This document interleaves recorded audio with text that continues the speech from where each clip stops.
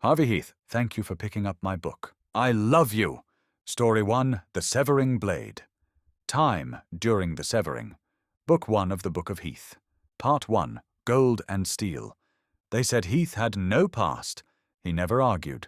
The road was long and the gold was light, and neither asked questions. Not about his accent, too sharp for the Lucitanian courts, too clean for Neurovian sandborn. Not about the runic scar along his jaw, or the way he touched steel like it was older than he was. He rode alone, even when paid to ride with others. The mercenary bands that hired him soon learned to let him drift near the edge of formation, just within the dust trail, but never in it. He didn't speak unless there was coin, death, or both in the air. That morning, it was both. Beasts took the last road watch. The Neurovian noble barked. Flesh warped. Runic traces in their eyes. You've seen it? Heath looked up from sharpening his blade. I've killed it! The noble grunted. He was tall and stiff in his desert mail, wrapped in linen and lined in gold thread, useless when the sky was already beginning to hum. The heat shimmered wrong.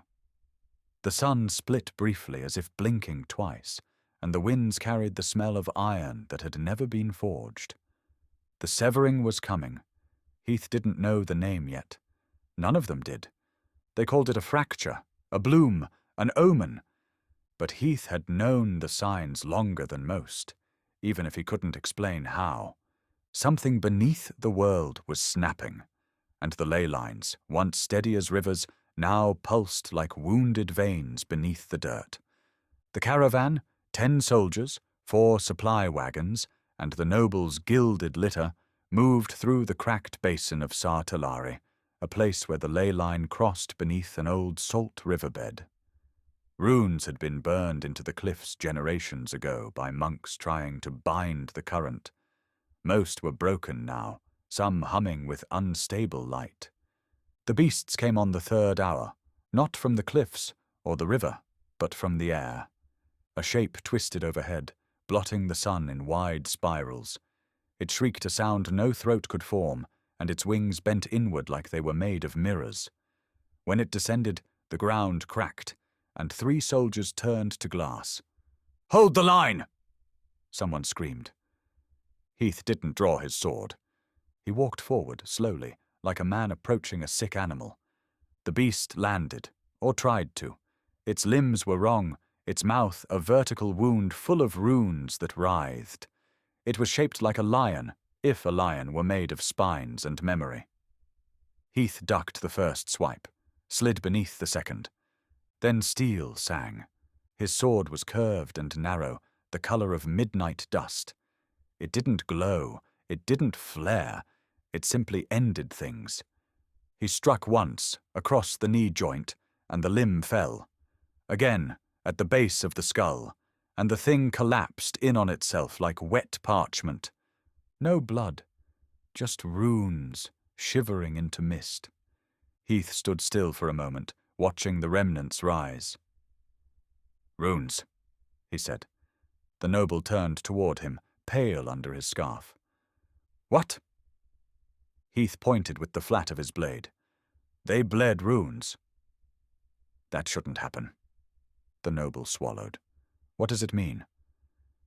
Heath didn't answer, because something inside him already knew, something far older than the man standing there. He sheathed his blade and turned away from the corpse. The sky split again in a flicker, like reality blinking, and far to the north a pillar of white light rose and then snapped in half. The ley line had broken. It had begun. Part 2. The earth begins to scream. They made camp near the ruined village of Valum Rest, what was left of it. Heath remembered riding through it a year prior. A trade outpost then, halfway between Neurovia and the edge of Lusitanian reach. Nothing special. Merchants drank too much, guards wore their tabards wrong. Children chased beetles through temple gardens where half-buried runes glowed lazily in the dusk. Now it was a field of silence. No birds, no bugs, no wind. The kind of stillness that screamed in the bones. "Where are the villagers?" the noble asked. No one answered. The guards fanned out. The priest accompanying them muttered a prayer to any god still listening. Heath knelt beside a shattered well. There were handprints in the stone, etched deep, but they weren't carved. They were pressed, as though something had shoved flesh into granite like soft wax. "Don't drink from that," Heath said to the soldiers unpacking canteens. One looked up. "Why? You think it's cursed?" Heath didn't respond. He was watching the ground. The earth was breathing. Not metaphorically, not poetically. Literally. The soil rose and fell, slow as sleeping lungs. Something beneath it pulsed. Then the screaming started. Not from the earth, from the chapel ruins up the hill. 3 guards rushed in. 2 came back. The third stumbled into the courtyard, limbs twitching, eyes gone white. He opened his mouth, and his scream didn't end. It poured from him like steam from a kettle, a high wail that burned the ears. He dropped, still screaming even as his lungs stopped moving. The priest wept. The noble swore and demanded order. Heath drew his blade. "It's not a curse," he said. "It's a fracture." And then they came, crawling from the chapel's open windows, dragging themselves through the wood and stone like fish through water. Beasts, but not beasts. Once men, once women. Now things of stretched bone and rune-work skin. They bore marks carved from the ley line itself, symbols of madness, truth, and distortion. Where they walked, the stone hissed. Where they looked, men forgot their names. The soldiers broke rank. Some screamed, some prayed, some ran. Heath advanced. The first came at him head first, too fast, clawed arms scraping the dust like blades. Heath sidestepped, cut upward.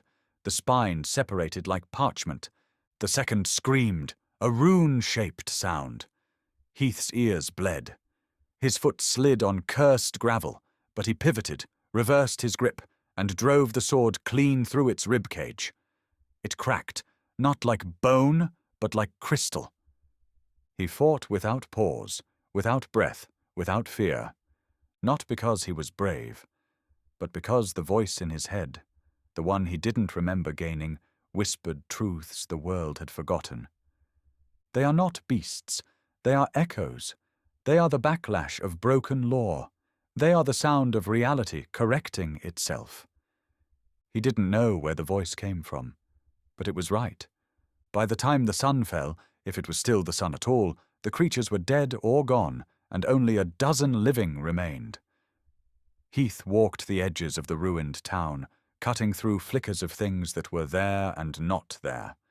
His blade didn't glow, but it knew where to cut. And when he returned to the campfire, his eyes were hollow. "They're coming from the fractures," he said to no one in particular. "We follow the ley line, we die." The noble stood shaking. "Then what do we do?" Heath Saturday.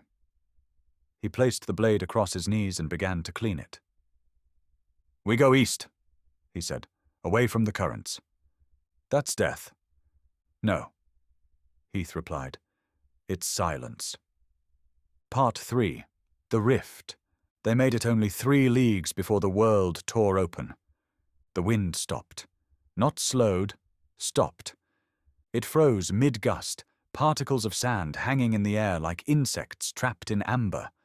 Soldiers staggered, some falling forward into invisible pressure. One man choked on a scream and convulsed, blood running from his ears, then his eyes, then from nowhere at all. "Back! Get back!" the noble shouted, voice cracking under the weight of a sky that had stopped spinning. Heath didn't move. He was staring into the rift. It had not opened like a wound, not torn, not split. It had folded. A crease in the world, pressed inward and pulled apart like a book bending the wrong direction. At its heart was a pillar of impossible color.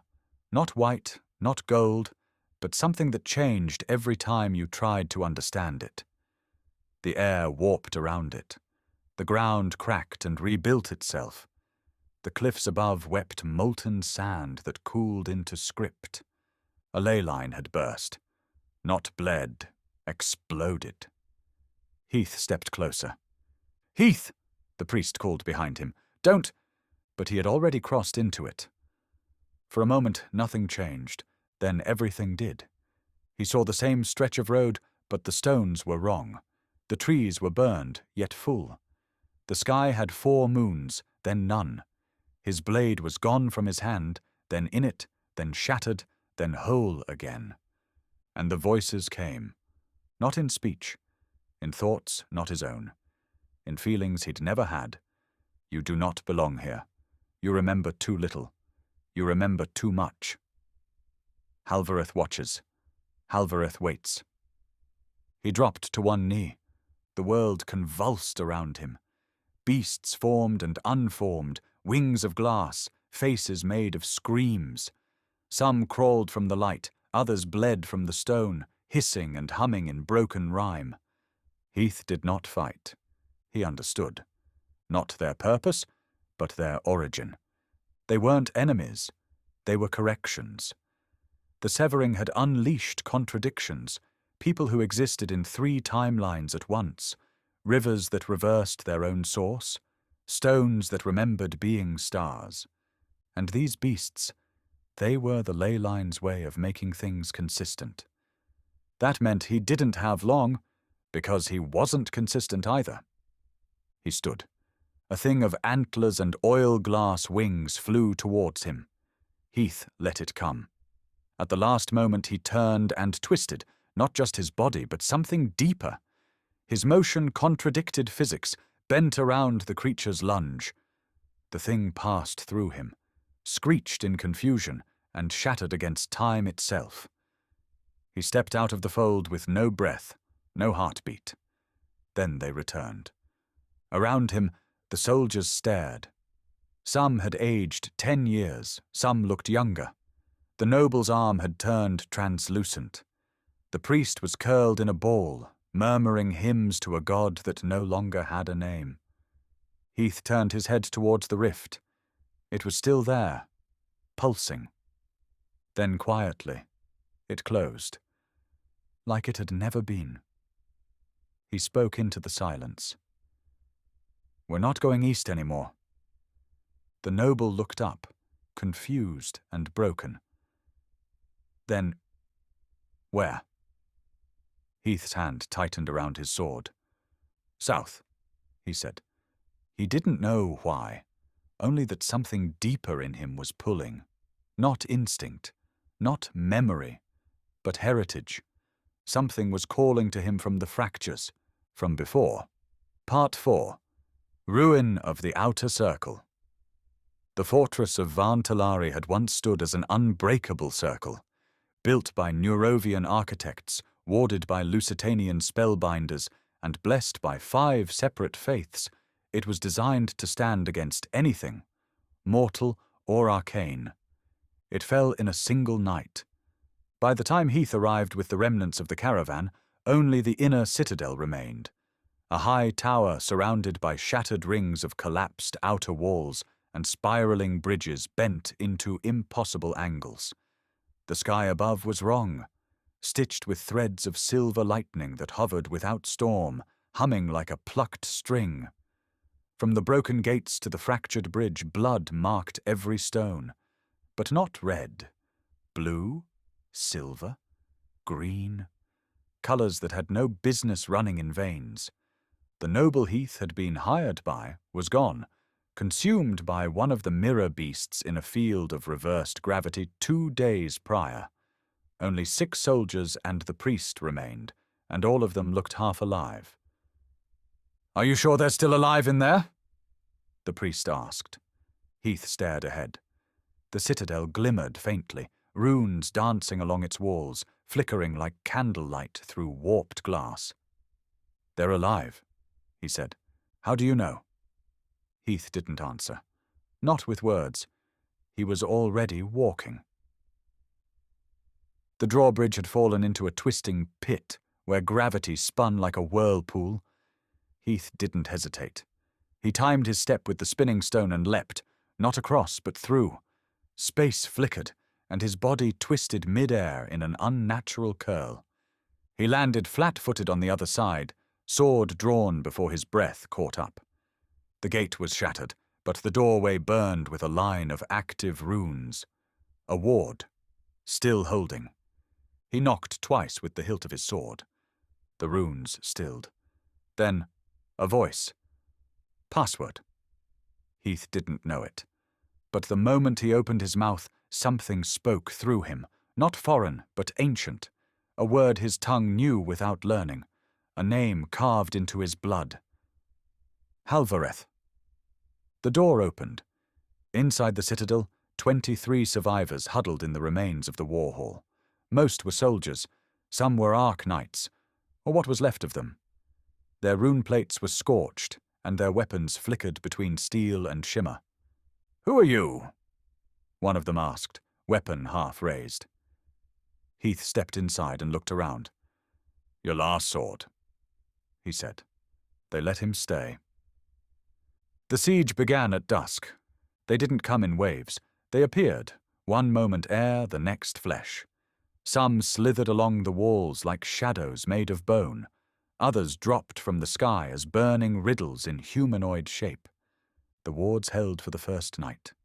The second, they didn't. Heath didn't sleep. He fought. Every time they broke through, he met them. Every scream ended in steel. He moved not like a soldier, but like the idea of a sword, lean, endless, absolute. The Ark Knights watched him with a silence reserved for statues or gods. One of them, armored in shattered ley plate, stepped beside him after the 5th breach. "You're not just a sword for hire," the knight said. "No," Heath replied. "What are you?" Heath stared into the dusk where a creature the size of a cathedral unfolded from the mist. "I think I was born for this," he said. Then he ran forward. Alone? The others screamed for him to stop. He didn't. Heath met the beast mid-courtyard, sword flashing once, twice, a third time, but nothing landed. Then the beast spoke. Not with a mouth, but with thought. "You do not belong in this world." Heath's eyes burned. He lunged again. This time he struck true. The creature roared, not in pain, but in dissonance. A ripple of contradiction spread from the wound. The grass died, the walls cracked. Soldiers vomited memories of places they'd never been. But Heath remained. He stepped forward, placed his foot on the creature's spine, and drove the sword into its core. It didn't scream again. It collapsed, its body crumbling into runes, the ground beneath it smoothing into clean stone. The Ark Knights stared. One dropped to a knee. Heath turned to them. "Keep the gates closed," he said. He walked back inside, hands bloodless, sword humming with warmth. No one questioned him again. Part 5. Silence falls. It took 3 days for the dead to stop screaming. Not the ones still dying. Those had ended quick. Heath made sure of that. No, the screaming lingered in the stone, in the walls, in the air. After the siege, the survivors couldn't find peace. Some wandered the halls of the broken citadel in circles, forgetting where they were. One of the Ark Knights stood guard facing the wall for 13 hours before realizing he hadn't blinked once. Only Heath remained steady. He spent the first night on the parapet, sharpening a blade that hadn't dulled. Not once. He still moved with the habit, because his hands remembered rituals his mind didn't. The second night, he walked the wreckage of the outer rings alone. The third night, the priest approached him. "You haven't slept," the man said. Heath didn't respond. "You haven't eaten. Haven't bled. Still nothing. Are you—" Heath finally turned. His eyes were distant, but not empty. "Do you remember the color of the sky 5 days ago?" he asked. The priest blinked. "Yes." "Describe it." The man frowned. It was clear. Pale. Just before the sun turned red. "No," Heath said quietly. That was 8 days ago. What? Heath stood, rising slowly like a statue forgetting gravity. The days are overlapping. The fractures aren't stopping. We're just further from the center now, that's all. The priest paled. Heath walked away. He wandered the ruins of the outer circle, where the real battle had ended. The part the survivors hadn't seen.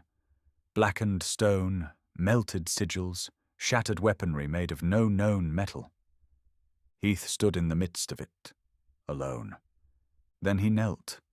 He placed one hand on the scorched earth and closed his eyes. And he remembered. Not like a dream, not like a thought, like a memory reasserting itself. He remembered a forge, not built, but grown. He remembered hands shaping flame without fuel. He remembered language that came not from mouth or mind, but from metal. And a voice, faint, female, impossible, whispering one word. Home. He opened his eyes. Heath was sweating, but the air was cold. His blade, still sheathed, pulsed faintly at his side. He stood. He walked down a slope of fractured marble toward a place that had once been a command hall. It now lay in ruin, half swallowed by warped terrain and twisted ley root. In its center was a body. Small, cloaked, still. Heath approached and knelt. A child. Neurovian by the dress. Maybe 9, maybe 10. No wounds, no blood. Just stillness, as if the severing had taken everything but the corpse. Heath lifted the body carefully. He buried her beneath a ruined sigil stone. Not with ceremony, but with care. He placed her doll, a crude cloth lizard, beside the grave. Then he sat beside it for hours, watching the sun hang too long in the sky. Later, in the war hall, one of the surviving Ark Knights approached him. She was tall, her armor cracked and patched with burned furs. Her rune scar across her face still shimmered faintly from the last battle. You don't talk much, she said. No. Heath agreed. You don't sleep either. He didn't respond. I fought beside you, she continued. I've killed horrors I don't have words for. But you moved through it like it was nothing, like it was a memory you were walking. Heath looked at her then, and he said the words slowly, as if learning them as he spoke. I think it was. Part 6. The Beast That Bled Runes. It came at night, through the cracks in the stone. The survivors never saw it, not clearly. They spoke of a shadow that never moved, of symbols appearing on their skin like ink spilled across the soul. They spoke of heat and cold, and a pressure that made bones throb like drums. Heath was already awake when it arrived. He felt it before the screams began. The walls whispered before the voices did. The ley line beneath the fortress shuddered once, then pulsed. Every rune etched into stone walls flickered. His blade trembled at his side, not with fear, but with recognition. He rose and walked silently from the war hall, where half the survivors clung to restless sleep, into the broken spiral stairs that led deep into the old command vaults. The air smelled of burnt memory. The tunnels beneath Varn Telari were forbidden, even before the severing. Built before proper mapping was understood, they wound in ways no stone should. Diagrams said they coiled downward. Reality said otherwise. Heath stepped lightly, ignoring where the floor shifted from flagstone to glass, to flesh and back again. Then he saw it. Not the beast, just the evidence of it. Runes scrawled across the stone like claw marks. Dozens, hundreds. None repeated. They weren't in any language spoken in Vorrengarde, not human, not elven, not arcane. They were raw ley glyphs, ideas made manifest. They burned when he looked at them too long. He kept walking. The vault opened before him, not by door, but by suggestion. The wall twisted, folded inward like a dream collapsing, and Heath stepped into the chamber beyond. The creature stood at its center. It didn't breathe, it didn't move, but it wrote. Across the air itself, symbols forming and unforming in clouds of silver dust. As they appeared, the walls reshaped. His skin itched. Thoughts he'd never had tried to climb into his skull. It saw him. Not with eyes, with recognition. And then it spoke, not with voice or mind, but rune. Heath heard the sound of bells breaking underwater. He gripped his blade, but it didn't feel like enough. His instincts screamed for steel, but something deeper whispered, "Remember." So he didn't swing. He stepped forward, slowly, and read. The runes bent toward him. Not in welcome, in interest. They swirled, mirrored, folded into words he should not have understood. You were not severed. You are what remains. You are continuity. The creature lunged. Heath sidestepped on instinct, the blade sweeping upward in a silver arc. The rune-marked air cracked. The beast howled in symphonic feedback, and its body buckled, writhing. It bled. Not blood. Runes. Each droplet struck the ground and grew into a word. Some vanished. Some screamed. One tried to crawl up his leg. Heath pressed forward. He fought without sound. Without pause. The blade moved as if it had always known this foe. It cut through glyph and light, burning shapes and half-thoughts into ash. Then the creature spoke again. Not to him. Into him. A final word. One that stayed. It branded itself into his chest, a glowing mark that faded the moment it appeared but refused to vanish. The creature fell, not like something dead, but like something that had never lived. Its body unraveled into language. Then silence. Heath stood alone, breathing for the first time in minutes. His hand gripped the hilt of his sword, but it felt heavier now. Not with burden, with meaning. He turned to leave. Behind him, the runes on the walls had gone dim. But one remained, a single word, carved by the dying creature. Return. He didn't know what it meant, not yet. But when he emerged from the vault, survivors swore he walked different, not like a man returning from battle, but like someone remembering who they used to be. Part 7. The Hollow Tides. The storms began at midday. They weren't clouds, but rings of silver mist that spiraled down from the sunless sky like coiled serpents. They moved in rhythm, not with weather, but with memory, pulling at time, warping it. Light bent, words reversed, and sounds looped until breath itself became a kind of prayer. The survivors were already mad by the time the first wave struck. Heath stood at the ridge of the outer parapet and watched the river below rise against gravity, not falling but climbing, forming a winding arch of suspended water. Shapes moved within it. Not fish, not beasts, reflections. He saw himself in the water, younger, bleeding, then older, wounded, then gone. A warning pulsed beneath his ribs. The rune the creature had left him in the vault, the one that didn't fade. Return. But return to what? When the first figure climbed the hill, Heath didn't draw his blade. It was a soldier, Lucitanian armor, crest scorched, sword half drawn. Heath remembered him. A boy from a job 5 years ago. Paid him half up front, died screaming when the enemy mage turned his blood into steam. But this one was alive. "Heath!" the boy called. "We've got to fall back. They're breaking the line." Heath blinked. Around him the fortress was gone. The ridge was whole again. Unbroken. The walls pristine. The war was now. He was there. He didn't move. Didn't answer. The boy died again, this time from a spear through the gut. The world twisted. Again. Same hill, same battle, different outcome. This time Heath led the charge. He remembered none of it. His blade moved faster than thought, cutting through soldiers he didn't recognize, under a banner he had never sworn to. He fell and rose, fell and rose again. 12 times, 30, more. Each time he awoke on the ridge. Each time the storm hovered overhead, a spiral of memory and madness pulling the river into impossible shapes. Each time the world asked him the same question. Is this the only way?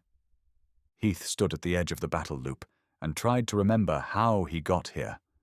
Not this battle. This moment. And when the question repeated, whispered not in words but in the shape of the storm, he finally asked back, "What else is there?" The next time the soldier climbed the hill, the Lusitanian boy, Heath didn't speak. He didn't raise his sword. He walked forward. The boy's eyes widened. Heath ? What are you? Heath stepped past him, past the ridge, past the siege line. He dropped his sword into the dirt and walked into the center of the field. The enemy saw him. The spears readied. Heath raised his hands. "Stop," he said, and the world listened. The battle froze. Time held its breath. The wind ceased. The river stopped mid-arch. And in the silence, the storm above him unraveled, its spiral flickering, then fading like a thought released. The loop shattered. Heath opened his eyes. He stood in the same place. The fortress was in ruin again. The sky was still wrong, but he was out, and the blade he had dropped was back at his side, clean, untouched, but heavier somehow. That night the Arc-Knight woman found him near the fire. "You were gone for days," she said. He looked up. "No, I was repeating the same hour. What happened?" "I won the battle." She nodded, confused. "How?" He looked down at the flame. "By not fighting it." Part 8. The Unseen Eye. They reached the edge of the Black Fold 2 nights later. The land stopped making sense beyond that point. Trees grew upside down from the sky, roots curling into nothing. Mountains floated like baited hooks, some crumbling, some entirely still. Sound bled wrong here, echoing twice, then vanishing halfway through a scream. Heath stood at the threshold. The others stayed behind. "I don't feel it anymore," the Arc-Knight woman said, gripping her sword. "It's like my heartbeat just gave up." "It's already watching us," Heath replied. She frowned. "What is?" Heath didn't answer, because he didn't need to. They all felt it. The pressure, the awareness. Like a thought without origin, like something in the sky was squinting. The unseen eye. That was what the priest called it before his tongue stopped working mid-prayer. A thing of nothing, a predator of perception. Where it passed, villages were erased, not destroyed, forgotten. Even maps recoiled from its presence. Entire legions had marched into its path and were simply no longer anything. And now it had turned toward them, toward him. Heath entered the fold alone. The air lost weight behind him. Breath became optional. Even gravity trembled with indecision. He walked, no sound, no movement, not even wind. His boots left no imprint, yet each step still felt remembered, as if the ground beneath him had walked itself long ago and was welcoming him back. Then the eye arrived. It had no shape, no outline. It was presence, pressure, a lens that could not be seen, only felt. And when it looked at Heath, he forgot his name for exactly one breath. He did not panic. He focused. He drew his blade, not to fight, to anchor. The eye shifted, or the world shifted around it. The sky bent, darkening where it lingered. Heath felt thoughts peeling from his skull, childhood memories, training, fear, comfort, lifted like petals, examined and discarded. Then it spoke, not in words, in erasure. Heath staggered. His hands forgot how to hold a sword. His knees forgot how to bend. His lungs didn't remember air, but something inside him remained. Not memory, origin, the rune on his chest, the one branded into him by the beast that bled runes, began to pulse. Softly. The eye recoiled, just slightly. It looked again. This time, Heath looked back. He didn't speak. Couldn't. There was no sound in this place, no voice. Not even thought moved cleanly. So he did the one thing the eye could not anticipate. He remembered. He remembered burying the child beneath the sigil stone. He remembered the screams at Varn Talari. He remembered the sword shattering in the ley storm. He remembered the spiral river, and the moment he chose mercy. And further, deeper, he remembered the forge.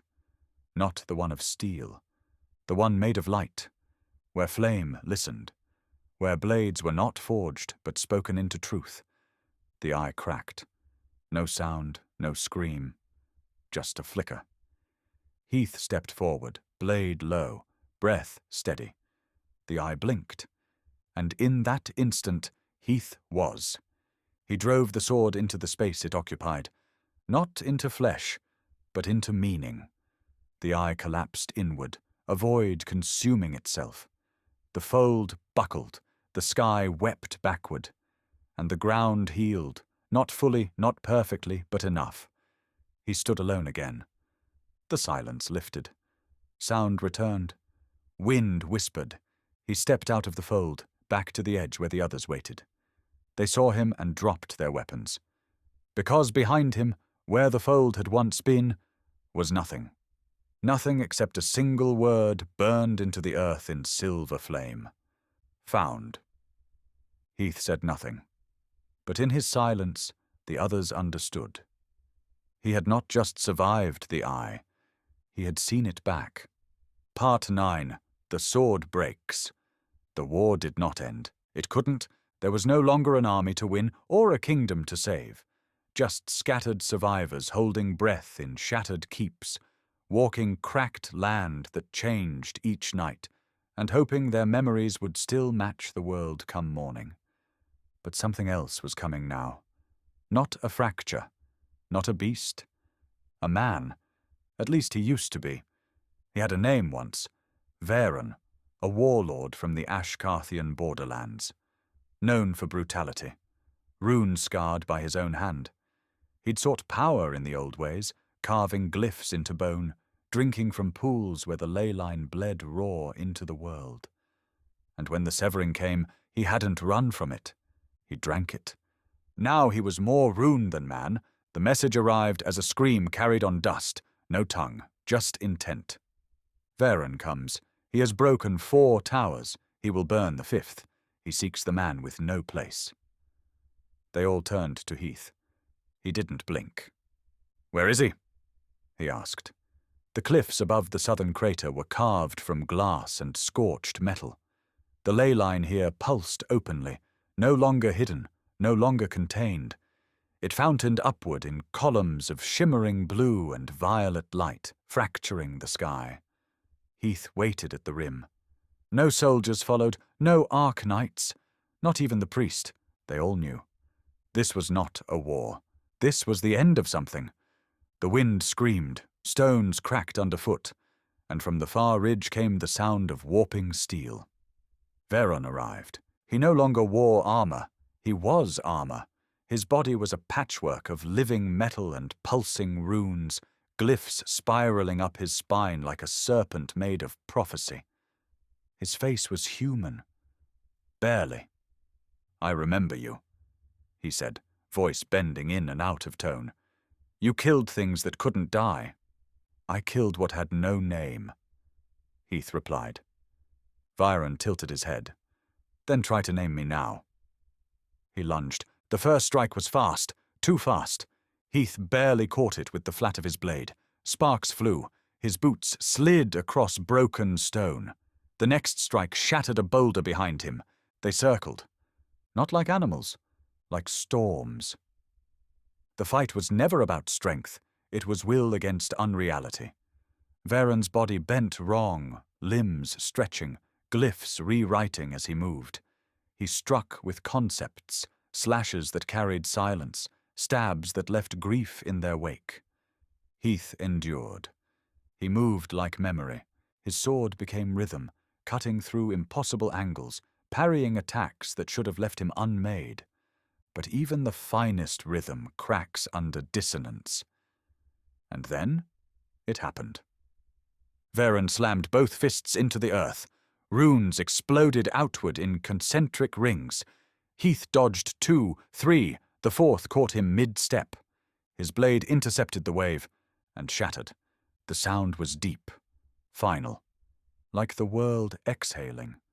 The blade that had been with him through every horror, every impossible moment, broke into 6 pieces, each scattering in a different direction, each humming once before going silent. Heath fell to one knee. Varen smiled. Now you die. But Heath did not reach for a shard. He stood, slowly, without weapon, and walked forward. Varen hesitated. Heath's voice was quiet. You think the blade was the power? He stopped a foot away from the warlord. It wasn't. He raised his bare hand. Varen struck and missed, because Heath wasn't there, not fully, just enough. Enough to press one hand to the runes burned into Varen's chest and speak a word. Not magic, not spell. A name, a Halvarethian word. Silence. Varen collapsed. No light, no fire, just a body falling into dust that never touched the ground. Heath stood alone on the cliff. Around him, the ley line cracked again. Not with destruction, but with acknowledgement. A silent bow. He walked from the crater without his blade, without anything. But the wind followed him, and the stone where he'd stood held a mark that would never fade. The sword breaks, but the will remains. Part 10, Westbound. He was seen only once more. A half-starved scout from the Obsidianian front claimed he saw a man walking west through the black valley of Norvathal, where beasts no longer roamed, not because they were dead, but because something had made them forget how to be. The scout swore the man wore no armor, bore no weapon, just a torn cloak and a faint symbol on his back, something like a ring around a dying flame. Heath didn't return to the citadel. He didn't wait for thanks or tales. He walked, and as he passed through what remained of the world, the earth responded. Runes that once twisted and cracked into madness lay dormant in his steps. Beasts of severing instinct curled into the dirt and vanished. Mountains knelt. Trees regrew their roots. Water ran forward again. He walked until the maps ended, until even the ley line couldn't find him.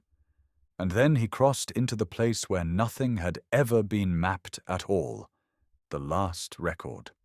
The only written account of Heath's final moments in the wake of the severing comes from a Neurovian sandwriter named Ellis Varn, one of the first scholars to try and catalogue what was left of reality. He wrote, I reached the ruins of the 5th Citadel weeks after the storm. The sky was wrong. The stone still spoke. I found no survivors. But near the edge, beyond where the land peeled back like scorched paper, I found something else. A mark burned into obsidian, a silver ring wrapped around a black flame, and beside it 6 shards of a broken blade. Still humming. I could not lift them. He sealed his notes in a copper-bound vault and never spoke of it again. The legend that followed. Years passed, then decades. The severing faded into myth. Runes were relearned, kingdoms reshaped. The ley lines grew quiet. But across Vorrengarde, the name Heath became something else. A myth carried by travelers, a warning to tyrants, a hope passed in whispers. They said he never aged. They said he forged weapons beneath mountains no one remembered building. They said his hands could bend time if given steel and silence. They said he would return, not as a man, but as a reckoning, when the world fractured again. They called him many things, but only one name endured. The Forgelost. Epilogue, memory of ash, far beyond the reach of map or spell, In a canyon where light moves backward, a hammer strikes. Not in rhythm, but in meaning. The forge is lit with no flame, the anvil bears no name, and the figure beneath the forge wears no face, only a mark, the shaded flame. Heath lifts a piece of silver-black metal, not yet a blade, not yet a name. He sets it down, and begins again. The Hollow Flame. Book 2 of the Book of Heath Part 1, The First Rift. The wind didn't blow in this part of Vorrengarde. It moved, yes, but not like air. It shimmered, slipped, pulled memory through the trees, dragging thoughts behind it like banners on a battlefield no one survived. Seren Velmire blinked against the sky, half-conscious, blood crusted at her collar, ash smeared into the etchwork of her armor. Everything was quiet. Too quiet. No resonance in her blade, no hum in the pulse coil on her back, no signal from the Codex, only the faint sensation that she had landed somewhere she was never meant to walk again. She sat up slowly. The landscape around her wasn't dead, but it was wrong. Trees bent inward instead of reaching up. The ground pulsed under her fingers, not a quake, but a heartbeat. A ley fracture had passed through here once, she could feel it in her bones. But it wasn't just broken land. This was unland, memory washed, purposeless, no wind, no birds, no scent of burning wood, just a world forgetting what it had been shaped to be. And in the distance, a figure, already walking east, the man who waited. Heath didn't turn around when she saw him. He moved like someone who already knew the path and didn't need to check who followed. His cloak was plain, travel-worn, grey with silver threading barely visible at the seams. He carried no weapon. His hands were tucked beneath folds of cloth, and his steps didn't disturb the ground. Seren called after him. No answer. She stood, body sore, blade unresponsive. Then again, "Stop." He did, but only to say one thing. "You weren't meant to survive." "But you did," then kept walking, Seren's stride. She followed, at first because she had no other direction, then because something in his movement felt like a continuation, like a sentence she hadn't finished reading. Seren wasn't used to silence. The Codex always whispered. Her blade always hummed in reply. Formation taught her how to breathe with others, to feel the rhythm of survival. But this man walked like he had outlived every oath ever written and had chosen to keep going anyway. "Where are we?" she asked. He didn't stop. "West is broken. North loops. South no longer belongs to itself." So we walk east. Toward what? The fracture that's still deciding whether to open. A shared silence. They made camp that night beneath a stone outcrop shaped like a crest torn in half. Seren tried to reignite her blade's pulse. It flickered, then failed. "The Codex doesn't speak here," she muttered. Heath watched her, eyes unreadable. "That's because it's not a matter of belief." "What then?" "Structure." He pulled a flat crystal from a pouch. Dull, cracked. Not tuned to any known order. He placed it on the earth. It glowed faintly. The ground around it stilled. Seren stared. "How are you doing that without resonance?" "I don't enforce rhythm anymore," he said. "I remember what it looked like. And I offer it space. A final exchange." Before she slept, Seren finally asked, "Who are you?" He didn't answer right away. Then, "Someone who walked into the severing and came out quieter." "That's not an answer." "It's the only one that doesn't lie." She watched him for a while longer. He didn't breathe like a man. He didn't rest like a man. But when he finally closed his eyes, she saw something else. A flicker beneath his skin. Not flame. Something older. Something held in place. And far in the distance, at the edge of the land that no longer remembered its name, a pulse, soft and beaconing, waiting. Part 2. Oaths with no anchor. Seren rose before the sun, though she couldn't tell if it would ever rise at all in this place. The sky bled slate grey from horizon to horizon, offering no hint of direction, no true east, no light source, only a general easing of dark into dull. She stood over her blade. It lay flat across a rock, Codex inscribed, pulse-tuned to her breath when she had first been chosen. It had sung with her during battles in the southern bends, had held a fracture closed over the corpse of her commander, had whispered back during moments of doubt. Now it was silent. She took a stance, inhaled, tried to draw the first form of the resonant opening, a clean horizontal strike. Her wrist faltered, the blade dragged low.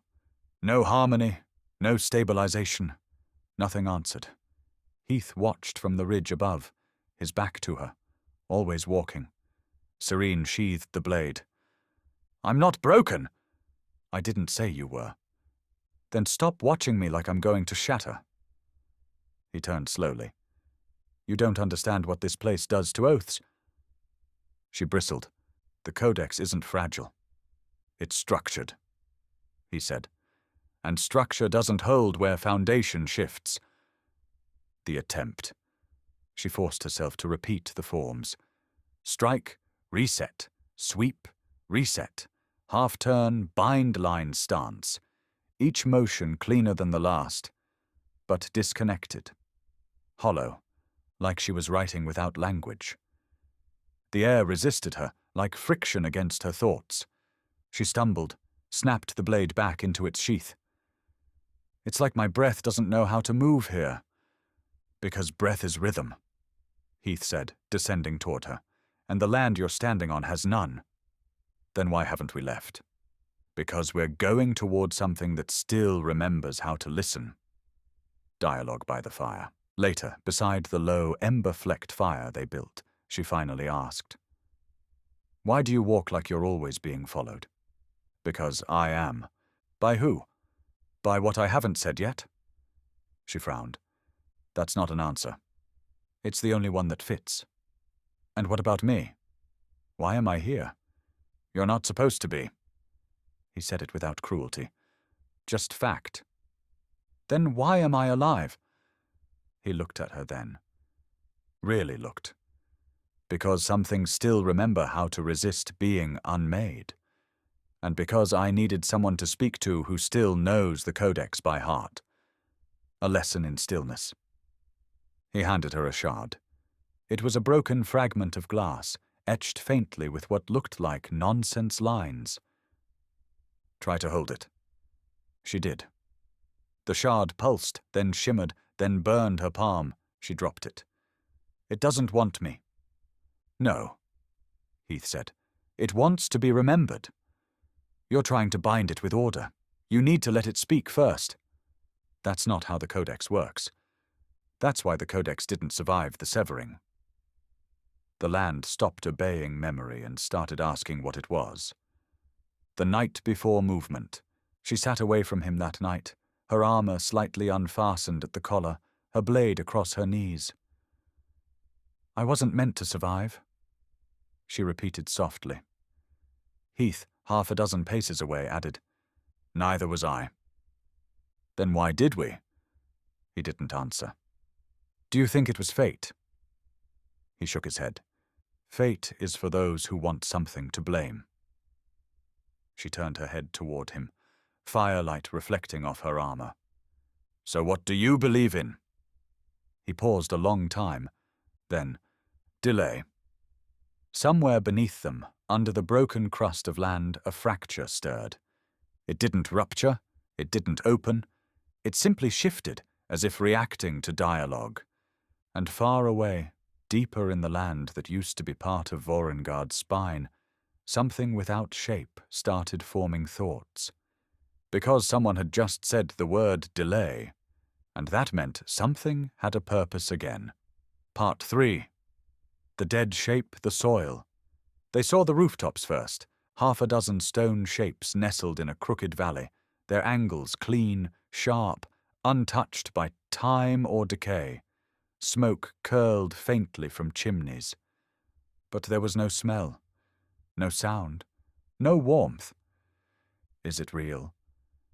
Seren asked, hand resting near the hilt of her silent blade. Heath tilted his head. It's not unreal. That's not an answer. It's the only one that fits. They approached from the north path, stone crunching underfoot. The wind had returned, but only just enough to carry the illusion. The place looked alive. Candles glowed in windows, chairs were set near doors, tools hung from hooks. But no one moved, no one watched. Because no one lived here. Not anymore, the settlement of echoes, without echo. This place was caught during the severing, Heath said, between memory and collapse. The people died, but their last thoughts shaped the soil. Seren ran her hand along the wall of the nearest house. It was smooth, crafted with intention. A sign hung over the threshold. Thorn, return soon. Seren froze. Thorn? Not our Thorn, Heath said. Not the one who shaped the Codex's last vault. Just a name. But names hold weight. In places like this, they become anchors. They passed a forge with cooling metal untouched by ash. A child's shoe rested beside a well. A half-written letter sat pinned to a table inside one home. The fracture took them mid-moment, Heath murmured. Their will didn't scatter. It planted. So the land built what it thought they meant to finish. So why is it still here? Seren asked. Why hasn't it faded? Because someone's still remembering it. The encounter. In the center of the village stood a statue. Seren recognized the stance before she saw the face. An Arc Knight. Armor etched in pre-severing Codex script. Blade drawn across the chest in a neutral salute. The pose was standard, but the face... That's me, Seren whispered. The statue looked exactly like her. Eyes hard, mouth set. And beneath the sculpture, she promised. She did not leave. I didn't promise anything, she muttered. Heath stared at it for a long moment. Not you. A version of you. You walked through here once during the collapse. These people believed you'd return. That belief burned so hot, the land remembered. Then they were wrong. They didn't care. Confrontation.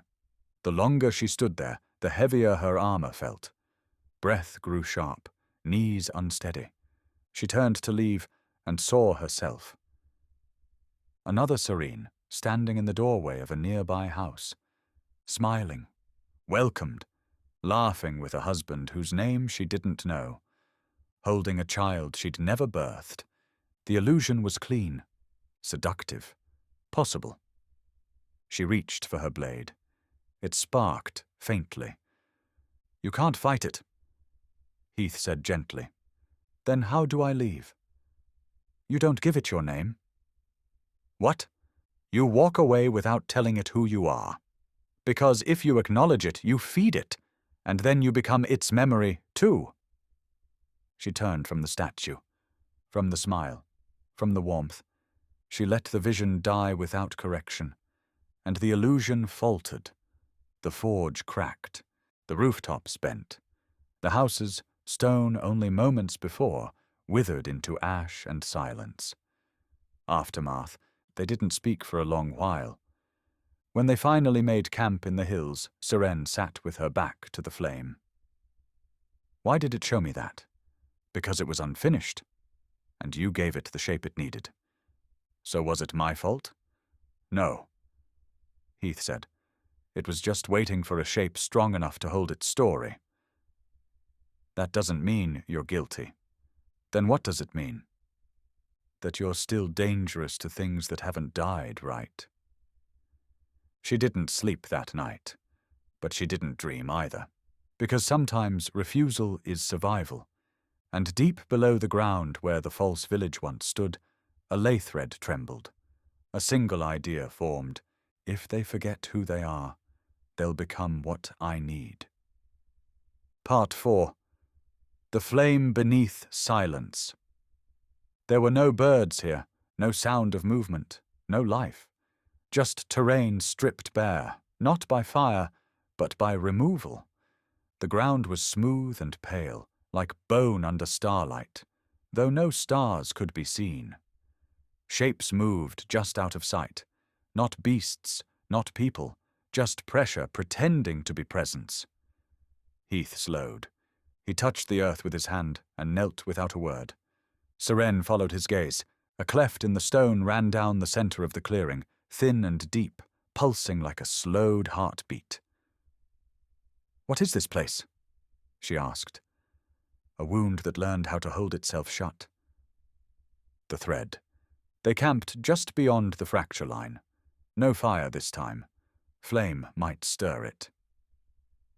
"You've been here before," Seren said. He nodded. "During the collapse?" "This was the first place I found where the ley didn't scream." "Why?" "Because it had already screamed everything away." She leaned against her pack, tired. "What were you before the severing?"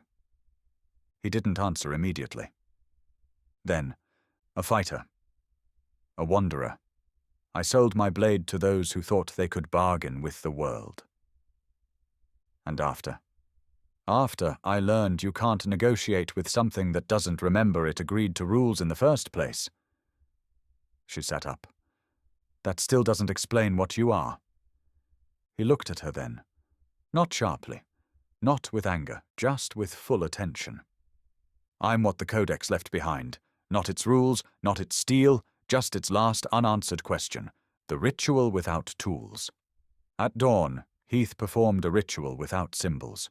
He placed his left hand against the cleft and hummed. Not a song, not a chant. A sustained note, low and barely audible.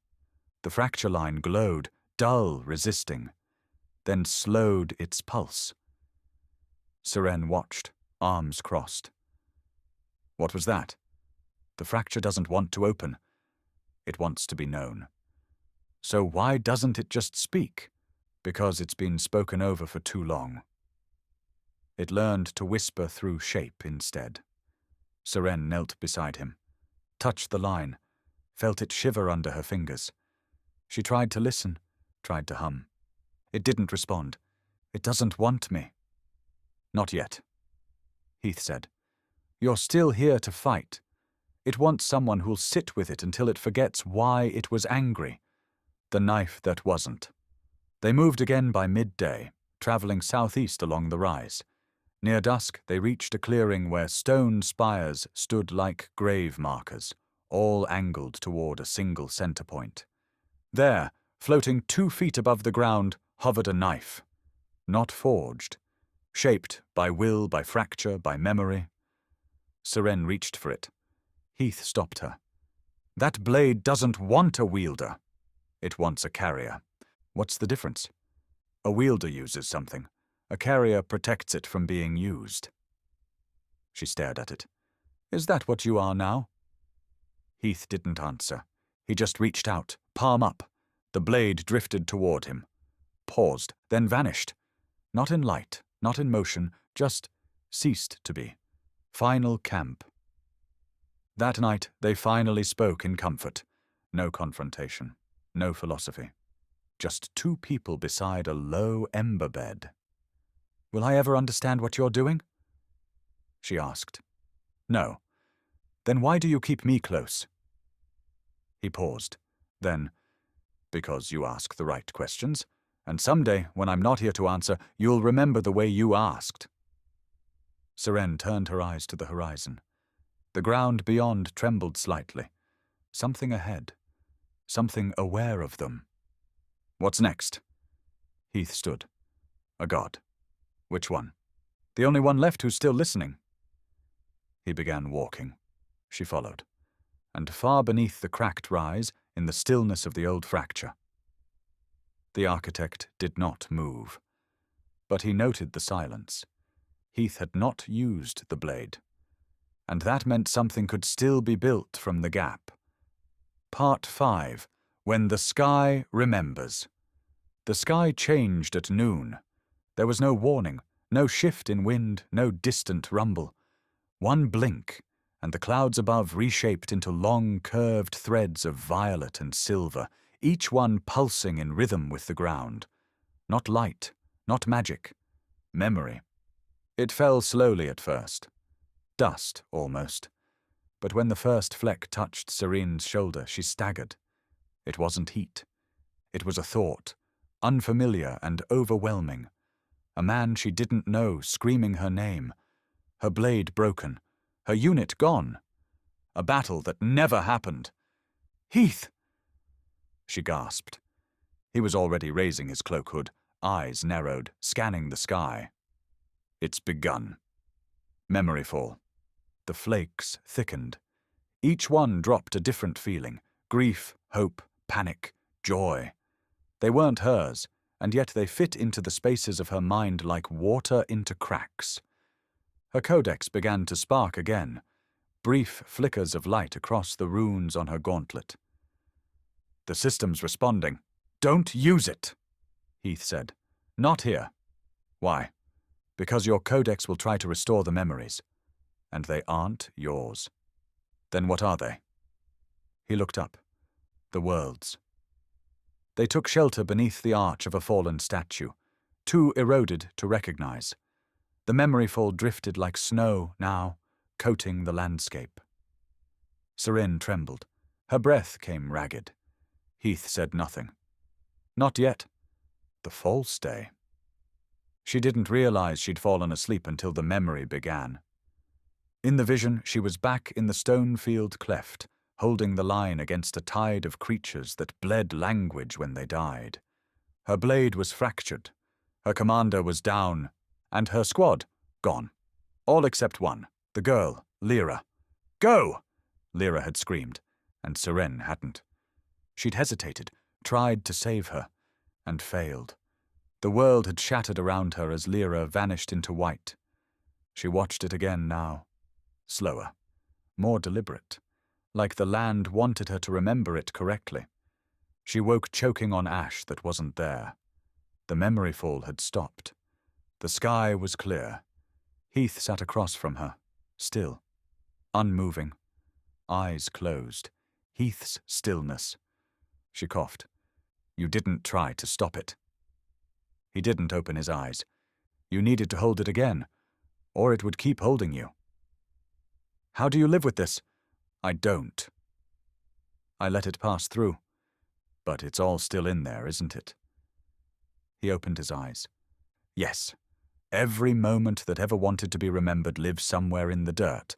I just happen to remember how to step around them." She looked at him then. Really looked. He didn't twitch. Didn't blink. Didn't breathe the way men do. "When do you sleep?" "I don't." "Why not?" He looked away. "Because sometimes memory speaks while you rest. And I don't want to hear what it says when it thinks I'm not listening. The path ahead." That night, as the false warmth faded from the sky, Seren asked one more question. "Will I become like you?" Heath didn't look at her. "You might. If you stop fighting for your own memory. If you let the world make you its answer instead of your own." "And you?" He turned back toward her. His voice was soft now. "I'm not becoming anything anymore. I'm just trying to leave the right shape behind." And far above, behind the parting threads of memory in the sky, a single rift opened without sound. Something old, watching. Not ready, but curious. Part 6. Garvis. The temple wasn't a temple. It had once been a ley ward tower, used to stabilize fracture pulses long before the severing. Now it was just broken symmetry.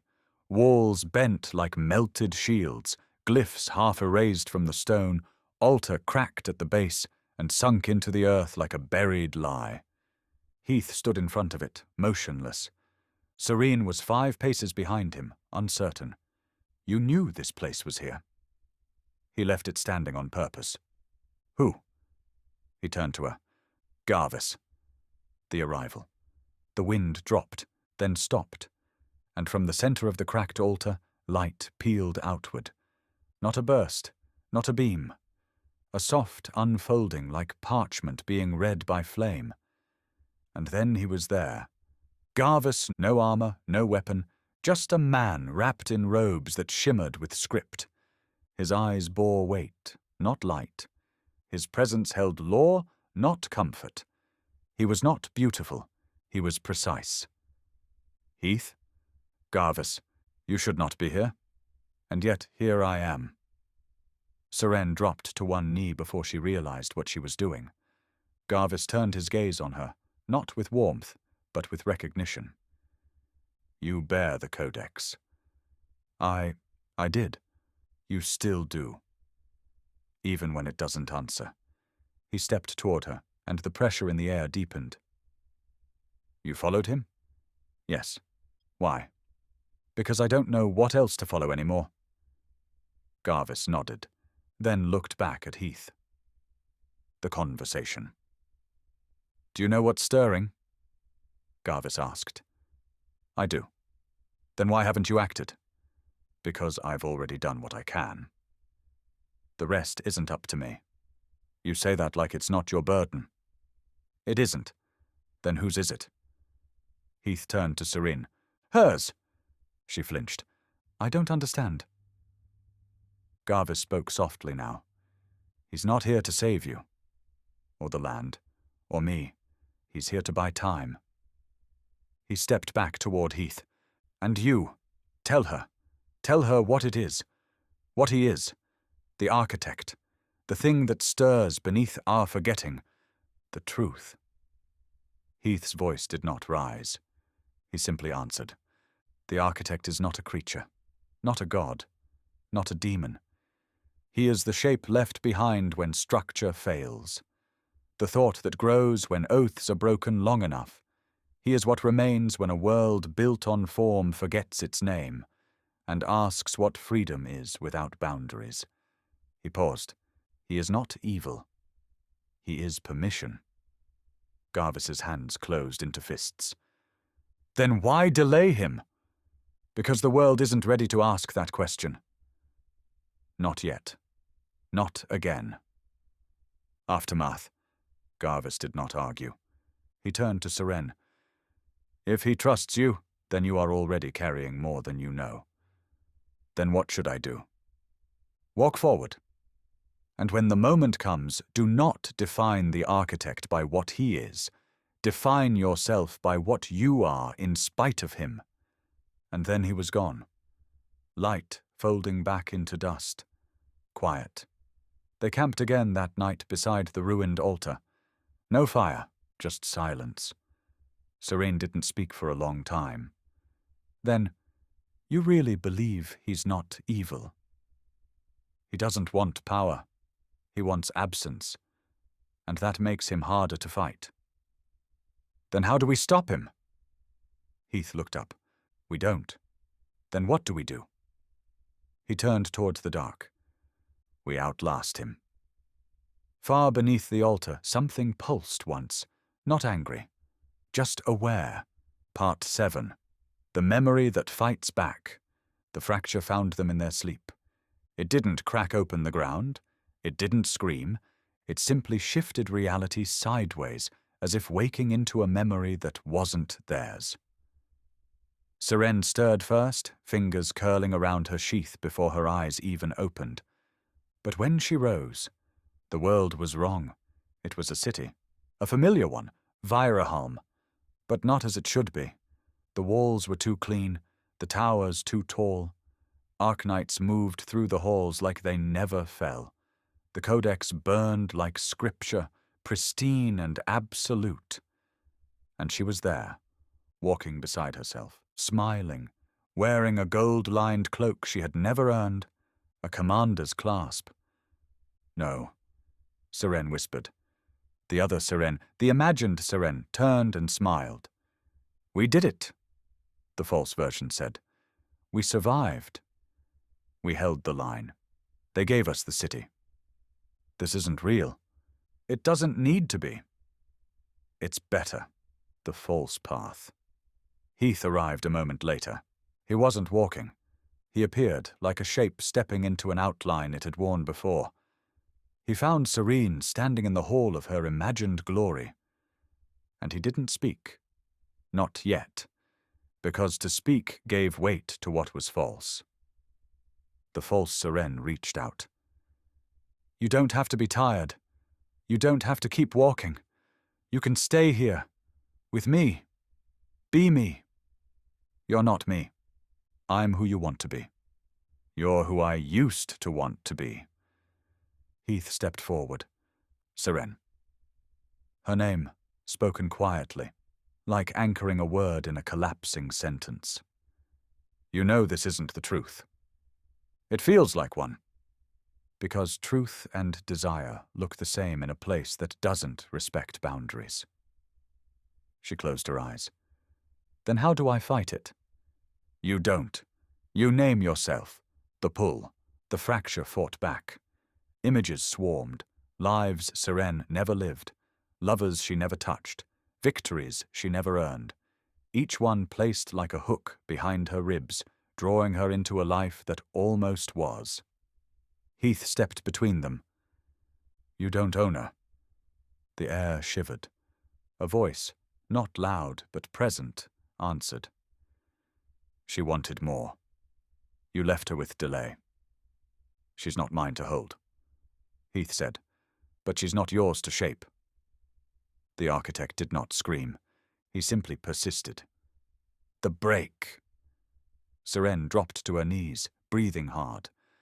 I can't tell which version of me is the right one."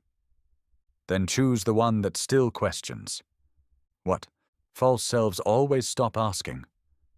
She reached inside. Not for power, not for light, for doubt, and whispered to the golden-cloaked version of herself. "What happens when the line breaks again?" The other Seren paused, flickered, smiled. "I wouldn't know. I never let it happen." And with that, she vanished. Aftermath, they stood in the ruins of the memory for a long while. Heath's hands trembled slightly, the first time she'd ever seen them do so. "You went in after me," Seren said. "You were slipping, and if you had fallen, then I would have stayed." "Why?" He met her eyes. "Because someone else stayed for me. And I'm not done passing it forward." That night, she stood watch while he slept, or pretended to, and when the wind passed through the trees, she didn't flinch, because now she remembered. She had once almost believed in something she didn't earn, and now she had earned something she didn't believe in. Far from them, in a pocket of fractured ley where silence had been absolute. The architect adjusted. A new shape, a new name. He would try again. Part 8. The Hollow Flame. They smelled smoke before they saw it. But it wasn't the kind that warned of danger. It was slow burning, ritualistic, like incense drifted across a fractured field. Heath slowed. Not from surprise, from certainty. Seren stepped beside him, wary. "What is it? A village? Out here?" "Yes. And the smoke?" He didn't answer, but the lines at the corner of his eyes tightened. The village. It was small. 7 stone dwellings, half collapsed. A central courtyard of woven iron. No defenses, no walls, no signs of hunger.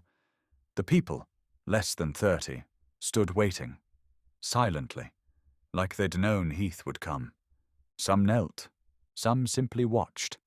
All of them bore the same mark, a black line painted across the left wrist, enclosed in a ring of soot. Seren felt it before she saw it. The shape was familiar. Too familiar. It was Heath's flame. A woman stepped forward. "You've returned." "I never claimed I would," Heath replied, but you delayed the burn. That wasn't a promise. It was enough. Worship. Seren watched as the villagers brought offerings, pieces of broken tools, inscriptions, woven fragments of memory pressed into clay tablets. They laid them at Heath's feet. He didn't move, didn't thank them, didn't acknowledge, just watched. Seren stepped forward. What are they doing? Worshipping the delay. The what? They think holding off the end is holy. Isn't it? No, Heath said. It's necessary. Not sacred. They don't see the difference. That's the danger. The shrine. At the far edge of the village, they found it. A shrine made of blackened stone and broken Codex fragments. At its center stood a figure carved in profile, tall, cloaked, featureless. Behind it, a flame surrounded by a ring, the Hollow Flame. They call you that? Seren asked. They call the symbol that. But it's you. No, Heath said. It's what happens when people want meaning where only purpose existed. You saved them. I gave them time. That's not the same. She stepped into the shrine. Inside, the air was still. A small circle of glass sat on a pedestal, etched with words in Old Vorren. He delayed the unraveling. And thus the world breathed again. Seren looked back at him. Did you ever speak to them? Once? What did you say? That they should keep moving. Keep thinking. And they built this? Because it's easier to worship stillness than to keep walking. Destruction. Heath stepped forward. He pressed his palm to the glass disc, and it shattered. Not loudly, not violently, it just ceased to hold shape. The pedestal cracked. The flame symbol crumbled. The villagers said nothing. They simply turned away and went back to their homes. That night. You hate it, Seren said. I fear it. Why? Because the architect isn't the only one who thrives on form without meaning. He looked to the stars. So do people. She sat beside him. Are you still human? He didn't answer. Will you be tomorrow? Still silence. Will you still remember me? His gaze shifted to her, and he nodded. Once. Until you forget me. And maybe longer. Far beneath the village, where ley threads pulsed like buried breath, a new fracture opened. It didn't scream. It didn't spread. It just began watching, waiting for the moment when the hollow flame was no longer empty, but full enough to consume. Part 9. Naming the weight. They crossed into the forest the next morning. Not a living forest, but a dead one, caught in place. Its trees suspended in mid-decay, leaves floating without falling, bark turned glass-like from ley exposure. The light inside the woods didn't shift. It hovered, like the past holding its breath. Heath paused at the edge of the first black-rooted tree. Something's watching. The architect. No, something he left behind. Something that once had a name. And now, it's looking for another one. The stolen shape. It began at midday. A scraping, not from footsteps, but from inside the air itself, like identity dragged over jagged stone. Then a whisper, not audible, not external, but inside Seren's mind.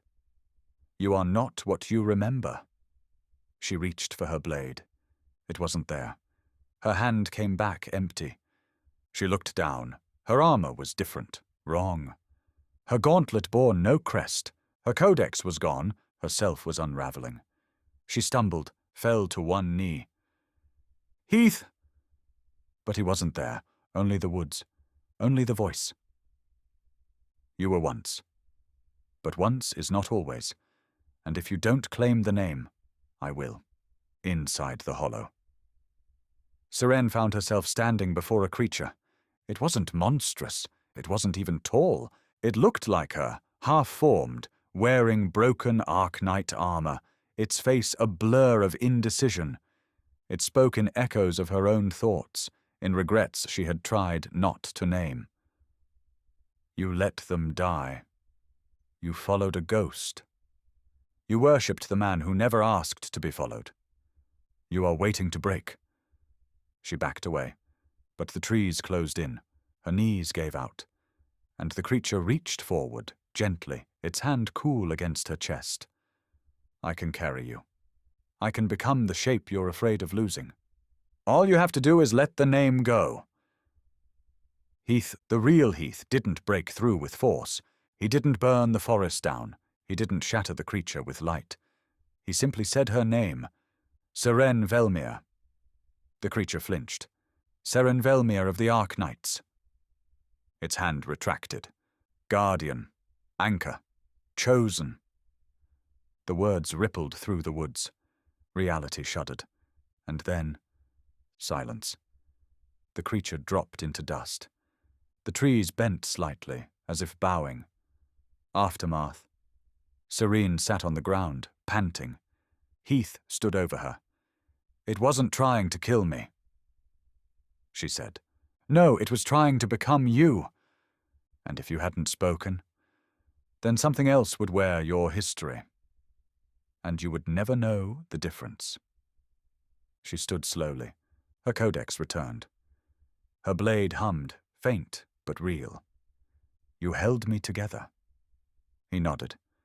Until you remembered how to do it yourself. She looked at him. Really looked. Then let me say yours. He didn't flinch, but his silence deepened. Heath, she said. It wasn't a question. It was a wait, and for the first time since the severing. He looked tired.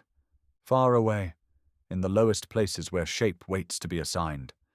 A presence stirred, not because it had found her, but because she had found herself, and that was dangerous. Part 10. The Flame That Waits. They reached the final valley at dawn. There were no clouds, no wind, just an open expanse of earth, too still to be called natural. A dome of scorched stone spread across the basin floor, perfectly circular, its edges etched in a spiral pattern older than any script the Arknights ever taught. In the center, a fracture. It didn't bleed light, it didn't hum, it simply waited. Heath slowed. Seren walked beside him, silent. This is it? She asked. He nodded once. The last known raw breach. It's been building for 19 years. When it opens, it won't scream. It'll rewrite. Rewrite what? The idea of containment. They stood at the edge of the circle. Seren stared at the fracture, then at him. So what do we do? He turned to her. You go west. No. You survive. No. You carry the name. I already do. He paused. Then you know why I have to stay. The final step. She didn't argue, didn't beg, just breathed. Will it consume you? No. Will you survive it? No. Then what happens? He looked at the fracture. I become the shape it can't overwrite. Not a guardian, not a warrior, just a presence, a refusal carved deep enough to hold. She stepped toward him, took his hand. You said once that I wasn't meant to survive. But I did. Yes, so maybe you weren't meant to become anything. But you did. He smiled. Barely. That's why it'll hold. Farewell. She let go first. He walked forward. Every step into the circle quieted the world further, until even the birds beyond the valley stopped singing. He stopped just before the edge of the breach, and turned back. Seren Velmire of the Arknights. She straightened. Yes? The architect will rise again. When he does, don't fight his idea. Then what do I fight? The silence that follows it. Then he stepped in. And vanished. Not consumed, not destroyed, held after. Seren waited an hour, then turned west. She didn't look back, but in her chest, where the Codex once hummed, she felt something else. Stillness. Not death, not finality. Just a weight that whispered, "The flame still holds." Years later. When the architect stirred again, half-formed, seeking structure, it found the fracture closed. It searched for Heath, and found only a shape too balanced to erase, a presence with no ego, no script, just a will forged from delay. And across Vorrengarde, in silent places where name once shaped the world, one was still remembered. Heath, not for victory, but for the time he gave everyone else, the breath between worlds. Book 3 of the Book of Heath. Chapter 1. The Fracture Walks Again. The Ley had never cracked this far west, not since the War of Saints, not since the world agreed, however temporarily, to seal the breath of Vorrengarde behind diplomacy and doctrine. But here it was again. A shimmer in the ruins outside Marrow Pass, a pulse of silver dust on the wind, and a sound that wasn't thunder, but remembrance. Cale stepped forward, sword drawn, breath held in time with the beat of the earth. He'd been tracking fractures since he was 16, thought he'd seen every flavor of broken. This one was different. "That's not just a rupture," he muttered. Vera adjusted the cracked lens over her eye, custom-tuned to Ley shimmer.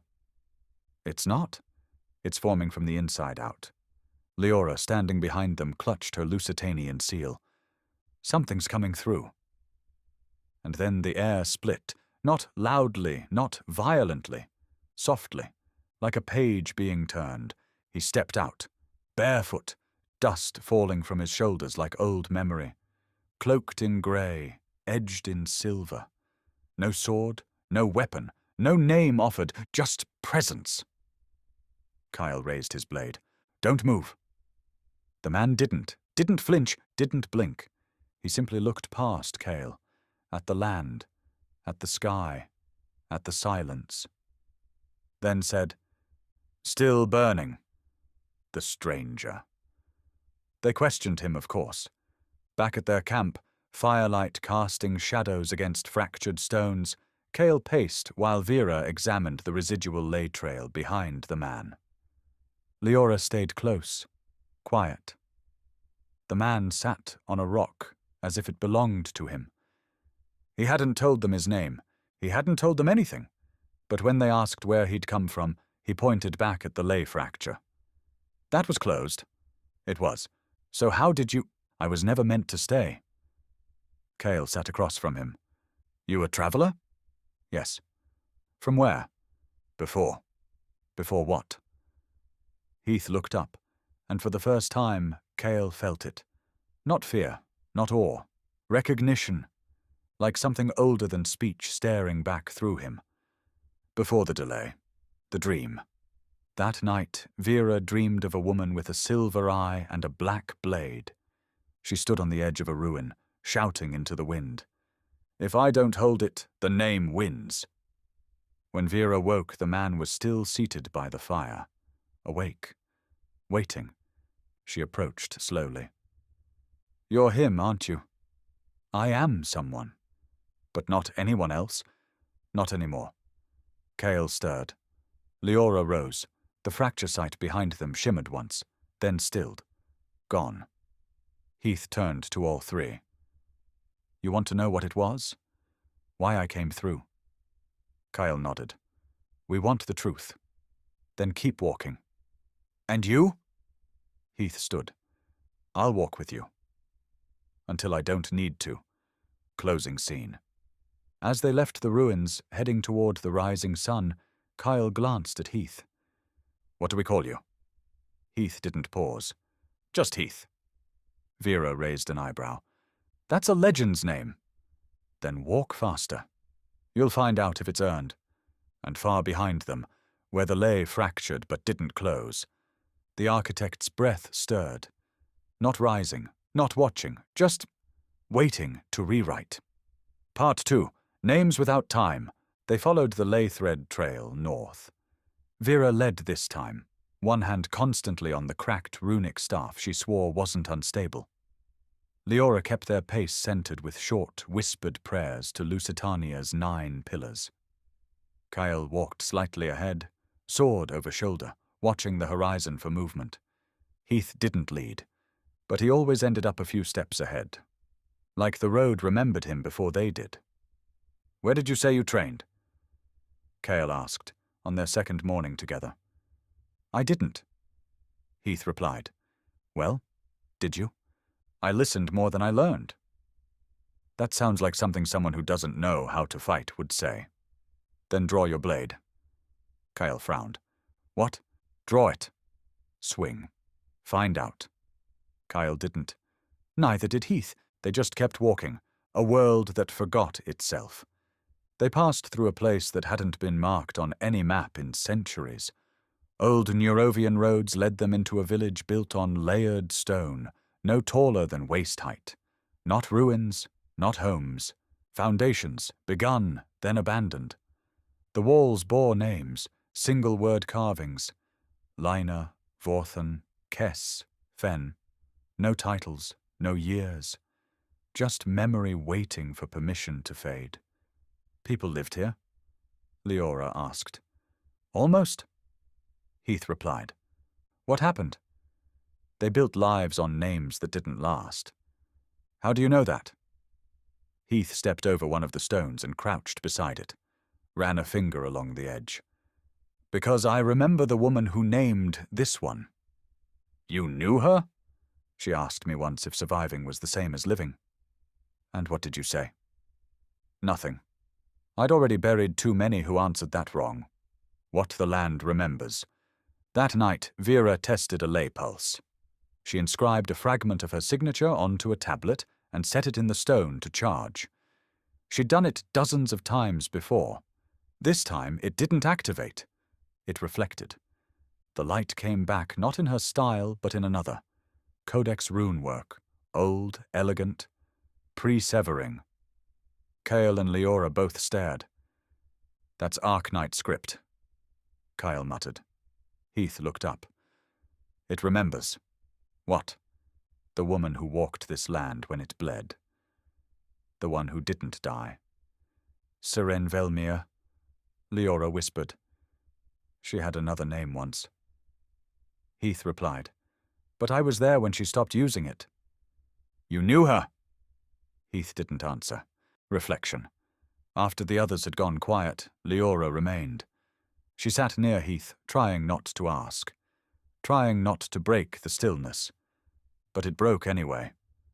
"Lucitania remembers you," she said. "No, it doesn't." There's a wall. In the second vault of echoes, a ring carved in ash and silver. They don't know who made it, but the priests say it was left by the man who carried the world's delay. That was a mistake. Why? Because I never asked for it. Then why carry it? Heath stared into the fire. Because no one else could. Final scene. That night, Vera dreamed of a field of names, none of which belonged to anyone alive. In the center, 2 figures, one bearing a blade, the other bearing nothing at all. When she woke, Heath was gone, but only a few steps. Just standing, looking towards the west, toward something that hadn't happened yet, and beyond the ridge, past hills that remembered older blood. The architect stirred. Not rising, not sleeping, just calculating the weight of names still used. Part 3. The map without a border. They followed Heath east through a canyon no one recalled ever being charted. No maps marked it, no guide stones. Even Vera's ley-attuned compass spun in a slow circle, refusing to land. "This place shouldn't exist," she muttered. "It doesn't," Heath said. "Not until we're standing in it." The ruin. They crested a ridge and found a stone structure sunk into the canyon floor. Square, precise, barely visible beneath overgrowth and time. The arch at its entrance bore no name, only a curve etched in 3 lines, one vertical, one circular, one broken halfway through. Leora traced it with her hand. "Is that a sigil?" "It's an oath," Heath said, "one that never reached its end." Inside, the air was still, not old, not dead, preserved. The ruin led into a long corridor of carved stone and hanging glass rods. Old Arknight construction, but different. There was no symmetry, each room slightly distorted from the next. "This isn't tactical layout," Kyle said. "This is poetic." "It's an echo," Heath replied. "Of what?" "A person." The carving. At the heart of the ruin, they found it a single wall of obsidian, unmarked, until Vera lit a ley flare. And then, script appeared. Runes burned faintly in golden traces across the black stone, too intricate for casual replication. Serene's hand. At the bottom of the carving was a message, half faded, carved in the quiet script of someone who knew it might not be read. "He left through fire and didn't return. So I carved a place he might walk back into. If he reads this, tell him I didn't forget his silence." Leora turned slowly to Heath. "She meant you." He didn't move. "You were with her when the fracture was sealed." He nodded once. "And now?" "Now," Heath said, stepping forward. "She remembers more of me than I do." Kyle stepped closer to the wall. "Why build this here?" "Because some truths can't be passed down. They have to be placed and left until someone worthy stands in front of them." "So what do we do with it?" "Nothing. We let it be. And remember where it waits. Something changes. When they left the ruin, the canyon felt different, more grounded, like it had accepted their presence." Vera's compass stopped spinning. Leora's relic hummed. Kale's sword warmed. "This place was asleep," Heath said, "but it still listens." "What did we wake?" Kyle asked. Heath looked west. "Something that wants to know if the flame still holds." Far behind them, the ley line pulsed. Not forward, backward. And something on the edge of the architect's awareness shifted, not as a threat, but as a reminder. The delay still walks. Part 4. Garvis Remembers. The summons came on silver parchment, stamped with the seal of Lucitania's crown, written in formal divine script. "Your presence is requested at the inner court of Auroravale. The all-knowing wishes to speak." They didn't argue. No one refuses a summons from Garvis, not even the Hollow Flame. Arrival in Auroravale. The floating city shimmered above the mountains. Its lower spires hung on arcs of gold stone and ether steel, windward banners inscribed with Lusitania's radiant creed. Order by light, light by law. Leora walked proudest, draped in her clerical mantle.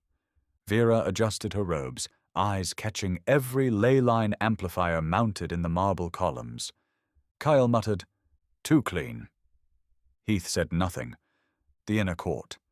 They were brought through gold glass doors into a white chamber carved like a beacon.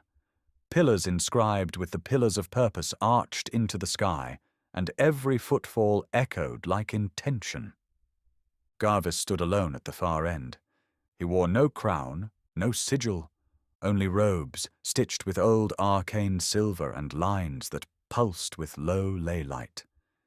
His hair was whiter than frost, his eyes clear. And when they entered, he dropped to one knee. Before Heath. The moment! Leora gasped. Kale reached for his blade. Vera whispered, unsure, "Is he kneeling to him?" Garvis raised his eyes. "Heath." Heath stepped forward slowly. "Garvis, you shouldn't be here. And yet here I am." Garvis rose. The air felt heavier, not hostile, reverent. 3 centuries, I wondered if you had become something I could no longer speak to. I haven't. You're unchanged. No, I'm just returning to the same question. The conversation. Garvis turned to the others. Do you know who walks beside you? Kyle opened his mouth, closed it. Leora answered. He says his name is Heath. Garvis nodded. A name the land remembers when people forget. He approached her gently. The relic you carry. The one that hums in fracture winds. It wasn't made by a high cleric. It was carved by the woman who doesn't die. Vera blinked. Seren. Garvis smiled faintly. She visited this chamber once, left it without a word. But she left that behind. For someone to carry. A reward. As formality demanded, Garvis stepped to the central pedestal. Lucitania owes you reward for your work in stabilizing the fracture. Name your compensation. Kyle looked at Heath, then at the others. We don't want coin. Leora nodded. We want truth. Then stay the night. Garvis said. You've earned a story no one's told in 2 lifetimes. That evening, in a private chamber overlooking the floating city, Garvis poured old wine, black gold and honey root, brewed in the old rites. They sat around the flame circle, and Garvis told the story of the man who sealed a breach without spell or sword, of the Arc-Knight who held a fracture by will alone, of the Hollow Flame, and the delay. Heath listened, did not correct, did not deny. Only when Garvis finished did he speak. I'm not here to be remembered. Then why return? Because someone has to walk with them before the next breach opens. He turned to the party. It will. Sooner than you think. Final scene. Before they left the next morning, Garvis stopped Heath in the hall. You know what's coming, don't you? He's not gone. The architect? Not yet formed. But thinking. And if he rises? Heath looked back at him with eyes older than time. Then I hope they're ready to choose something other than survival. Far to the south, in the cracks beneath forgotten soil, a ley line pulsed. Not loudly, but deliberately, and something beneath it waited to rewrite belief. Part 5. The Hollow repeats. The road south took them to Evril's Hollow, a quiet village Kyle had visited years before. Orchards lined the paths, and the walls were stone-cut from the nearby cliffs. It had always been a peaceful place. But when they arrived, something was off. Too many smiles, too many perfect windows, and no names. Vera was the first to notice. The innkeeper greeted them warmly, offered food, beds, laughter. But when Vera asked his name, he only blinked. What do they call you? She asked again. I am the one who offers rest. Kale leaned to Heath. Something's wrong. It's begun, Heath said softly. He's testing identity again. Echoed lives. As they moved through the town, they began seeing versions of themselves. Familiar gestures. A boy carrying a sword that mirrored Kyle's. A woman humming spells in a tone Vera had never said aloud. A cleric in silver, blessing children using Lusitanian rites Leora had only just learned. But they didn't respond to questions. Didn't blink oddly, just kept repeating their roles. This isn't mimicry, Leora whispered. This is replacement. No, Heath said. It's rehearsal. The collapse begins. When night fell, so did the first building. Not physically, it just flickered. The tavern blinked once, its lights stayed on, but the doorway vanished. Then the people inside stopped moving. Stuck mid-laugh, mid-sip, mid-sentence.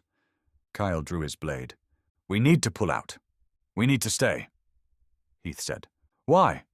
Because if we leave now, we'll take pieces of this place with us. It's reaching out. What does that even mean? He's learning through us. Watching how we respond to false memory. If we run, we spread it. Into the center.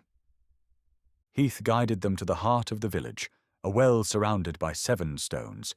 Each bore a word. Not names, just roles: defender, thinker, speaker, flame, blade, wound, wait. Vera touched the one marked thinker. It pulsed. "These are templates," she said. "He's building roles, not people." "He always wanted form more than truth," Heath said. "And now he's trying to decide what Vorrengarde should look like." "If we destroy them?" Leora asked. "Then he'll choose others." "That's not the fight, the real fight." The ground cracked once, a shimmer spread outward. Suddenly, Seren stood in the square, not old, not as she was, younger, fierce, alive. Vera gasped. Cale stepped back. Heath smiled sadly. "She always shows up when he needs a shape to make you hesitate." The false Seren stepped forward. "You abandoned me." "No," Heath said softly. "You stayed so I could leave." She raised a blade. "Then stop me." He didn't. He stepped forward and placed a hand on her shoulder. She blinked, shuddered, collapsed into ash and glass. "That wasn't her," Leora said. "But it almost was," Heath whispered. "The recovery." With the illusion broken, the stones lost their glow. The village returned to silence, stillness, not healed, but not rewriting anymore. "We bought time," Kyle muttered. "Always," Heath replied. Final words. As they left the edge of Ivorel's hollow, Vera turned. "He doesn't strike." "He tests." "Yes. Then how do we prepare for someone who just wants to rewrite the world?" "You don't," Heath said. "Then what do we do?" He looked forward, voice low. "You carry who you are into every place that tries to forget you, and you never stop asking who you were before it became easy." Far below, under the sleeping ley lines, the architect blinked, for the first time, and whispered, "Almost ready. Part 6. The Woman Who Doesn't Die." They followed Heath without direction for nearly 2 days.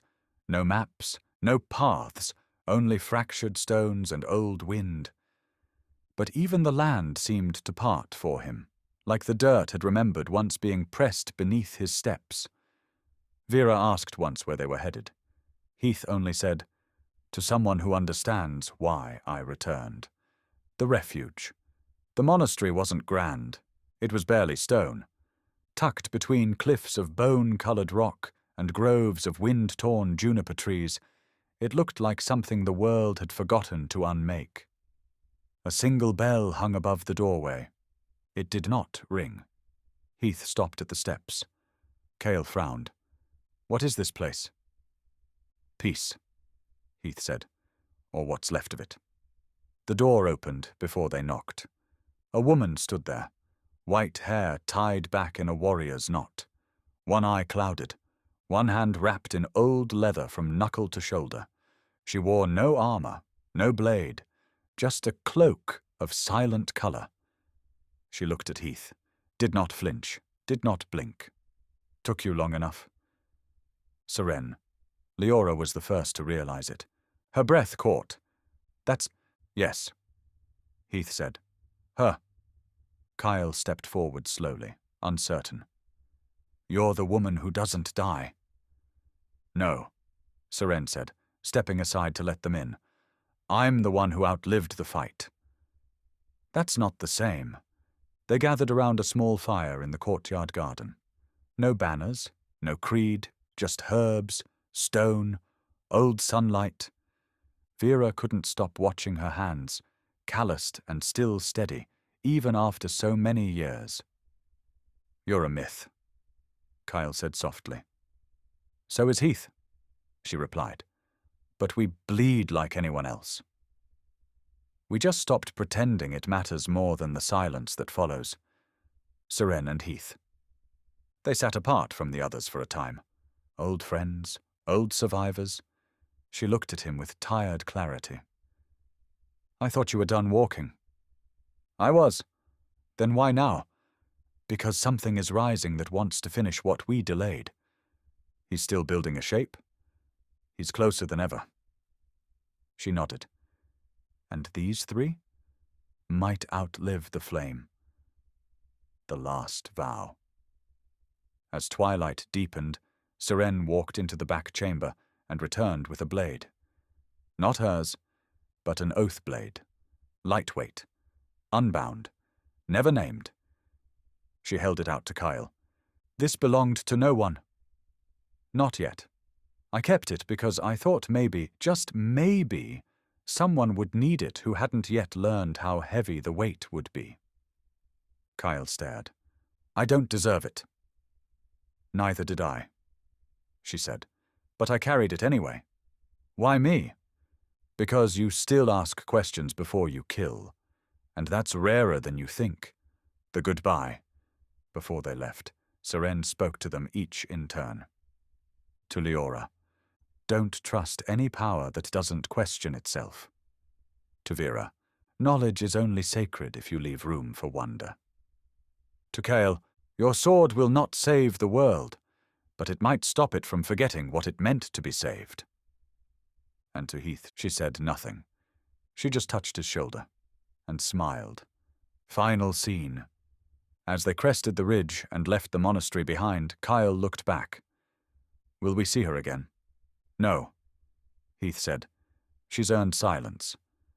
Then why did we go? Because sometimes the delay needs a witness. To what? Heath looked up at the empty sky. To the last person who still remembered how the world was before we lost the rhythm. Far away, the architect paused in his rebuilding, because someone had just refused a name, and that slowed the structure again. Part 7. Memory War. They found the breach outside the Vale of Glaive. It wasn't tearing the land, it wasn't glowing, it was simply there. A wide circle in the middle of a lifeless valley, where grass grew in spirals and shadows moved in daylight. Leora's relic began to hum. Kale's sword vibrated in its sheath. Vera's spellbook refused to open, and Heath stopped walking. This is it, he said.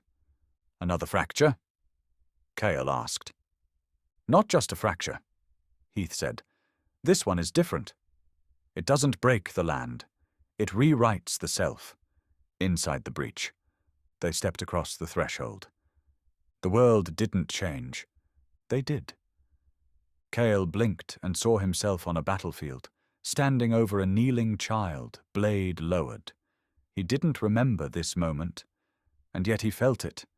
The rage, the shame. You don't protect, the false Kyle whispered. You punish. Vera found herself surrounded by pages, her own handwriting scribbled into spiral patterns, spells she never studied, dark theories she'd only ever thought about. You wanted power without weight, her reflection said. You wanted the answer without the risk. Leora knelt in a golden chapel. Dozens of faces turned toward her, all of them dead, all of them smiling. You said the blessings would be enough, they whispered. You said we'd be saved. Heath waits. Heath stood at the center of the breach, untouched, watching. Not because he was immune, because he had already been here once. He raised his hand, and the illusions shuddered. Not broke, not faded, just shook. He spoke softly. These are not truths. They are temptations of certainty. Pain is not who you are. Doubt is not your final form. Memory is only as real as the name you give it. The fight back, Kyle roared, drawing his sword. Not at the enemy, but at himself. He struck the false version through the heart, and it burst, not into blood, but dust. Vera rewrote one of her own spells, unspoke a name she hadn't meant to learn. The illusions vanished. Leora stepped forward, laid her hands on the false congregation. You were never mine to save. And they smiled, then faded, Aftermath. They emerged from the breach exhausted. No blood, no wounds, but changed. Cale sat on the edge of a rock, hands shaking. What was that? A rehearsal, Heath said. He's almost done writing his version of you. Why does he keep testing us? Because he doesn't want to destroy you. He wants you to believe his version is better. And what if it is? Heath turned to Cale, voice soft, sharp. Then you were never you to begin with. The warning. That night, around the fire, Vera asked the question, why didn't it touch you? It already did. Heath said, long ago, and what came out didn't know how to carry doubt anymore. So you can't be rewritten? No, I just remember what I gave up to stay intact. Far from the firelight, beneath a sealed vault and a mirror that no longer reflected, a thread of ley line shimmered. And the architect spoke, they know. But they're still not certain. Good, let them think they've won. Part 8. The breath between worlds. The path turned cold, not in temperature, but in presence. The closer they came to the ley breach's heart, the fewer birds they heard. The trees began to slant the wrong way. Shadows grew without light. And time slowed. Leora's prayers echoed a second too late. Vera's spells sparked before she finished speaking. Cale's blade hummed like it wanted to be put down. At the center of the ruin, surrounded by silver grass and soft black stone, stood a child, alone, wearing white, eyes wide and unblinking. He looked at them and smiled. You're late, the boy said. The vessel. He wasn't armed. He wasn't cloaked in flame or wrapped in runes. He just stood there, barefoot, arms by his sides, surrounded by a faint ring of floating ash. Where are the others? Kyle asked. Gone, the boy said. They didn't want to remember. So I helped. Helped how? Vera asked. I took away what hurt. Names, faces, regret. You erased them, Leora whispered. The boy nodded. Only the sharp parts. Heath stepped forward. The boy's expression changed. Recognition, but not fear. Relief. You were first, he said, the breath between everything. I was delay, Heath replied. You were hope? No, I was time. And time isn't mercy. It's wait, the argument. The boy turned to the others. He carried all the pain you didn't want. He buried it deep so you could walk away. That's not true, Kyle said. Isn't it? The boy replied. He gestured, and behind them the shapes returned. Cale, striking too late to save his brother. Vera, saying the wrong name and watching her mentor die. Leora, alone in a temple while everyone else prayed for someone else. You could forget, the boy said. You could be rewritten into better shapes. No burden, no weight, just peace. Vera stepped forward. That's not peace. Why not? Because we'd forget why we ever fought for anything. What if there was nothing left worth remembering? Kyle gritted his teeth. Then we'd build it again. With scarred hands, together. The boy turned back to Heath. You knew this would happen. I did. And you came to stop me? No. Heath knelt down, just a few feet away. I came to speak to the only version of the architect that could still change. The breath. The boy frowned. But I am him. Not yet, Heath said. You're the thought of a better world without memory. That's not evil. That's grief. Then what am I supposed to do? Carry it. With help. Heath reached out, open palm. It hurts. And it should. That's how we know it mattered.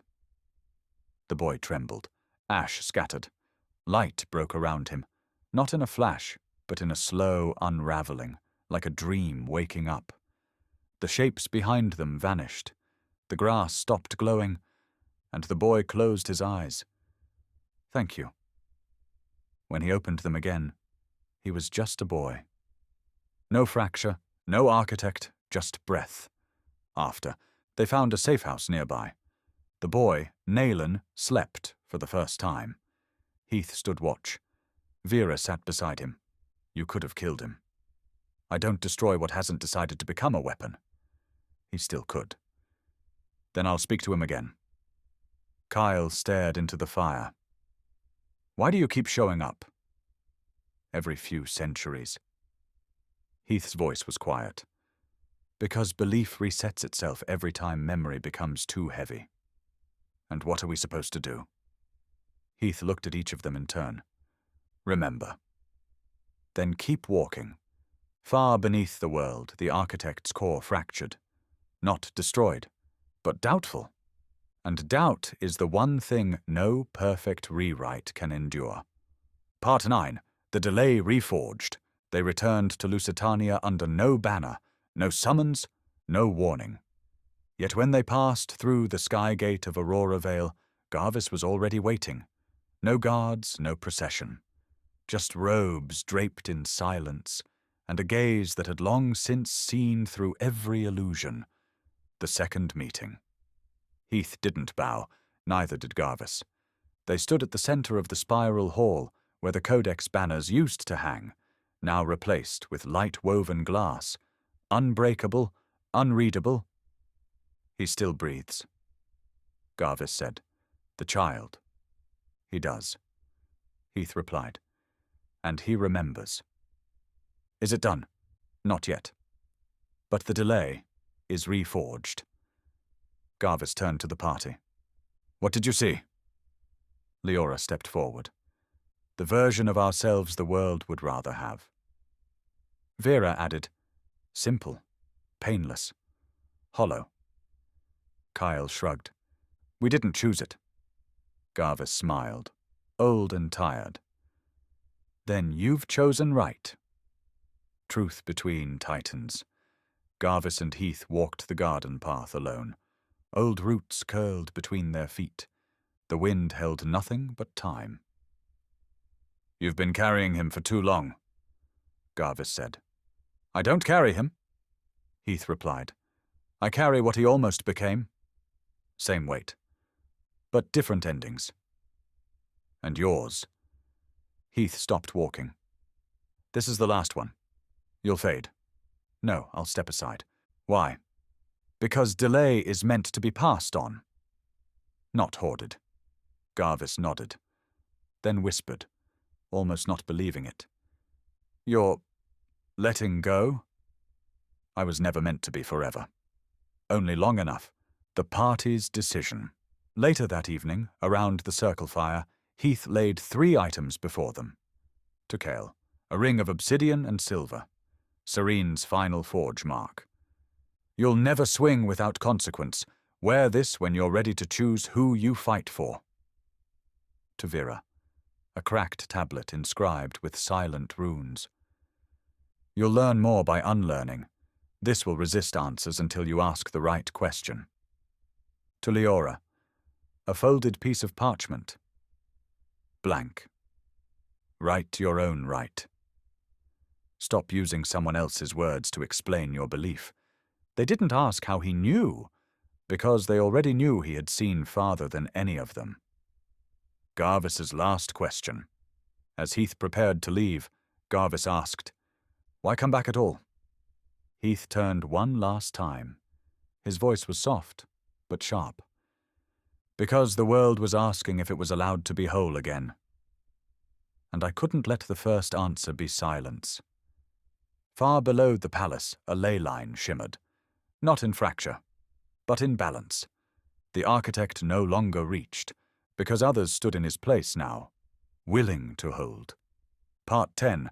The world that breathes again. He didn't say goodbye. Heath never did. They awoke one morning, just past the border of Neurovia, in a field rimmed by wind-carved stone, and his place by the fire was empty. No note, no trace, only the ring of ash and silver left pressed into the earth. Vera was the first to see it. She knelt beside it, touched the center. It was still warm. No footsteps. Cale scouted the perimeter, sword at his back. No prints, no trail. He didn't run. Leora said softly. Then what? Vera stood. He was finished. The sky above was soft, clear, not perfect, but real. Cale stared into it. Do you think he'll come back? Leora shook her head. He doesn't need to. Vera added, he was never meant to stay.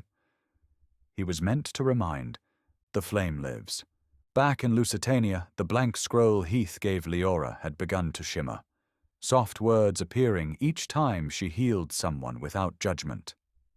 In Eurovia, Kyle forged a new sword using Serene's ring, not as a weapon of war, but a promise, to never strike first, and never strike without knowing who he was protecting.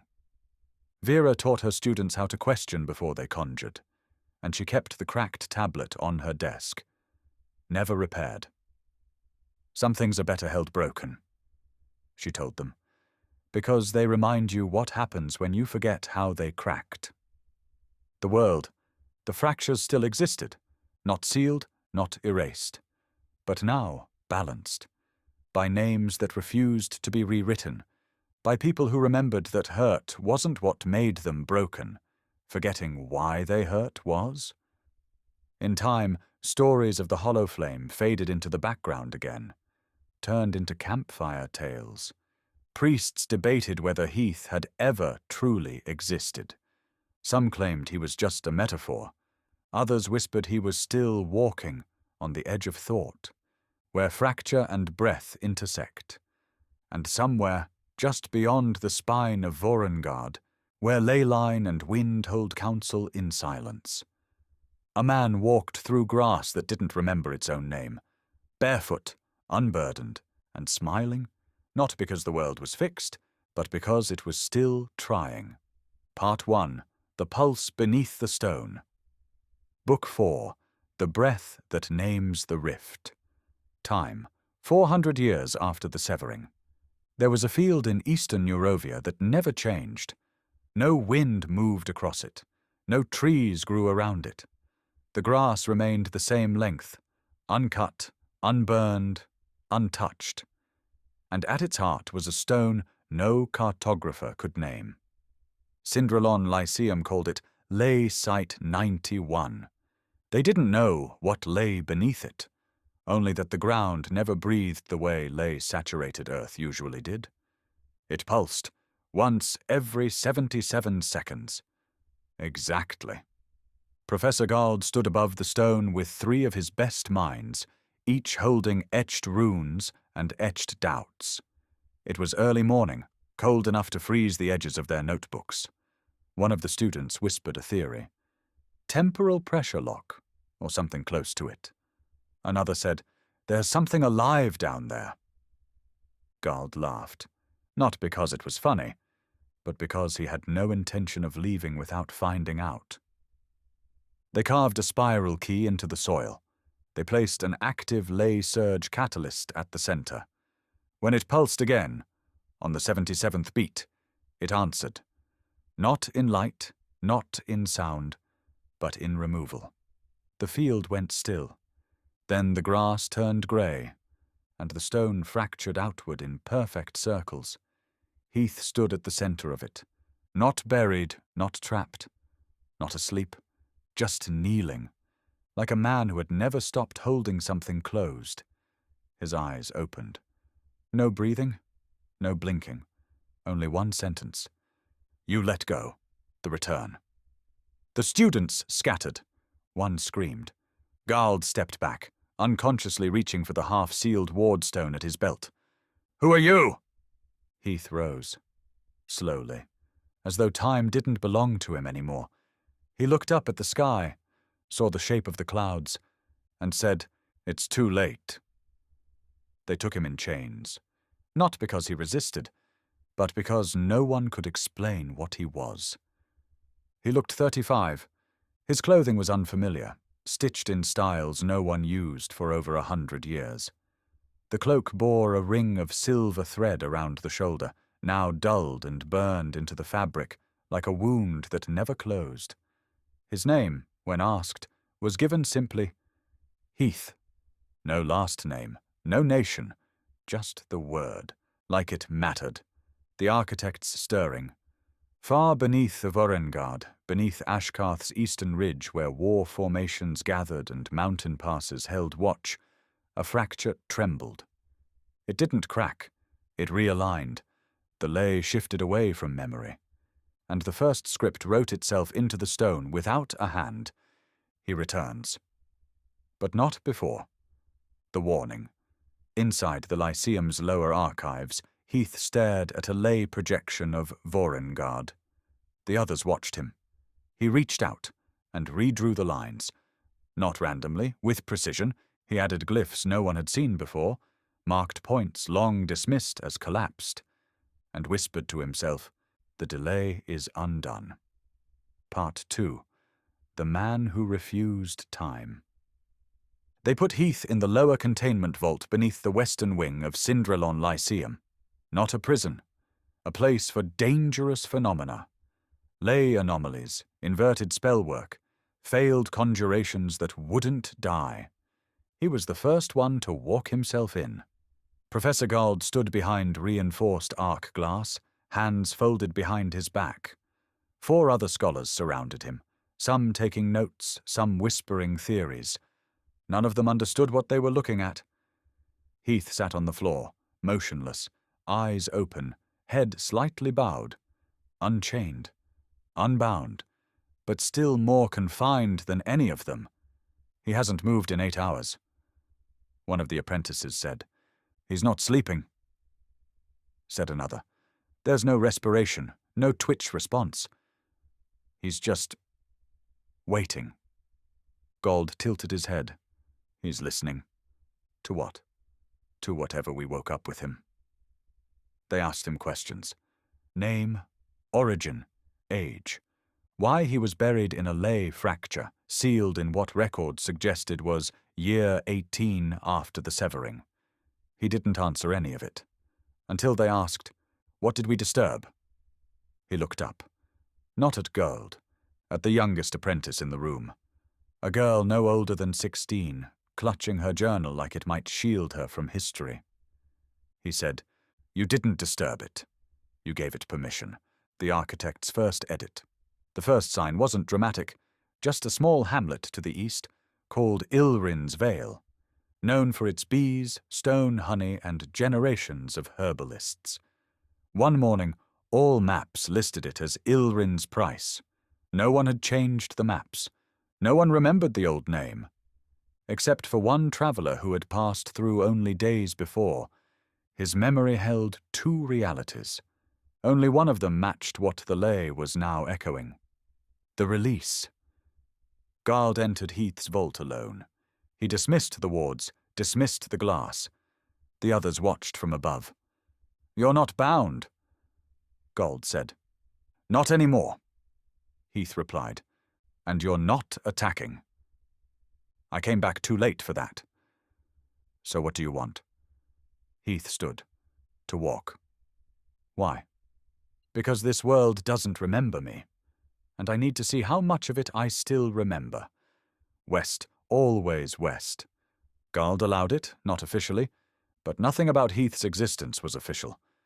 Alessa, the young apprentice, followed him. She didn't ask for permission.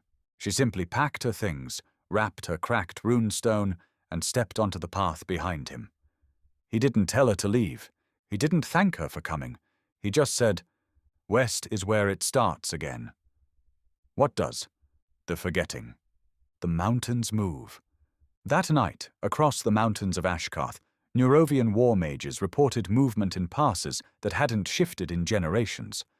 Ashkarth's high commanders blamed ley seepage, but deep in the iron barracks beneath the frost spires, a page was delivered without courier, a single piece of ash-colored parchment. It read, "I have unsealed the name. You will rewrite or you will be rewritten." And beneath that, in no language, just shape, the architect's first true script. Part 3. The Flame Lost in Snow. They crossed the fracture line into the upper Neurovian fields by dusk. Heath didn't speak much. Alessa did. She spoke about ley sequencing, about her grandfather who claimed to have seen the delay once, about how the stars hadn't shifted position in almost 10 years. Heath said little. He just kept walking, west, always west. Not because he knew where the architect was, but because he knew where the silence had begun. The town with no names. It was a small settlement at the base of the Vorrengarde hills. It had once been called Yull Spring, a quiet town known for pine bark tea and a clock tower that rang every morning without fail. Now it was just a place. The tea still steeped, the tower still rang, but no one knew what the town was called, or what they were called. A boy sat in the square, carving a shape into the snow with his finger. 3 rings, 2 straight lines crossing through. He didn't look up as they passed. Heath froze. "That's the architect's first glyph," Alessa whispered. "No," Heath said. "That's his third. The first one, he kept hidden." "Why?" "Because the first was an invitation. The third is a replacement. The loop." They walked into the inn. The woman at the counter smiled. "Rooms?" "Yes." Heath said. "How many?" "2.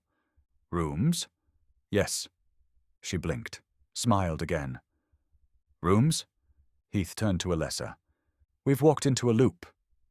"What do we do?" Heath walked to the counter, took the woman's hand, turned it over. Carved into her palm, burned like a birthmark, was the third glyph. They left the inn and walked 3 streets down, arrived at the inn again. Same smile, same question. "He's written this town into structure, not place," Heath said. "It's no longer geography. It's function. He's turning towns into ideas. He's turning people into roles." The fire that refused to burn. They found the hearth at the edge of the square, built from stone, glowing, no heat. A child sat beside it, warming hands that didn't feel warmth. Alessa approached. "Do you know your name?" The child shrugged. "I'm the boy who waits." "For who?" "For the man who walks." Heath stepped into view. The boy looked up. "Not you." The other one. Heath didn't flinch. The tear in snow. That night, a building across the square vanished, not burned, not collapsed. Just folded in on itself. No sound, no warning, just gone. And in its place, on the white snow, was a symbol. Not the architect's, Heath's, the hollow flame, etched in ash and silver. But Heath had never drawn it. "He's rewriting your mark now," Alessa said. "No," Heath murmured. "He's asking me to respond. Will you?" "I haven't decided." "Why not?" He looked at the snow, then the hearth, then the town with no names. "Because once I answer, the world becomes either of us.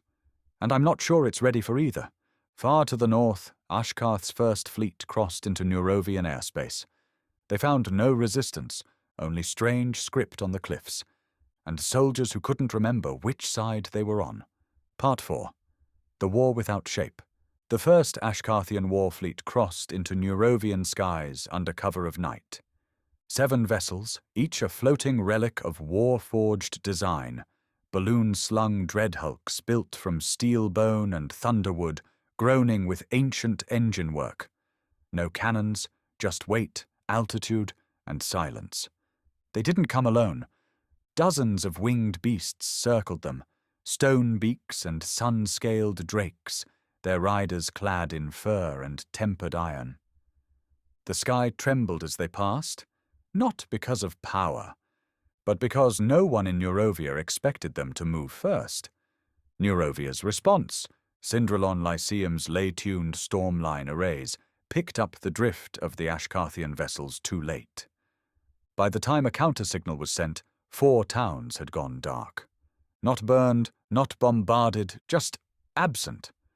Their coordinates still registered, their wards still reported no breaches, but no voices answered the scry, no names returned, no light through the windows. Heath and Elessa passed through the edge of one of these towns just before the erasure spread. It was quiet, not dead, just wrong. The doorways faced inwards. The wind blew against gravity. The clocks ticked backwards. "This isn't war," Elessa whispered. "No," Heath said. "This is editing." Ashkarth silence. In the halls of the Ashkarthian war tribes, messengers reported no resistance from Neurovia, no cries for parley. Only strange images etched into the cliffs, shifting, sometimes vanishing in real time. One rider, upon landing, whispered, "The sky stares back." High Chieftain Therod ordered silence in all commands. They would not send another message. Ashkarth did not recognize lay speak. Ashkarth did not rewrite. Ashkarth remembered. Heath watches the rewrite. They camped above a fracture plain, where the ley cracked years ago but never bled. That night the ground beneath them shifted slightly. Not a quake, but a realignment. Stones rearranged themselves, trees leaned into new angles, and far off a structure formed, not built, not summoned, just formed. A perfect tower, black stone and reflection, identical on every side. Elessa gasped. "That wasn't there before." "It was," Heath said. "It just hadn't been chosen yet." "Chosen by who?" "By the one who writes without memory." A town falls. Later that same night, they reached a Neurovian border settlement. It was under attack, not by soldiers, but by confusion. The people couldn't remember where their homes were. One woman screamed at her husband for impersonating her son. Another man ran from his own name, as if it burned. Heath stepped into the center square, placed a stone in the dirt, closed his eyes, and for a moment, the confusion halted. The town stabilized, just long enough for everyone to forget who saved them. "You're delaying again," Elessa said. "It's all I know how to do." "And what happens when delay isn't enough?" Heath turned to her, eyes sharper than before, voice heavy. "Then I'll fail like I did last time. But I'll do it awake, far across the border, above the broken towers of the Western Valley. One of Ashkarth's dreadhulks descended too fast. It crashed silently into a town that hadn't existed the day before. When the dust cleared, the wreckage remained.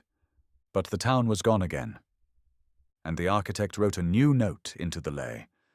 There are no survivors. There are only shapes waiting to be overwritten. Part 5. The place he couldn't save. They reached the village by noon. A Neurovian relocation site, an old school converted into shelter for the children of field mages, fractured scholars, and displaced townsfolk. There were 38 of them, ranging in age from 3 to 15. Most too young to remember the severing, none old enough to understand a world without ley lines. Elessa recognized the school. Her aunt had taught here. This place shouldn't be near any active fractures, she said. It wasn't, Heath replied. And then the wind changed. The warp. It began with a sound that wasn't sound, like a note bent backward through time. Chalkboards cracked, windows fogged, not from moisture but from memory they couldn't hold. Children screamed, not in pain but in panic. They forgot where the doors were. Some forgot what doors were. One girl ran in circles, calling for a mother she didn't remember, wearing a name no one had spoken. Heath moved quickly. Not violently, just precisely. He took the hand of a boy who couldn't stop shaking and pulled him into the hallway. He etched a rune into the wall, one from before the Codex, older than structure. It held for a minute, but the fracture was growing. Not in light, not in shape, in possibility. Every hallway now led to 3 more. Every room had 2 versions of itself. The building was choosing which reality to keep. "We need to get them out," Alessa said, voice ragged. "We can't," Heath answered. "Not all of them." "Why not?" He looked at his hand. The runes were flickering. "Because I'm not enough." Not without the blade that stayed sheathed. He had it. He felt it on his back. The hollow flame. It hummed now, awake, hungry, waiting. He placed his hand on the hilt, closed his eyes. He saw the shape of the cut, saw the doorway he could carve, the ley line he could anchor, saw the lives he could save. He let go. "Not like this." "Why?" Alessa demanded. "You could open a path, and once I do, I become him." "Because he doesn't ask permission either. The collapse." The school folded. Not like a building, like a sentence rewritten in the middle. The stone buckled inward. The air screamed as structure shattered. Heath held 3 children to his chest. Alessa screamed names into the dark. 12 made it out, 26 didn't. There were no bodies, only absence. Heath stood in the ruin, his cloak torn, face streaked with dust and blood. The blade still sheathed. He dropped to his knees. The survivors watched him. No one spoke, because they didn't know who to blame, and he wouldn't give them an answer. Aftermath, they built a fire near the edge of what used to be the gymnasium. Alessa didn't look at him for a long time. When she did, her voice was like flint. "You let them die. Yes, you could have saved them. Maybe. Why didn't you?" He turned to her, not with anger, not with defense. "Just wait. Because I can delay death. But I can't delay the cost of becoming what I fought to stop." She walked away, and for the first time since his return, Heath wept. Far above them, on a ley-drawn breeze that carried no sound, the architect wrote a single truth into the sky. "A man who refuses the blade still swings its shadow." Part 6. The Ashkarthian Remnant. Heath wandered west for 2 days without speaking. He passed ruined gardens, symmetrical craters, stone wells that drew nothing but reflected light. He followed the fractures, not because they would lead him to the architect, but because they still recognized him. Even now. Alessa didn't follow. Not this time. He crested a ridgeline near the edge of the war-scar fields, where snow never melted and light never stayed. There, an Ashkarthian encampment stood. Iron tents, wind striders tethered to spikes, men built like towers and scarred from neck to knuckle. They were not raiding. They were not advancing. They were waiting, and they saw him. Recognition. The Ashkarthian warband didn't charge, didn't threaten. One of them stepped forward, a woman with grey-streaked hair and heavy plate stitched with frost charms. Her name was Vyas Karoon, first sister of the End Guard. She looked Heath up and down. "We thought you were myth." "I was," he said. "You carry no banner. I never did. But your name is older than our hills. Then your hills remember more than your people. Campfire. They gave him space. He didn't ask for it. They gave it anyway." At night, around the fire, the Ashkarthians spoke of Neurovia not as a nation, but as a disease. Laywork twisted their roots. Memory fog seeped into their outposts. Maps redrew while their scouts still walked them. "This isn't war," Vyas said. "It's erasure. One word at a time. It's not the Ley doing it." Heath told her. "It's what was born from it." "The architect?" He nodded. "He's no longer influence. He's outcome." One of the younger warriors, no older than 20, leaned forward. "If you know how he ends, why haven't you stopped him?" "Because I came back too late." Heath said. Then why are you here? To see if the world still knows how to resist without rewriting itself in the process. Vyas and the echo. She led him to a cliffside just before dawn. Carved into the stone was a glyph.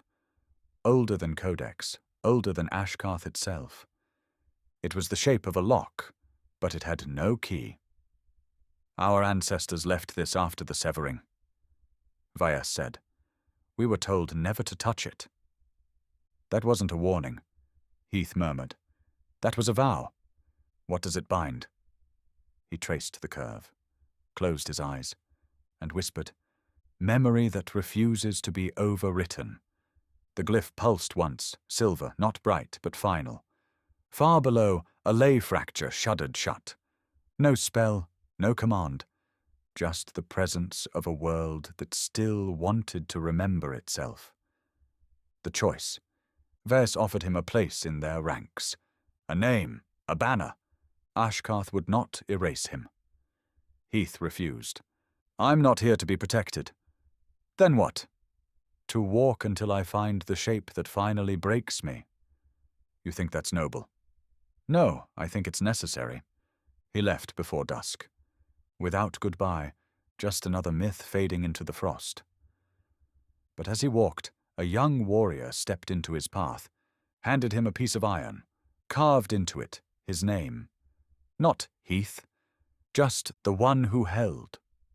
Far behind them, the architect stood at a ley breach large enough to fold a mountain range. He turned to no one and said, He still walks, but the world listens to me now. Part 7. The return to Cindralon. It had only been weeks since he rose from the fracture, since they pulled him from beneath the pulse.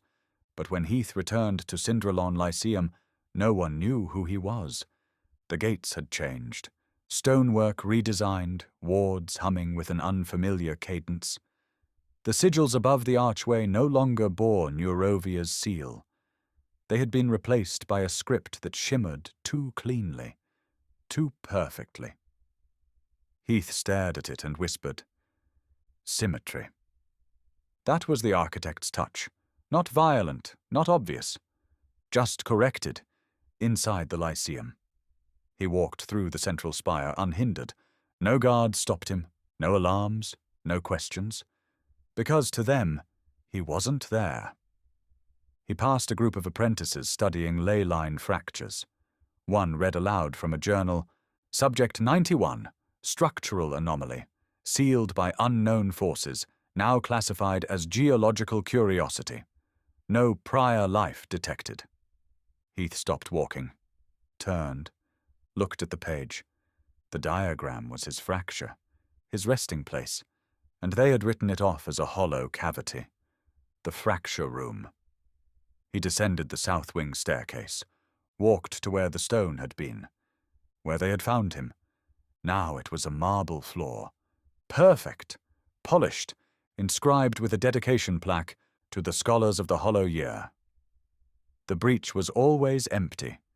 Heath dropped to one knee, placed a palm flat against the stone, closed his eyes, and remembered. He remembered the weight of what he had been holding closed, the silence, the cold, the way the world had once breathed around him, because he never let it exhale. Now it had, and it had forgotten why it ever needed to hold its breath. Alessa returns. Footsteps approached. Alessa, no longer in apprentice robes, wearing a fieldcaster's coat. Her eyes were older, her stance heavier. She stood in the doorway, arms crossed. I came back to find you. He didn't look up. You already forgot me. No, they did. I didn't. He finally looked at her. Why are you here? Because this floor shouldn't be smooth. Because the fracture you held back shouldn't be forgotten. Because there are children who still ask why the world doesn't line up right anymore. She walked over and sat beside him. Together they placed their hands on the floor. The marble was warm. Not from magic. From compliance. He's rewriting even the records now, she said. Not just places. Not just names, histories. And no one sees it? They see something, she said, but they like it better than the truth. Then we've already lost. No, she said. We still remember. That's enough to fight. He stood. She stood with him. He looked at the plaque one last time, then etched a single line beside it with the tip of his finger. You paved over the warning. And the ley underfoot twitched. Far beneath the Lyceum, the architect stood at a sealed ley line. He read the name on the plaque. Then he read the one carved beside it and said, "So he remembers." But memory is not law. Part 8. The architect becomes. It happened without announcement. No fire, no voice in the sky. No blood. Just form. In the heart of the null expanse, an ancient ley wound near the edge of old Neurovia, the land stood still. No one went there anymore. Too quiet. Too symmetrical. But the moment the first stone lifted from the ground and hung in place, as though held by indecision, every fracture across Vorrengarde aligned. The arrival. Heath and Alessa felt it before they saw it. The air shifted, not with heat or pressure, but with intent. The clouds didn't swirl. They withdrew, as if unwilling to observe what came next. Then the shape formed. A man? Roughly. No face, no robes, just outline and presence. Perfect posture, even breath. The architect had become visible, and he looked back. Contact? Heath stepped forward. The architect did not move. Alessa gripped her staff, though it pulsed faintly, like even the magic within it recognized the error of standing here. Heath raised his hand. You found form. The architect's head tilted slightly. Then he spoke. Not loudly, not slowly, just clearly. I was always written. You were just afraid to read the last line. You weren't supposed to reach this point. Heath said. You were never meant to become. Then you shouldn't have delayed. The longer you held the fracture, the clearer I became. Not because of power, because of expectation. You're not what they want. No, the architect said. I'm what they chose when they stopped wanting anything else. The shape of the world. The architect raised one hand. Behind him, land shifted. Cities rearranged their skylines. Towns rephrased their names. Entire histories restructured themselves in perfect, traceable glyphs. So clear, so clean, that even doubt couldn't find a foothold. I am not chaos, the architect said. I am structure without memory. I am the end of pain, not by healing it, but by removing the one who felt it. He turned to Alessa. You're not Alessa anymore. You're Function 376. You preserve anomaly. You watch him. Heath stepped between them. You will not take her. I'm not taking anything. I'm simplifying. You once said the world wasn't ready for me. But you were wrong. It's not ready for itself. So I am rewriting it into something it can finally understand. Heath's realization. For the first time since he had returned, Heath stepped back. Not in fear, in understanding. You were never a mistake. He whispered. No, the architect said.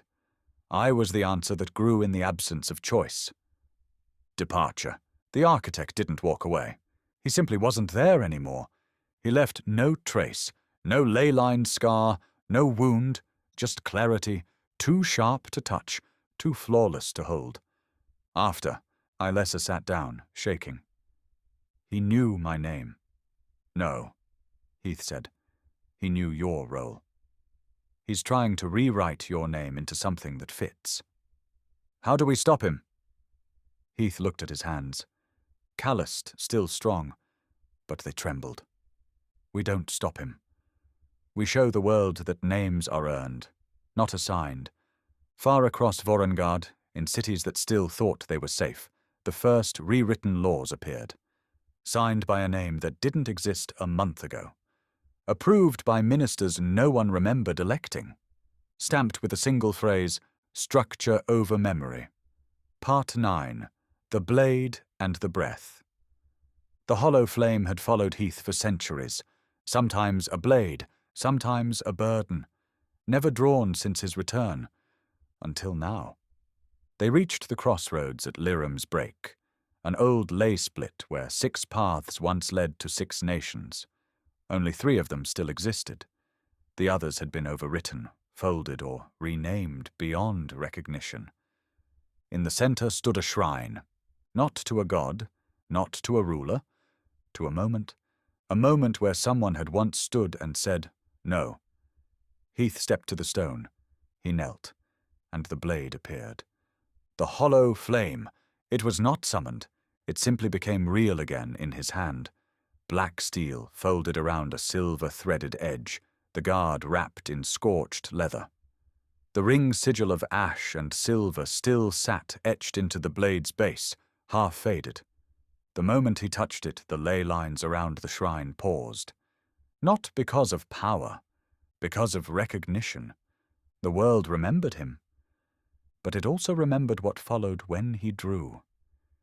Alessa stood beside him. "Is it time?" "It was time before I came back." "Then why now?" "Because I can't delay something that's already begun." "But I can anchor something that hasn't been forgotten yet." "The choice." Heath stood. He raised the blade, not in a strike, but in offering. He drove it into the center of the crossroads, into the ley core beneath the shrine. The world flinched. The ley locked. For the first time since the architect had become, a breach did not shift. A memory did not fold. A name stayed where it belonged.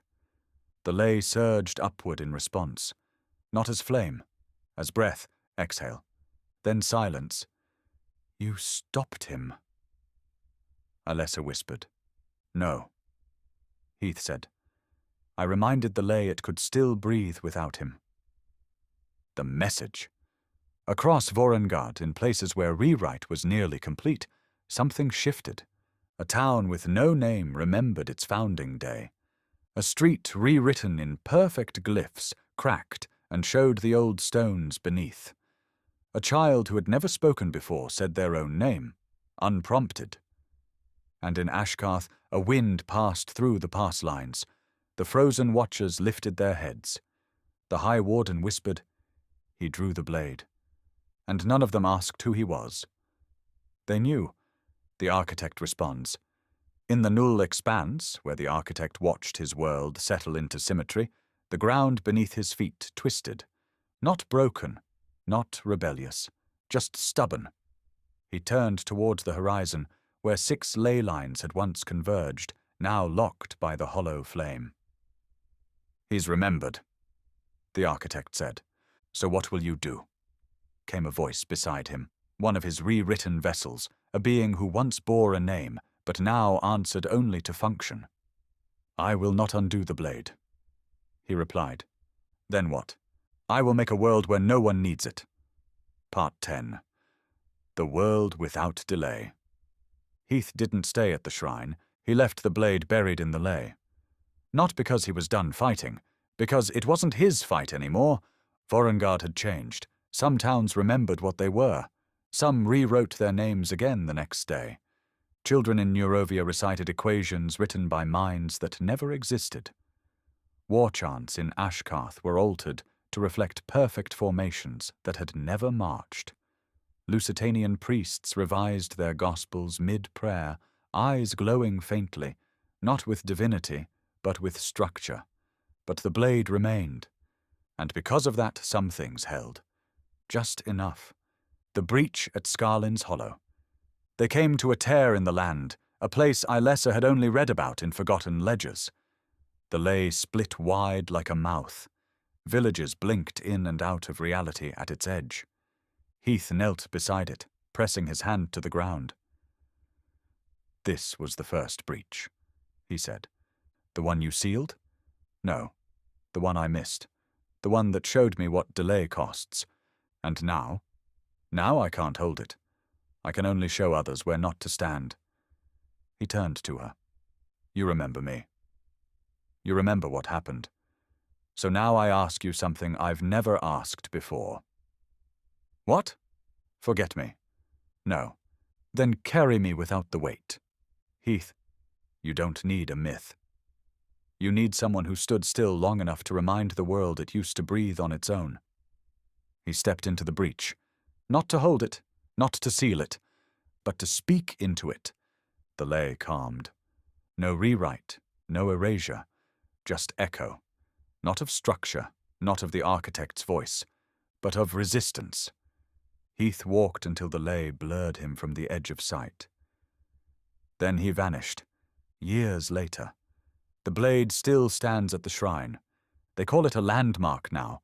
Tourists visit. Scholars write papers. None of them know who placed it. But every now and then someone touches the hilt and remembers something they didn't know they'd forgotten. A name. A reason. A feeling. And far across the fractured plains, in a world still rewriting itself one breath at a time. A man walks, no banner, no flame, no story left to tell. Just silence that chose not to be erased. The weight that breaks the flame. Book fair time, 420 years after the severing, 20 years after the weight of unwritten things. Part 1, The Flame That Lingers. The town was called Kerrill's Gate. It hadn't been once. Heath remembered a name with rhythm. A softer name, carved into a stone bench he once sat on beside a boy who asked if delay was the same as failure. That bench was gone. The boy, too. Now the streets were cobbled in perfect rows, the windows all shut at the same angle. The people walked in even beats, shoulders square, greetings mechanical. The town functioned. It did not live. Heath passed through unnoticed. Not like a ghost, worse, like an inconvenience no one had time to acknowledge. He walked until he reached the center square, a circle of old stone, where statues once stood. They were gone now, replaced by a smooth silver archway and a podium with a single plaque mounted in gold steel. He approached it slowly, his chest already tightening. He read the plaque, and didn't breathe for nearly a minute. In honor of Captain Seren Velmire, who held the eastern fracture with no blade, no blood, and no fear. The world endured because he chose stillness over destruction. The man who refused the flame. He didn't laugh, didn't scream, just stood there, jaw clenched, teeth grinding until he felt the old pain behind his eyes.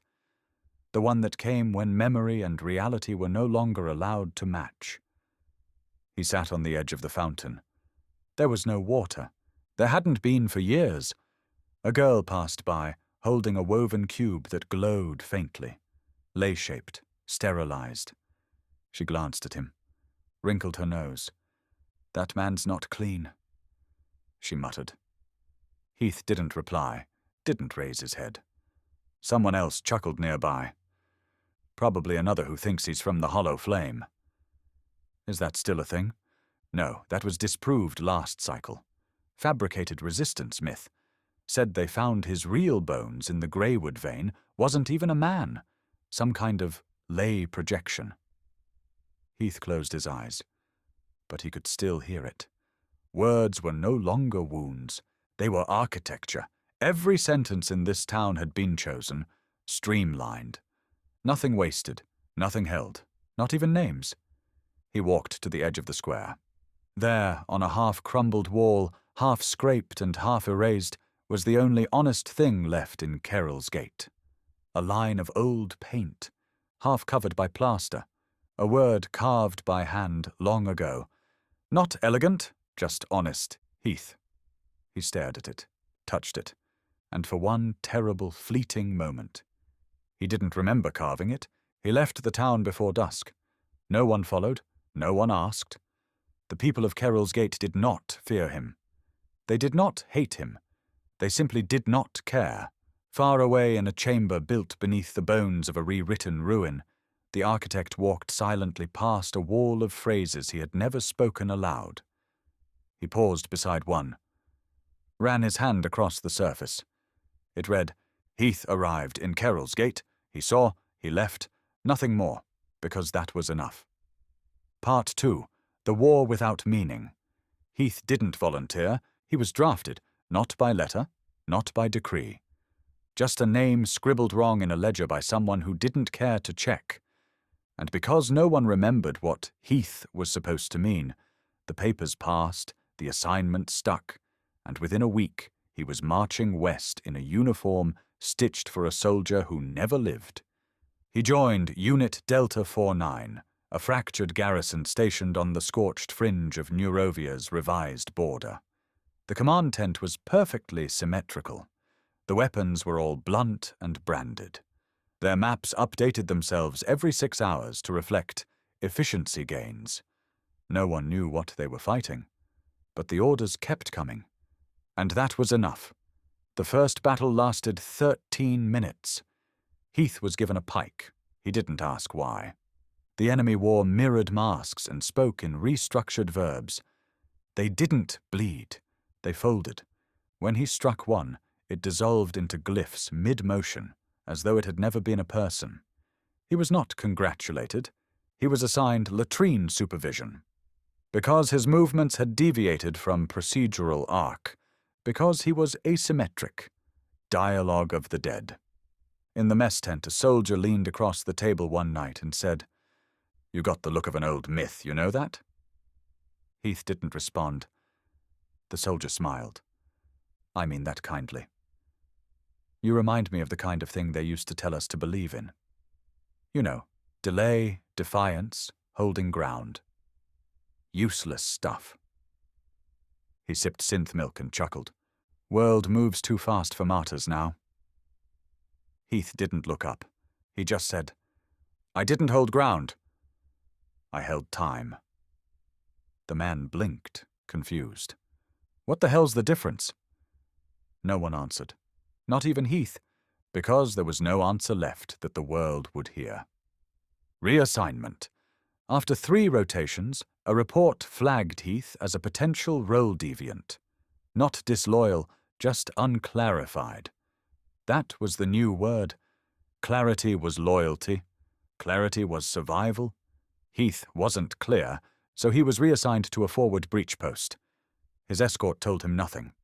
Just handed him a sealed pack and walked him to the edge of a half-collapsed trench. "You'll hold the bridge," the escort said. "Which bridge?" "The one that's going to be placed here tomorrow." Heath frowned. "And if it isn't?" The escort was already walking away. The hold, he waited 3 days.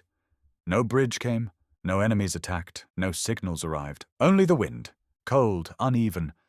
A boy approached on the 3rd night. Not a soldier, thin, coughing, no shoes. Heath offered him warmth. The boy stared at the fire. This isn't supposed to exist. The fire. The moment. What do you mean? Moments don't mean anything now. Heath gave him food. The boy vanished while he slept. In his place, a stamped card. It read, "Unauthorized interaction. Moment will be recalibrated." Heath stood at the edge of the trench for a 4th day. The wind carried nothing. His thoughts offered less. He whispered to the empty air, "I'm still here." And somewhere, far beneath rewritten soil, the architect smiled. Not because he heard it. Because he had already written it. Part 3. The blade that is no longer his. Heath left the trench at night.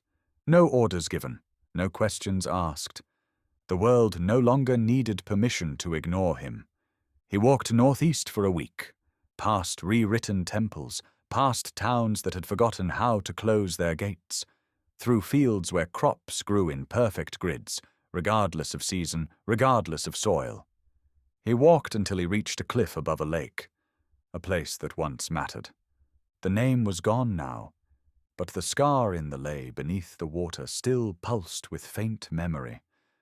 And above it, half buried in a stone column of his own making, was the hollow flame.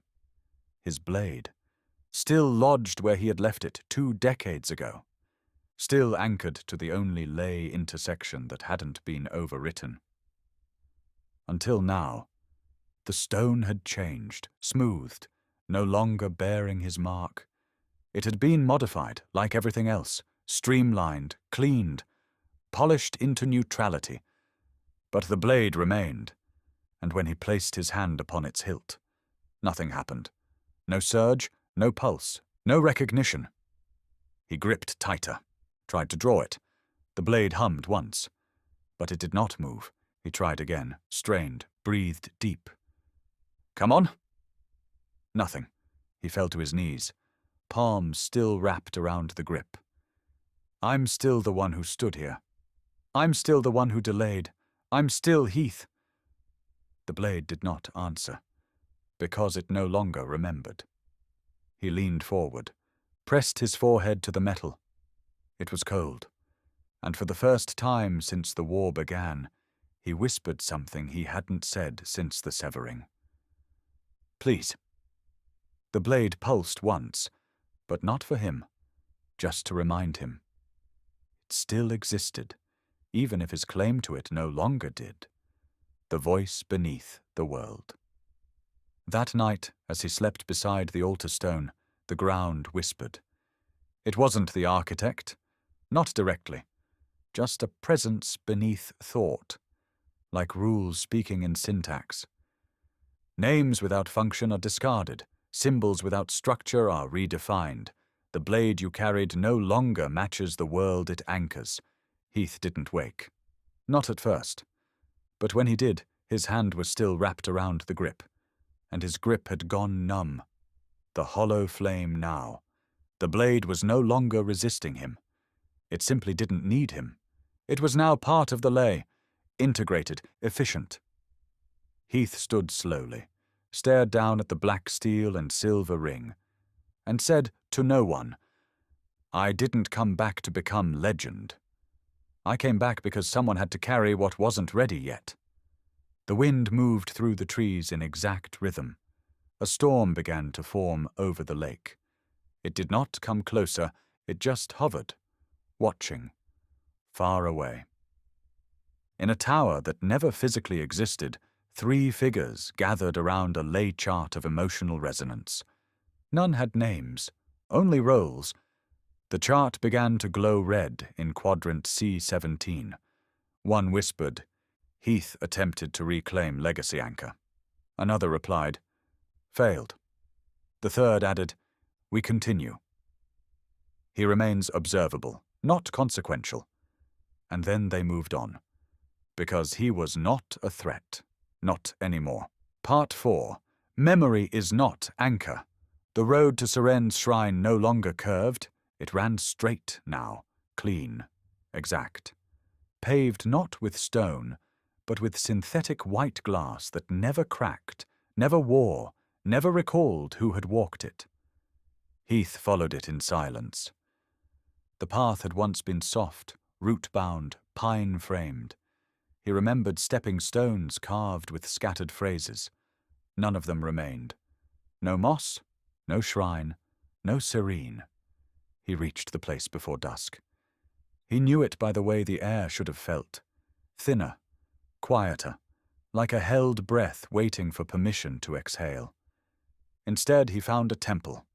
Gold-veined walls, polished columns, a banner that read, "Where pain becomes clarity." He stared at the words like a wound that refused to close. Then he entered. The inside. There were no statues, no altars, only a central dais surrounded by seated attendees, silent, eyes open but dim, expressions neutral. At the center stood a priest, clad in soft gray, collar stiff with silver lace. He spoke with precision. "We do not remember pain. We reinterpret it. Through structure, we find release. Through release, we find freedom." Heath stepped forward. His boots echoed, too loud for a place that worshipped symmetry. The priest looked up, eyes glazed with calm. "Do you seek clarity, traveler?" "No," Heath said. I seek the woman who stood here and refused to kneel." The priest blinked, smiled. "There is no record of such a woman. Her name was Seren. That designation is deprecated. She died holding a fracture the size of a mountain. All such events have been restructured."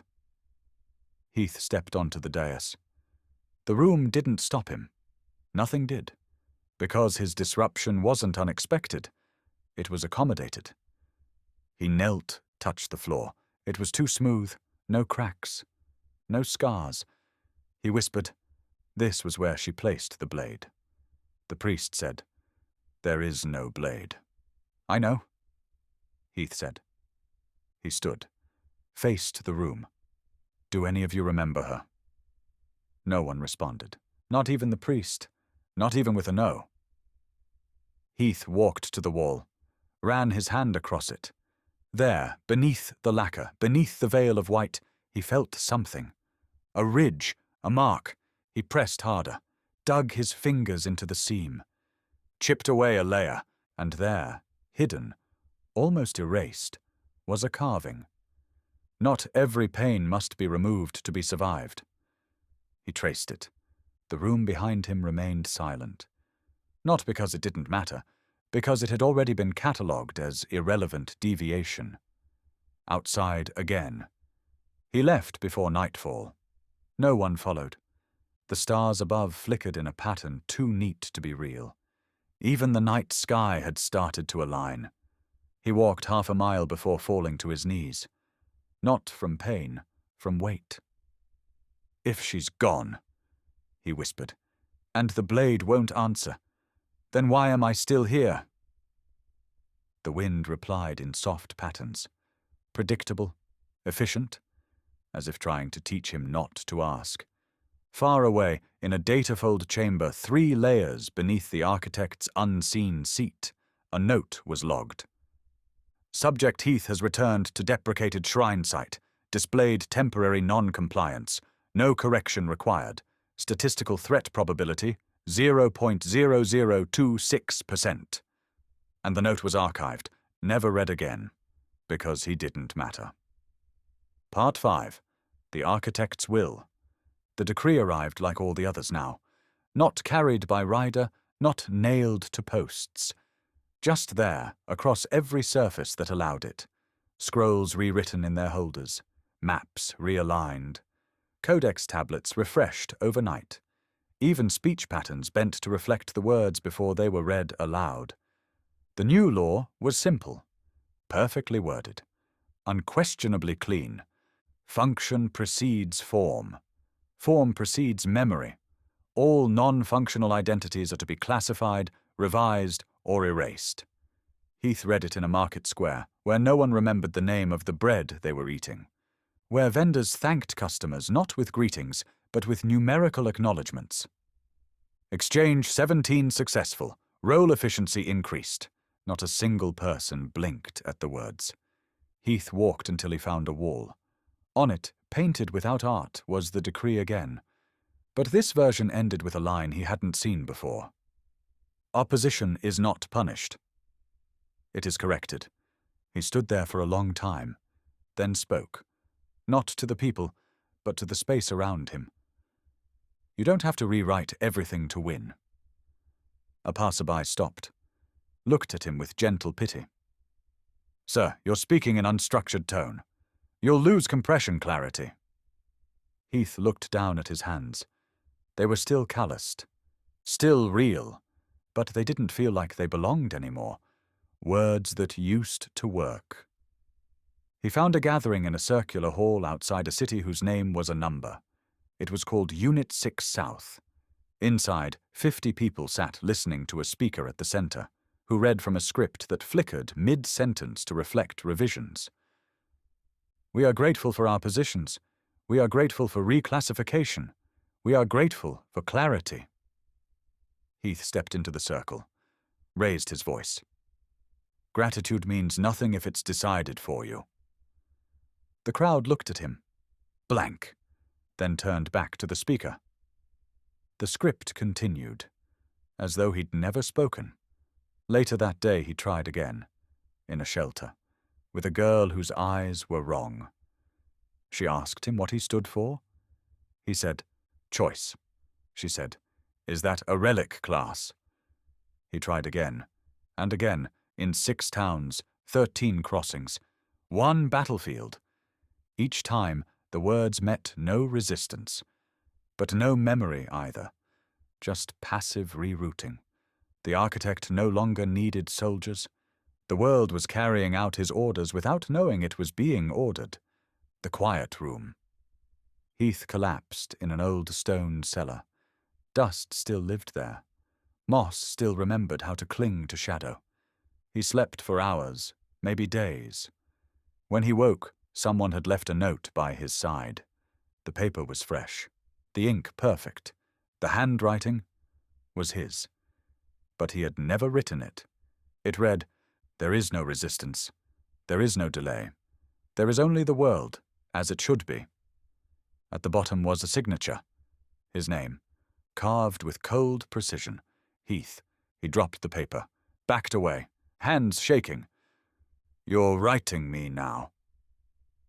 No one answered, but the cellar shifted, just slightly, like even the dirt had decided to agree with the new structure. Far away, a message blinked across 1,000 synchronized channels. "All deviation recorded, all deviation accepted, deviation is functionally aesthetic. Heath will continue." No one signed it. Because the author no longer needed to, the world had learned to write itself. Part 6. The Children Who Threw Stones. The orphan station sat at the edge of a lay-quiet ravine. It was built from memory, not kindness, constructed from salvaged instructions passed down by ministries that no longer existed. Each wall was white, each room colorless, each child assigned a name by number. They did not cry, they did not laugh, they recited verse. Heath arrived at dusk. The sky bled colors that didn't match the ground anymore. Light filtered through fractured sky glass, fractured names, fractured time. He stepped through the gates without permission. No one stopped him. Visitors were classified as temporary variants. Temporary variance was allowed, until it wasn't. Inside the station, 26 children sat in neat rows on the floor, each with a script in hand. They read aloud, not together, but as one voice. We are roles. We are functions. We are future without distortion. Their words didn't chant. They clicked, like machinery. One syllable after another, shaping children into circuits. Heath stood at the back of the room. None of them turned to him. Until one boy, maybe 9 years old, broke off from the recitation. His eyes narrowed. He tilted his head. "You don't belong. Neither do you," Heath said. "Yes, I do," the boy replied. "I've been assigned." "By who?" "By the one who fixed us." Another child, taller, with fingers stained from synthetic ink, approached. She stared at Heath for a long time, then lifted a small stone from the floor. She threw it, hit him square in the shoulder. Another followed her. A third boy laughed, emotionless. "He's not part of the function." More stones, a strike to the ribs. One bounced off his temple. Heath didn't raise a hand. He stood there, still. He whispered, "Do you even remember how to hurt for real? Or is this just code now?" The children stopped, only because the stone pile ran out.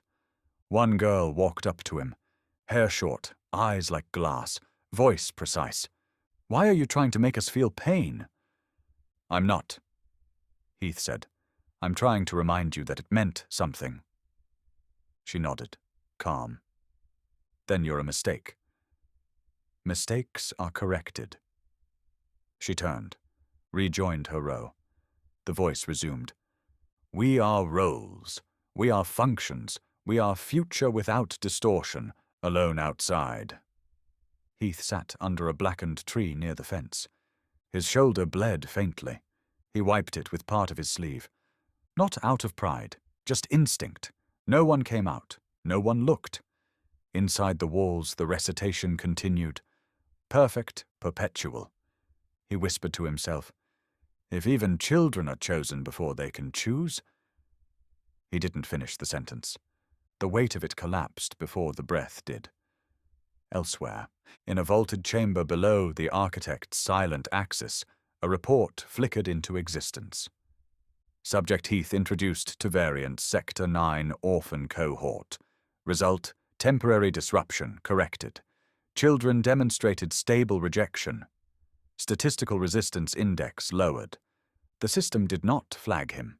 The architect did not intervene. There was no need. The world had done it for him. Part 7. The Woman Without Name. Heath walked without direction, not from exhaustion, but futility. Words had failed, memory had dissolved. Even pain had lost its sharpness, turned into background static. He walked until the ley grew faint, and the world forgot what it was trying to become. There, in a valley too narrow to map, he saw her. She was sitting on a log that hadn't rotted, clutching a journal she didn't write, watching birds that didn't land. Heath knew her shape before he recognized her, but he didn't say her name, because he wasn't sure she had one anymore. She looked at him with neutral eyes, not blank, just functional. "Are you lost?" she asked. "I might be," Heath replied, "but I was hoping you weren't. I don't remember this place," she said, "but I come here when I don't know where else to go." "That's how you know it matters." She tilted her head. "You speak like an old script." "I am one." He stepped closer. The air didn't shimmer. No ley lines recoiled. She didn't flinch. Just stared at him, like trying to place a word that once meant something. "Do I know you?" she asked. "Not anymore." He sat beside her. They watched the birds. One landed. It vanished a moment later, reclassified. "What's your name?" Heath asked. She hesitated. "I don't think I have one." "You did. How do you know?" "Because I once fought beside you. You stood in the fracture when no one else could. You taught me that remembering someone doesn't mean trapping them. It means choosing not to forget the cost." She was silent. Then, "That sounds painful." It was. She looked down at the journal in her lap, opened it. Each page was blank, perfectly so.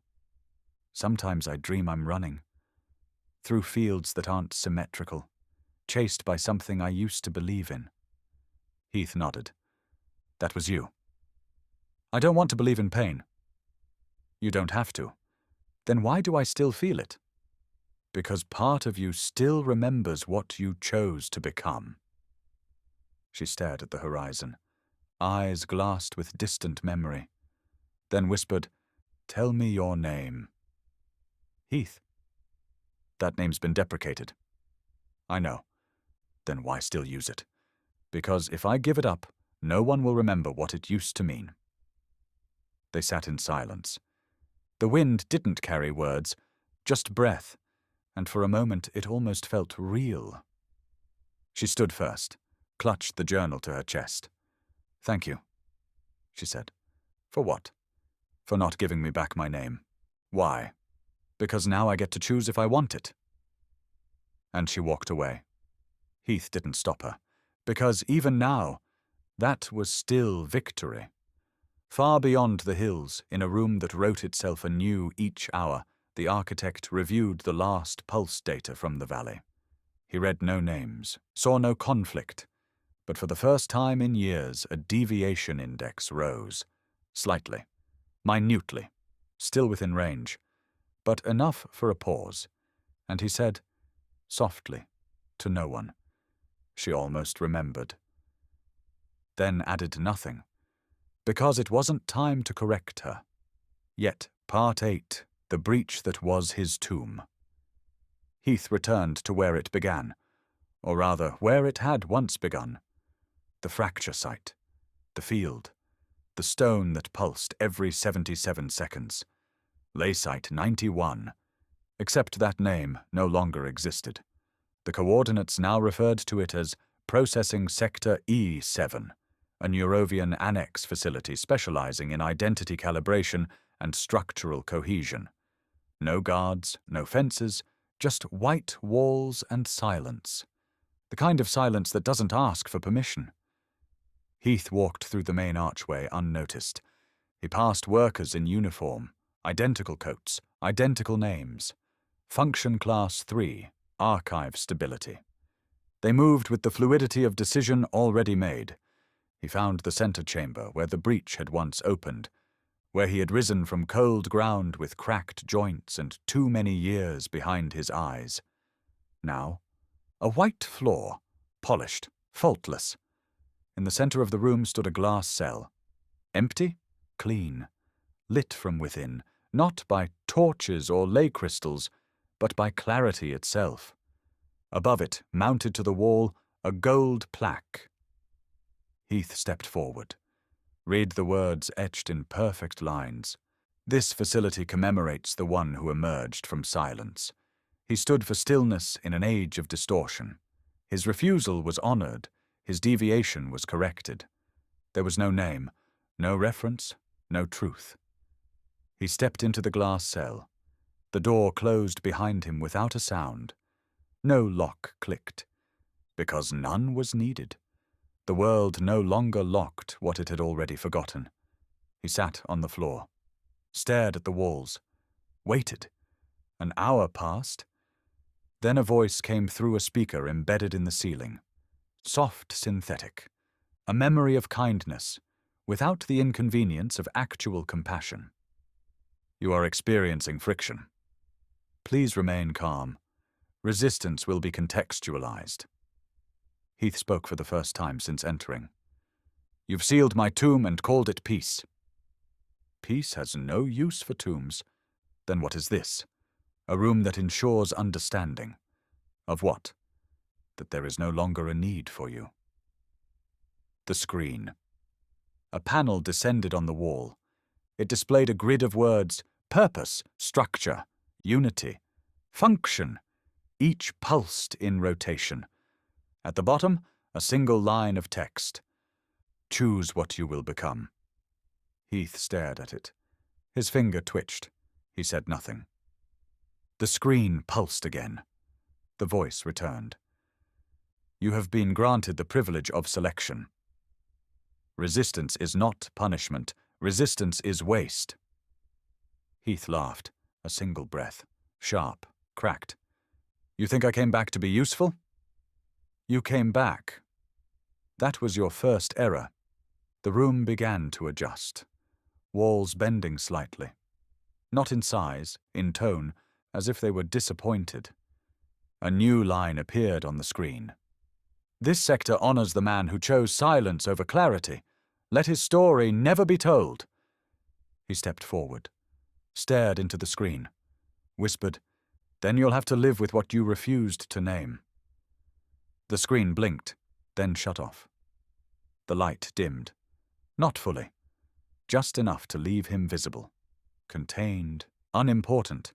Far below the facility, in a subgrid used only for narrative filtering, a line of code rewrote itself in a language older than ley lines.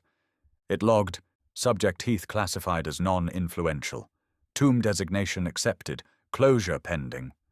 But the line did not lock. It remained editable, not from oversight, from fear. Part 9. The War That Cannot End. They pulled Heath from the cell without ceremony. No interrogation, no explanation. Just a clipboard with a name he didn't recognize, a uniform that didn't fit, and an assignment slip that listed him as a logistical deviation reappropriated to border Theater Zeta 6. Heath didn't resist. Not because he agreed, but because resistance had stopped meaning anything. They flew him in on a balloon skiff, ancient, creaking, patched with fabric that bore 5 different national insignias, none of which existed anymore. The sky shook under the weight of outdated engines and updated lies. Heath stood at the edge of the gondola, watching the ground spiral into a conflict that had no flags. Only zones, only targets. Zeta 6. The battlefield wasn't a field at all. It was a stretch of rewritten landscape that changed every third day. Today it was a forest of obsidian trees. Yesterday it was a salt flat. Tomorrow no one knew. Each soldier carried a blade that wasn't theirs, a name that wasn't chosen, and a command to hold a structure that didn't exist yet. They called it Operation Horizon Stitch. No one could explain what it meant. Only that the other side wanted to undo it. Heath was dropped at Sector D3. He was told to hold the bridge. Again. "You'll find it just past the distortion shelf," said the quartermaster. "It's been declared real for the next 72 hours. And after that, we shift. You might too." Shift into what? New form. Or absence. And the enemy. They're ahead of schedule. The bridge. Heath found the bridge at sunset. It stretched over nothing. No river, no canyon, just space. Wide and silent. The wood beneath his boots felt more memory than matter. He stood there alone. No other soldiers, no allies. Only a sky that kept reordering the clouds, and a field that kept suggesting it might be a lake by morning. The attack came at midnight. No horns, no battle cries, just silence being unwritten. Figures emerged, cloaked in distortion, shaped like thoughts from forgotten languages. They didn't move with intent. They moved with inevitability. Heath fought. Not well, not heroically. Just long enough to know he couldn't stop them. They didn't kill him. They didn't even touch him. They walked through him, like he no longer mattered, like he was already accounted for in the rewrite. The bridge collapsed an hour later. Not from fire, from decision. Aftermath. Heath lay in the mud. A sky that once guided him now blinked with scripted stars. A medic passed him by and marked a tag at his feet. Non-fatal. No critical function. No recovery required. She moved on. He rolled over, face in the dirt. Tried to speak. The words didn't leave his throat. Because they didn't belong anymore. Far from the front, in a data hall deep below a rewriting capital, an officer read a report. Deviant entity Heath observed in non-critical zone, failed to resist, failed to influence, emotional imprint, neutralized, significance, concluded. The officer checked a box labeled resolved. Filed it. Never looked again. Because the war would never end. And neither would Heath, not because he couldn't die, but because the architect had stopped thinking he was worth erasing. Part 10. The world that moved on. Heath drifted east for weeks, not walking with purpose, just moving. Because stillness had become another kind of rewrite, the land no longer whispered. It dictated. Trees grew in perfect spacing. Rivers curved only where design allowed. Even birds circled in symmetrical patterns, like skyward punctuation to a sentence already finished. He passed towns without names. Towns with names he'd once known. Now called numbers, now called terms, now called nothing at all. He tried again to speak, to leave words behind in walls, in soil, in ash. But the ground refused to hold them. He carved them into trees, but the bark smoothed overnight. He whispered them into the ears of those who once followed him, but their eyes glazed, lips repeating words assigned by functionaries they'd never met. Heath is a sound, one of them told him. It has no context. So he stopped speaking, not in surrender, in acknowledgement that in this world words had been claimed, and there was no room left for meaning that wasn't approved.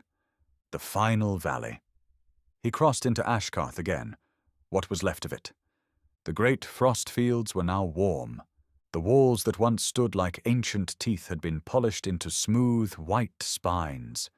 He walked through them unnoticed. Because Heath had become a category, historic dissociative entity, class non-destructive. He collapsed in the center of an unnamed field.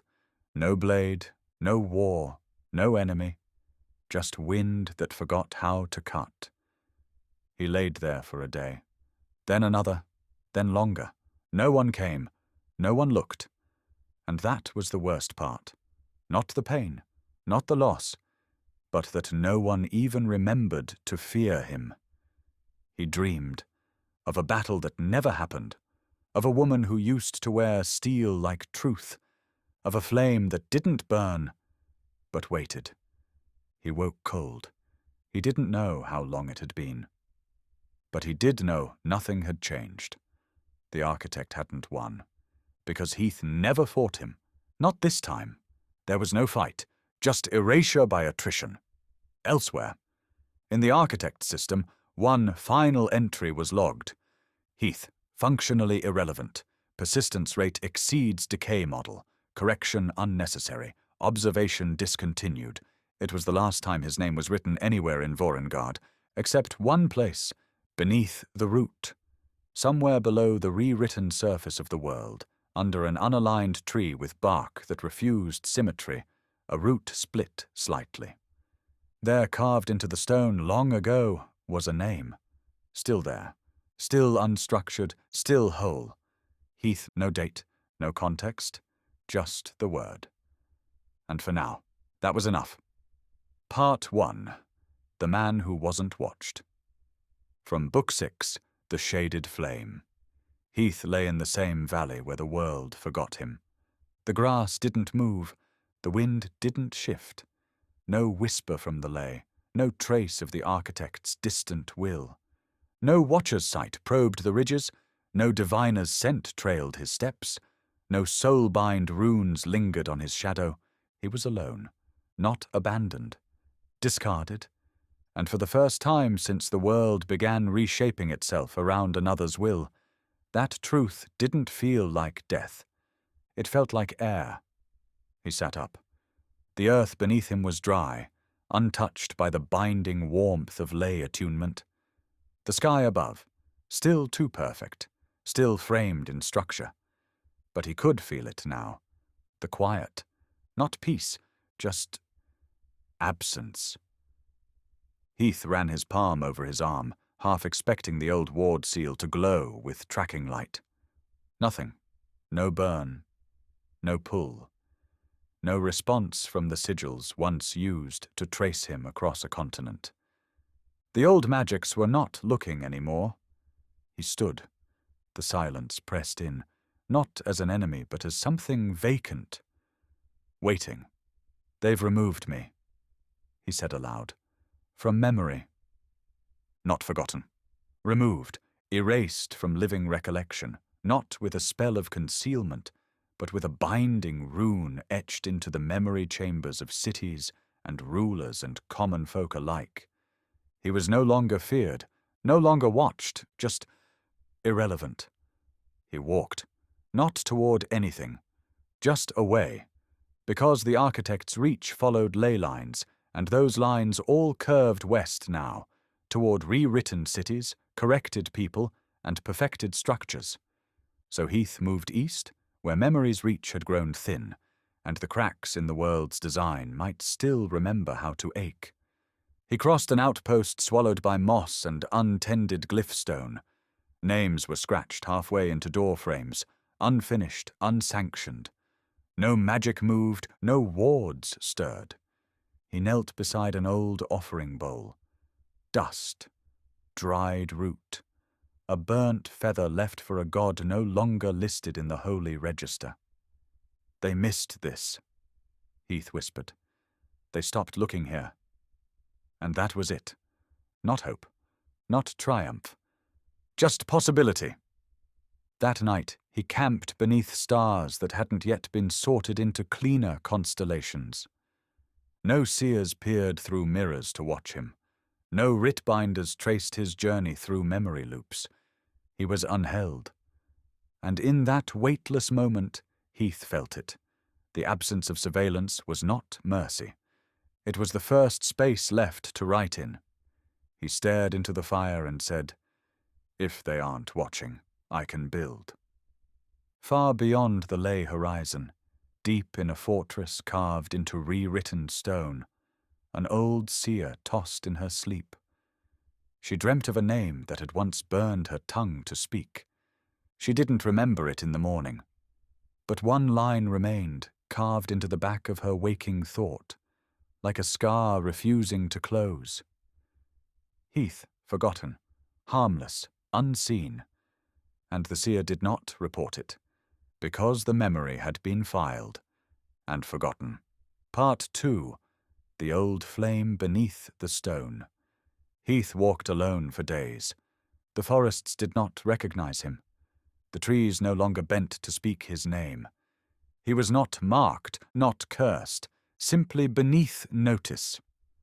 And that meant there were still places not yet cleaned, not yet rewritten, not yet stolen. He came to the hills outside the ruins of Seren's shrine. The path was no longer a path. It had been leveled, straightened, ordered, every wild stone removed, every defiant branch pruned. The shrine was gone.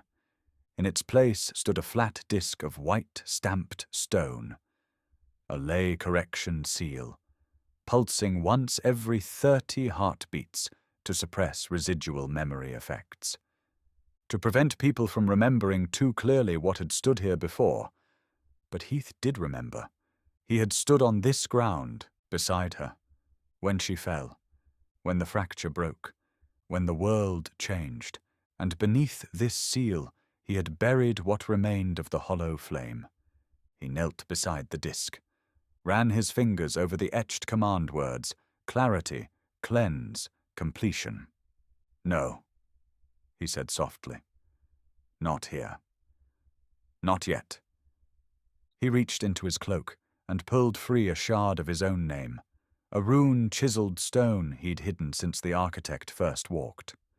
He pressed it to the seal. The Ley Correction stone fought back, humming in resistance. But the rune on the shard wasn't old. It was older than rewriting. It was the name of the blade before it ever learned to delay. The seal cracked, a line down its center, then another, and beneath it, black steel, dulled, splintered, still warm, the hollow flame. Heath pulled it free. The blade resisted at first, more dead weight than weapon. Its edge no longer gleamed, its ring of silver no longer glowed. But it didn't shatter, and that was enough. He held it in silence, then whispered, "I know what you were, and I know what I wasn't ready to be." The flame sparked, not with light, but with shadow. A flicker of inverted ley curled along the spine. Not rejection, not obedience. Recognition. He staggered back, dropped the blade. It pulsed once more, stronger now, feeding not from the world -- but from him. This was not the hollow flame. Not anymore. This was something new, born from being unseen, forged from silence. It did not resist rewriting. It didn't delay it either. It fed on it, and began writing back. Heath knelt, pressed his hand against the stone, watched as the ground around the blade darkened, not in decay, but in depth. The ley line below flickered with something unseen by system or spell. He spoke, no language, just meaning. And the blade answered, "You were once delay. Now you are the shadow of rewrite. Now you are the memory they left behind. Now you are the shaded flame." Far across Vorrengarde, in a chamber where memory keepers traced their daily binding runes, one of them paused. A flicker, a name without tether, a concept without origin. It danced behind her eye. For a moment she reached to record it, but her quill broke mid-stroke, and the thought vanished, logged nowhere, filed in nothing, just the faint taste of fire, burning backwards. Part 3. The Shaded Flame. The sword changed at dusk. Heath didn't strike with it, didn't wield it. He simply held it, edge down, both hands wrapped around the faded grip, and waited. The ley around him shifted. Not visibly, not violently. It curled in on itself, like recognition waking up for the first time in centuries. The blade pulsed once, then again. Heath watched as the metal began to bleed. Not rust, not blood, but meaning. Runes once carved for delay unraveled in threads of inverted magic. They didn't vanish, they folded inward. And from the blade's guard, fire emerged, black fire, contained. Contained not by spellwork, not by command, by a ring. Silver, perfect, unbroken, the shaded flame. It didn't burn, it consumed, not things, not lives, lies. Heath staggered back, eyes fixed on the fire. The flame didn't flicker like real fire. It moved in arcs, like a memory trying to recall itself without permission. Inside it, he saw images serene in the last moments before she fell. Draskon standing beside broken stone, a ley fracture folding over 1,000 rewritten names, and through all of it, his own face. Not as he was, as he had once hoped to be. "You're not for war," he said to the blade. "You're for undoing." The black flame shifted. The silver ring around it burned cold. Then, suddenly, he could feel it. A presence not within the blade, but beneath the world. Something ancient, silent, dormant, waiting. And now it stirred. Because something had been named again. The test. Heath found a stone nearby, a standing marker etched with one of the architect's memory-binding symbols. He placed the blade against it. The black fire curled along the surface. Not searing, but rewriting. The symbol peeled away like bark. And beneath it, faint, weathered, was a different glyph. One Heath recognized from the old world. From before, a name. One he had almost forgotten. Cindralon. The ley flared around his feet. Not to attack, to acknowledge. The shaded flame had begun. Heath sheathed the blade, not on his back, but in the world. Plunged into the soil. The fire dimmed, but it did not go out. It stayed, whispering into the ley, writing backwards. Not loudly, deliberately. He turned from the stone, and for the first time since the world had changed, he felt something brush his mind. Not surveillance, not a watcher's sight, but absence retracting. The architect still didn't see him. But the world was beginning to feel him again, and the ley was no longer loyal. It was curious. Far away, in a tower that only existed in memory-binding networks, a binder priest coughed mid-recitation. The line he spoke blurred. The script on the wall melted for just a breath. And a word, not part of the verse, rang in his mouth like a wound reopening. Shaded. He forgot it by morning. But not before his hand trembled long enough to blot out an entire district's reclassification logs. Part 4. The first reclaimed word. The town was called Urel's End, though no one remembered who Urel was. It had once been a village of herbalists and musicians. Now it was a correction district, rows of stone-bricked structures, straightened streams, and uniform voices repeating the daily verse. Order precedes structure. Structure ensures truth. Memory is for the many, not the one.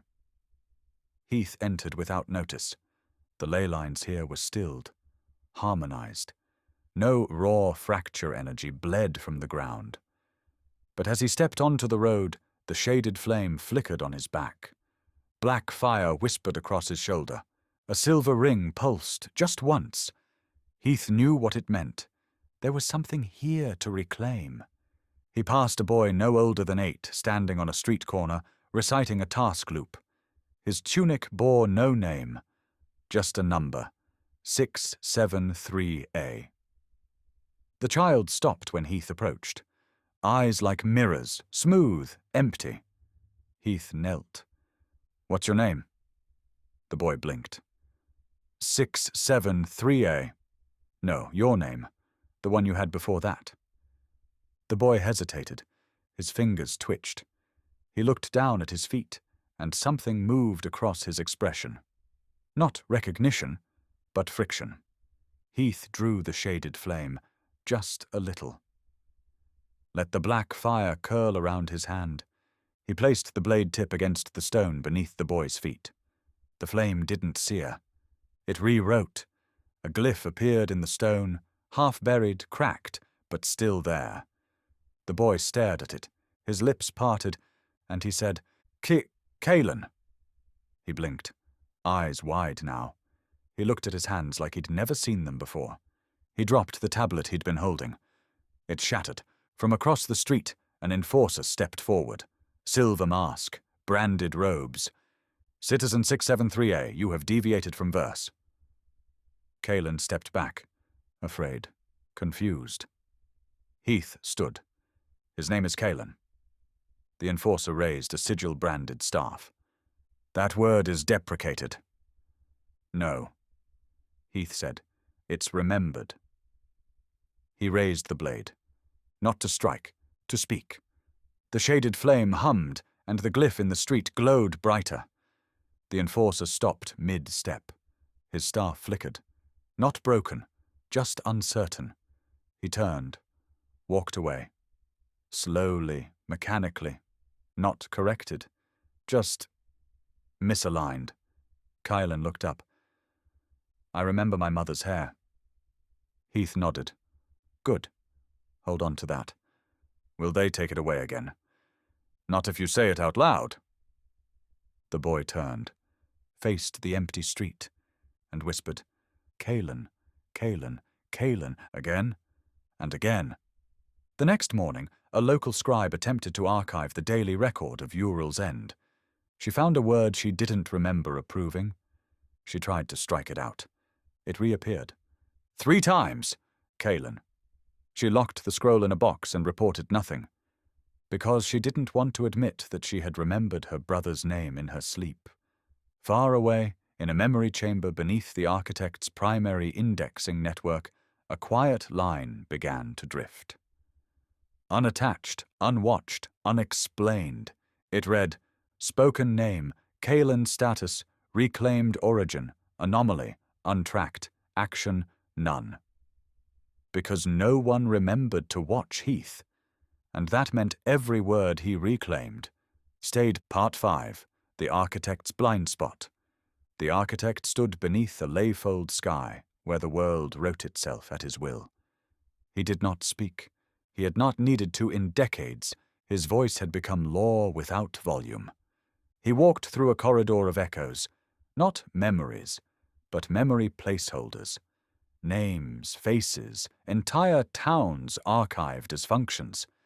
Every movement he made caused the world to correct itself in his wake. But this time, one corridor flickered. Not broken. Off-tempo. A glyph lagged. A title misaligned.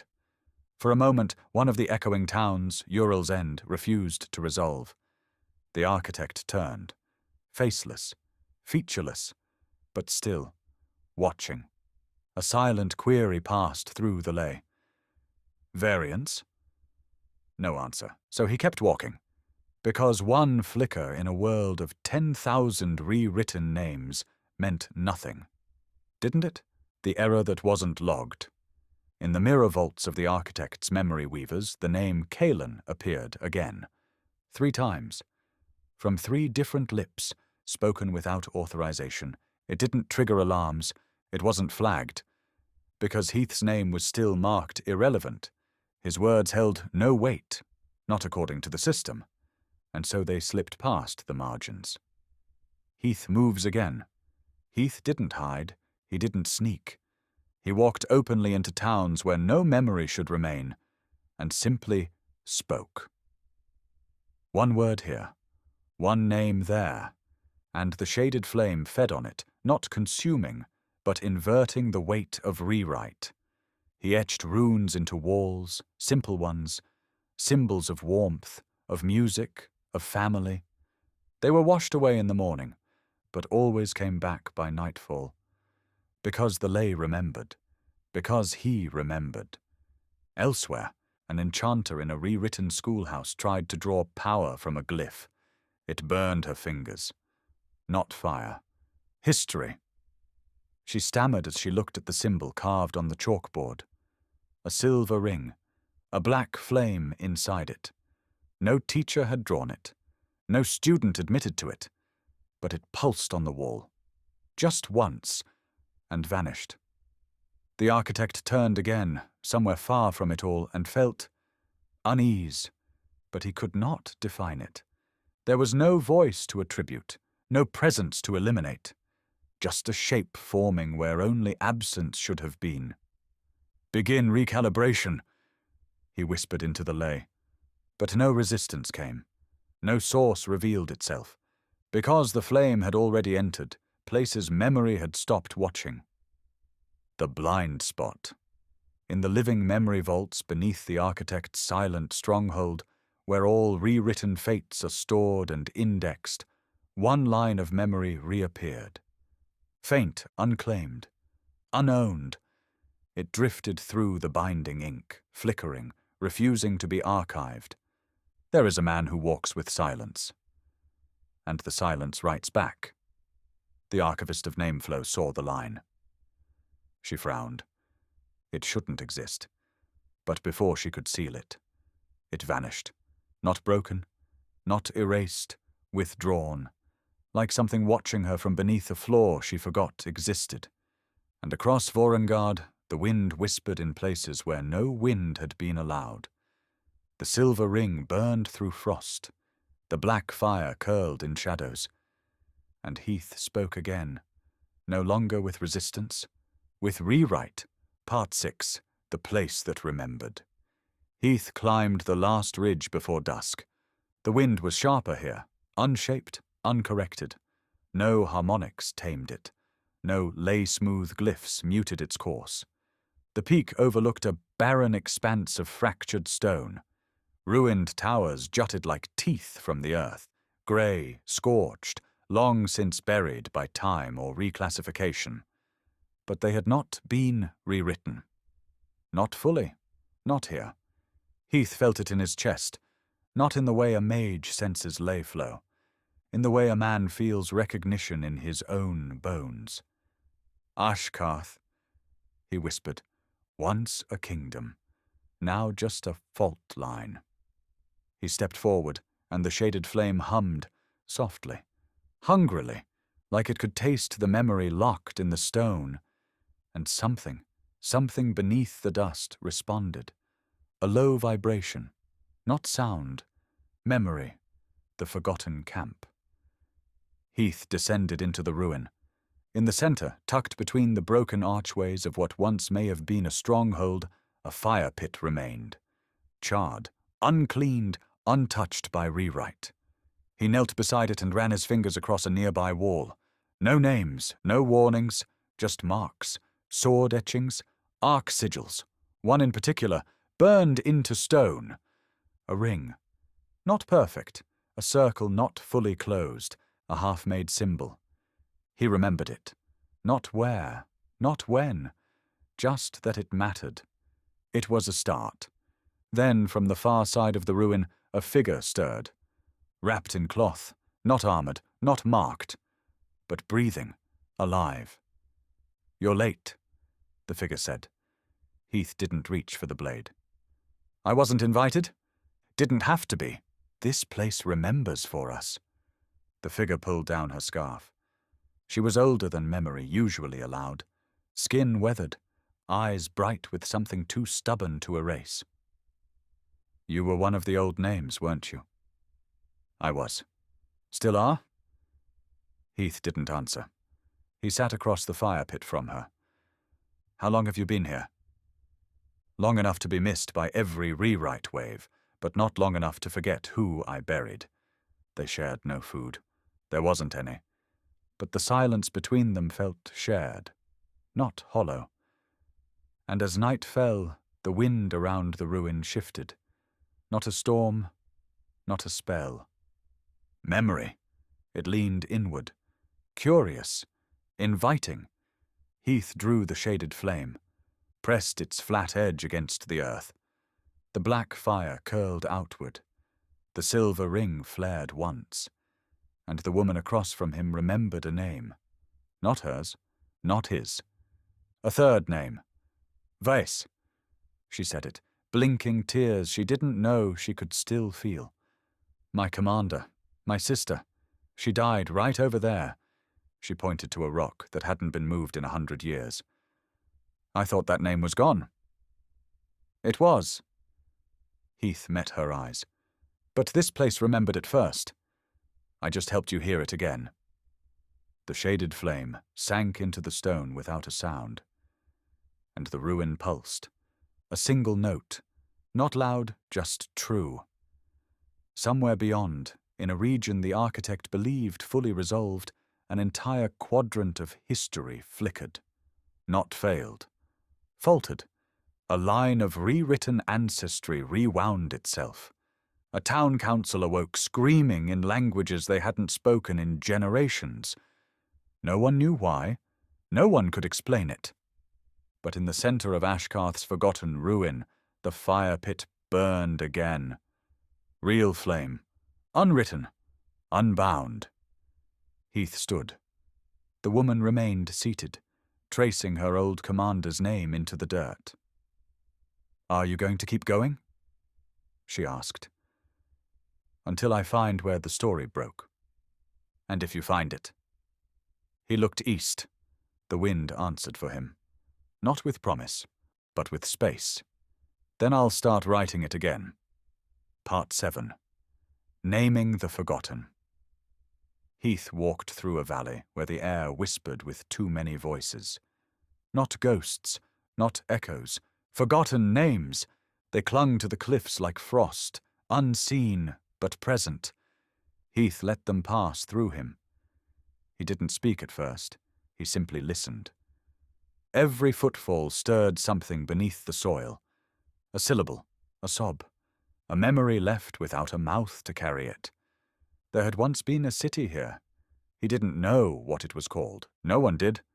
But the ley beneath his feet still rippled with resistance. Not violent, not loud, just persistent. Something here had not allowed itself to be rewritten. It had simply gone quiet, waiting for someone to name it again. He drew the shaded flame. The black fire rose. The silver ring shimmered, not bright, not cold. Steady, ready. Heath knelt in the center of a stone square, where rain had carved spiral grooves into long-buried glyphs. He pressed the blade into the earth. Not to cut, to write. I do not give you back your name, he said. I give you permission to remember it. The ground pulsed, not once, but 3 times, and the glyphs in the spiral began to light, one after another, forming names that no one had spoken in over a century. Marin of Holorest, Aline Vess, Calla the Wild Stride, Old Fennec the Clockmaker, Thessa. Not titles, people. Not perfect, not powerful, just true. The ley responded. The earth breathed, and the architect's silence cracked. The flood begins. Heath moved from place to place. Not fast, not hidden. He etched names into walls, into trees, into riverside stones. The shaded flame didn't blaze, it imprinted. Wherever it passed, the ley began retaining instead of replacing. Children remembered lullabies. Mothers wept for sons they didn't know they had. Old soldiers reached for blades they thought had broken generations ago. None of them knew why, but all of them spoke names they hadn't spoken in this version of the world. In a mountainside village with no written past, Heath sat beside a dying man who couldn't speak. He wrote a single rune on the wall beside the bed. The man exhaled once, then smiled, then died, and for the first time his family remembered why they had loved him. Heath left no monument, only names, names carved gently, names laid like seeds, far away. In a memory scriptorium deep within the architect's reweaving halls, a scribe dropped her pen. The text on her scroll wriggled, an unauthorized entry appearing mid-line. A name unclaimed is not a threat. A name reclaimed is a door. She tried to seal it. The wax refused to bind. She locked the scroll away. But the door was already open. The architect still did not look back. The name Heath remained flagged as non-reactive. The system still believed him silenced, but the ley was no longer obeying. It was listening, and the world day by day began to say itself aloud again. Part 8. Systems Recalibrate. It began with hesitation. Not failure, just delay. A recalibration node at the eastern rewrite border flickered between two versions of a name. One version, the corrected designation. The other, a whispered word no one should have remembered. The glyph stuttered, then locked in neither. The rewrite failed. It happened again in a city once called Birosil, now labeled District 5R. A statue reappeared overnight. Uncommissioned, unapproved. The face was unrecognizable to the locals, but one child pointed at it and said, "That's Grandmother Fiena." No one knew how she knew the name. No one knew who Fiena was. But no one dared destroy the statue. They were afraid of what they might forget if they did. The system notices. In the architect's inner sanctum, where ley streams converge and memory is coiled like rope, the recalibration protocols began to echo inconsistencies. Not corruption, just contradiction. Lines of rewritten history looped. One archive referred to Urel's End as a non-event location. Another logged it under legacy territory. The contradiction forced a pause, and a pause in this system was deadly. Because a pause allowed the past to think again. Voices in the memory halls, scribes began to murmur, not about rebellion, about things they couldn't unsee. A whisper in the ley line beneath their desks. A black flame coiled in a silver ring. A child's laugh followed by a name that shouldn't exist. At first they reported it, but every time they did, the record vanished, and the name returned again later anyway. One scribe, a woman who once believed her thoughts belonged to the architect, woke from a dream and cried for a brother she didn't have, until she found a hidden rune on her wrist. Taran. She didn't remember how it got there, but she whispered it again. And wept harder. Heath keeps walking. Heath didn't see the system struggle. He didn't need to. He could feel it. The ley lines beneath his feet had begun to ask questions. They bent differently now, less in obedience, more in consideration. He spoke into them not like a master, but like a friend. And they whispered back. One fracture even opened, just briefly, to release a name buried during the severing. Valen. It wasn't a command, it was a recovery. And the land sighed, blind eyes still turned. The architect, still unwatching, observed the world from high above a ley-bound sea. He scanned waves of compliance. Towers stood, cities hummed, structures held. He asked, "Have there been deviations?" A voice responded from the air. "Minor flickers." Self-correcting. Very well. He continued walking. Unaware, because Heath's name still did not exist in the records he trusted, but in the deep memory. A mirror cracked. A poem rewritten centuries ago broke its cadence. An elder in a mountain temple fell to her knees when she saw a glyph carved into her walking staff. The ring and the fire. She didn't know what it meant, but her tears cleansed the floor, and the water pooled into a circle. A silver ring, that burned black in the middle. Part 9, the shadow of creation. Heath walked into a city that had never existed. It had no name, only a designation, Sector Void 6.3, built on smooth stone. No corners, no color, no past. Every window showed the same light.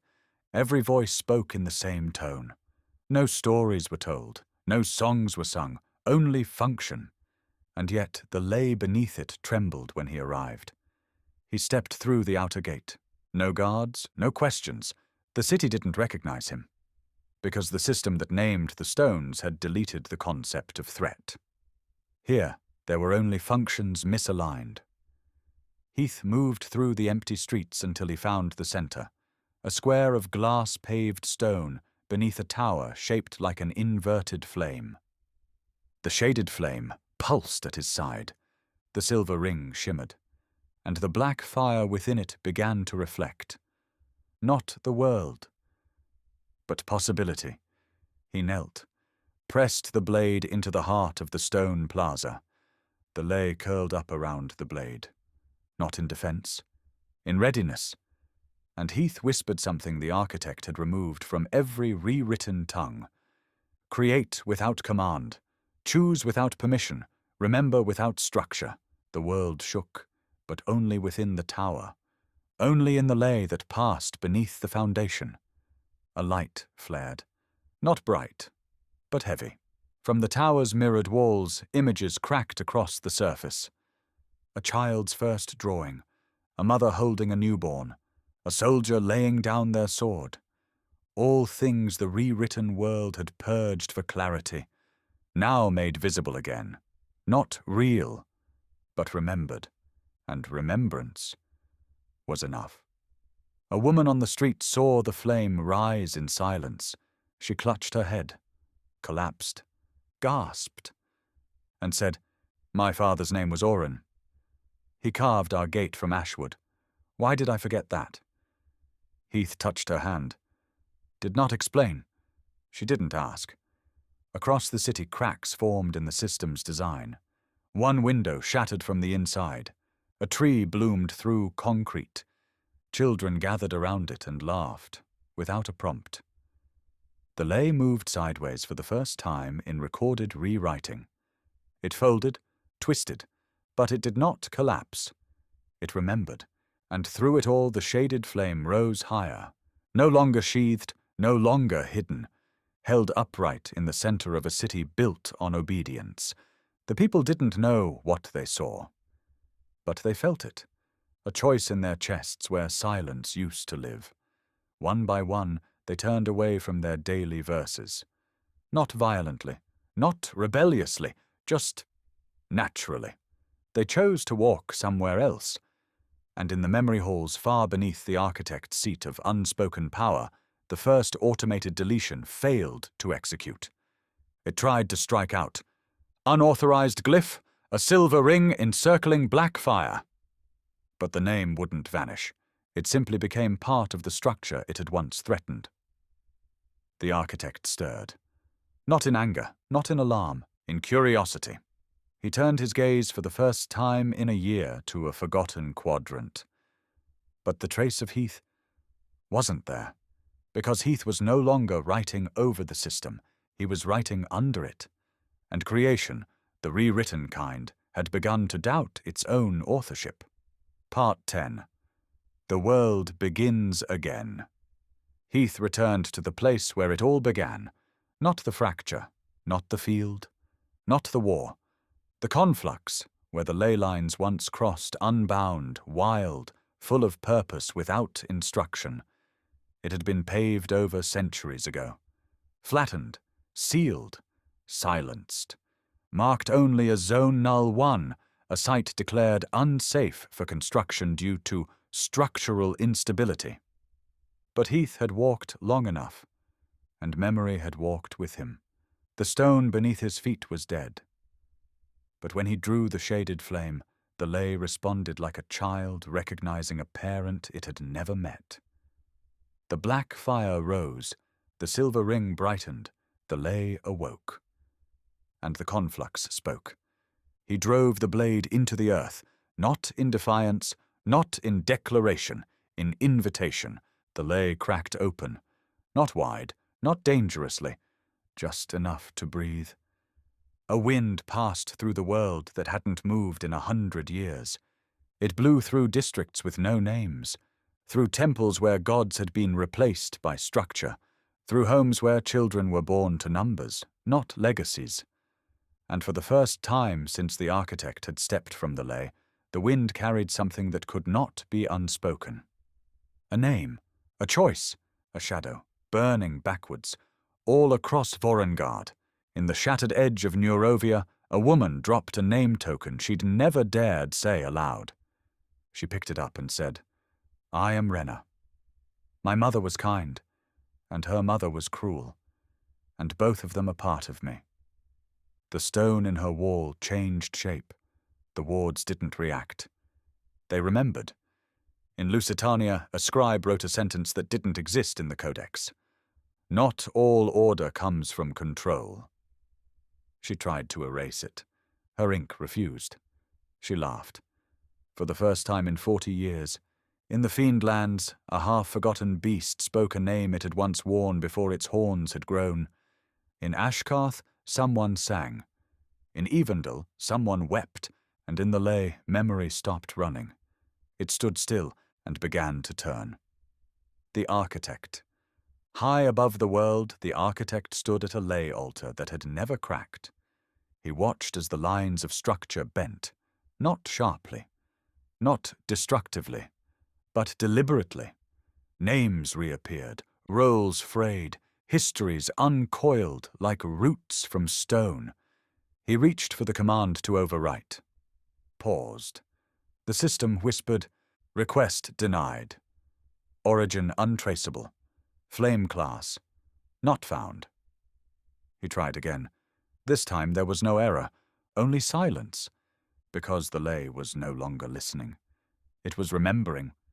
He turned his gaze east, saw a man walking away from a planted sword, a black flame burning beneath a silver ring. He did not move to stop him, because the system still insisted. Subject Heath. Status. Functionally irrelevant. But the world was no longer listening to the system. Epilogue. The shaded flame remained in the conflux, not to command, not to guard, but to remind. It pulsed once every sunrise, a signal, not to resist, but to rebuild. And across Vorrengarde, words once lost began to shape again in stories, in songs, in silence. Not loudly, not quickly, but truly, because a world rewritten by force had learned to write itself again. Book 7. The Echo That Stumbled. Time, unknown, rewritten. Part 1. The Echo That Stumbled. It started small, not with rebellion, not with fire, just a word. Spoken where silence used to sit.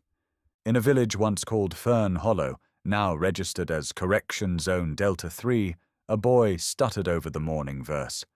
His teacher corrected him, gently. "Say it again. Order brings clarity. Clarity brings unity." The boy hesitated, then whispered, "My father used to call me Little Fox, not Delta 37. No one spoke. Not the teacher. Not the other children." And something changed in the room. A breath caught. A chair creaked. The ley line beneath the floor twitched. At first, the systems interpreted it as variance. They deployed a minor correction algorithm, a redrawing of the child's schedule, a memory dampener for the teacher. But that night, the boy said it again. Louder, and 2 other children said their names too. Far away, in the architect's memory chain. A watcher paused. A scribe lifted her quill mid-scroll. One memory thread stuttered. The registration of a small zone's name failed to anchor. For a moment, a record read, Delta 3 is also Fern Hollow. A contradiction, a redundancy. It shouldn't have been possible. The memory system marked it for silent review. But review never came, because Heath's name was still tagged as irrelevant, and his effect wasn't flagged. Elsewhere, Heath walked. The ley beneath his feet was different now, no longer cold, no longer still, just watchful. Not of him, of itself. The world had begun to listen, and when the wind shifted that day, it brought him something new, a voice from far away, a child's voice, faint and cracked. "Little Fox." Heath smiled. Not because the name was his, but because it was someone's, and they'd spoken it aloud. He drew the shaded flame, not in battle, in offering. The black fire curled, slow and steady. The silver ring pulsed once, and the lay whispered back, "The silence has cracked." Part 2. The Circle of Fire and Ring. They came slowly, not in columns, not in warbands, in quiet steps, in pairs, alone, or with only memory for company. Some had heard the name whispered by rivers that should have forgotten. Others saw it scrawled in walls no longer bearing chalk. A few had never heard it at all, just felt the pull of something unwritten. They followed it to the conflux, where the shaded flame had been planted, and where Heath waited. The gathering. There was no fanfare, no welcome. Heath sat on the stone beside the buried sword and watched them arrive. A wandering hymn singer, her voice cracked from silence. A gardener who still remembered the smell of his wife's bread. A child who said only 3 words, "My brother's name." A chronicler with no tongue, but hands full of untold pages. None of them had swords, all of them had words. Heath stood once the last of them had come. He looked at them, not as followers, but as mirrors. "You're not here because you remember me," he said. "You're here because you remembered something." That's the first breath, but it's not enough to keep a world alive. Memory is the root, but spoken truth, spoken freely, is the flame. He drew the shaded flame from the stone. The fire curled around the blade's core. The silver ring pulsed. One of the gathered gasped. Another dropped to their knees, not in worship, in recognition. "This is not a weapon," Heath told them. "It is a promise. That what we say matters. That the world will listen if we speak with meaning." He walked to the center of the circle and placed the blade in the ground again. This time, the lay flared not outward, but upward, casting black light like smoke pulled into the sky. And it began to draw itself around them, not in chains, in unity, the pact. Heath turned and addressed them once more. "You are not warriors. You are not scribes. You are not vessels. You are voices. And you will speak for what was stolen." He knelt beside the sword and placed his hand on the soil. "Today you become something no rewritten world can anticipate. Today you become the circle of fire and ring." None of them knew what that meant. Not yet. But each of them whispered something to themselves, a word, a truth, a name, and the lay heard all of it. Far across Vorrengarde, a sealed archive momentarily refused to overwrite a broken verse. An ancient name, scratched out 100 years ago, resurfaced. Not written, spoken, no one could trace it, because it wasn't cast by spell nor ink. It had been said by a dozen hearts in a circle around a silver-ringed flame, and the world had started to speak with them. Part 3. First lesson. Speak. They gathered at sunrise. The shaded flame burned low, quiet, coiled at the base of its silver ring, neither growing nor dimming, just listening. Heath stood before them, wrapped not in armor, but in a cloak stained with ley ash and time. His voice was low. "Today we speak." Loud, honest, whole. He walked the circle slowly. "You've survived by silence. You've obeyed because speaking brought punishment. You've whispered names in secret. But now the world waits to hear them again." He stopped beside the hymn singer. "Say something that matters." She hesitated. Her throat cracked. She opened her mouth. "I buried my daughter in a field with no name." The lay at her feet rippled. A stone near her shifted. Not from magic, from memory. Heath turned to the boy who'd said nothing since arriving. "Speak." The boy looked around, trembled, then said, "I miss my dog." The fire pulsed. A breeze moved through the circle. No judgment, just acknowledgement. "That is the first power," Heath said. "The architect taught us that silence keeps order. But order without voice is not peace, it's erasure. We were never meant to be quiet." The incident. A man stepped forward, tall, shaking. One of the new arrivals, a stonemason from the Eastern Barrens. "My village was rewritten into a water plant. My wife doesn't remember me." He looked at Heath. "If I speak her name, will she know again?" "No," Heath said softly. "But you will. And that's where it begins." The man's shoulders fell. "Ilaran," he said. The black fire of the shaded flame curled outward. The ley shifted. In the east, somewhere beyond their sight, a tower cracked, not broken, but uneven. Inside, a woman paused while reciting her daily verse. She frowned. Tears gathered at the corners of her eyes. "Ilaran," she whispered. She didn't know why, but the name didn't leave her. "The lesson ends." Heath raised his hand. The circle quieted. "Speak names, speak truths, even when they hurt, even when they feel small. The architect builds with stillness. We will build with breath." He stepped back, placed both hands on the hilt of the shaded flame. "This is not a revolution. This is a return to the world where speaking was not defiance, where memory was not poison, where names did not need permission." They sat beneath the sky that night, each one saying one word aloud into the darkness. Some said it twice, a few could only cry. But all of it counted. The ley remembered, and the shaded flame grew slightly taller. Part 4. The Architect Stumbles. The architect had not spoken since the ley first cracked beneath his feet. He did not need to. His systems responded before thought. His world corrected itself before error was noticed.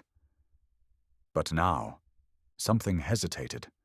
A recalibration glyph in Neurovia stalled mid-pulse.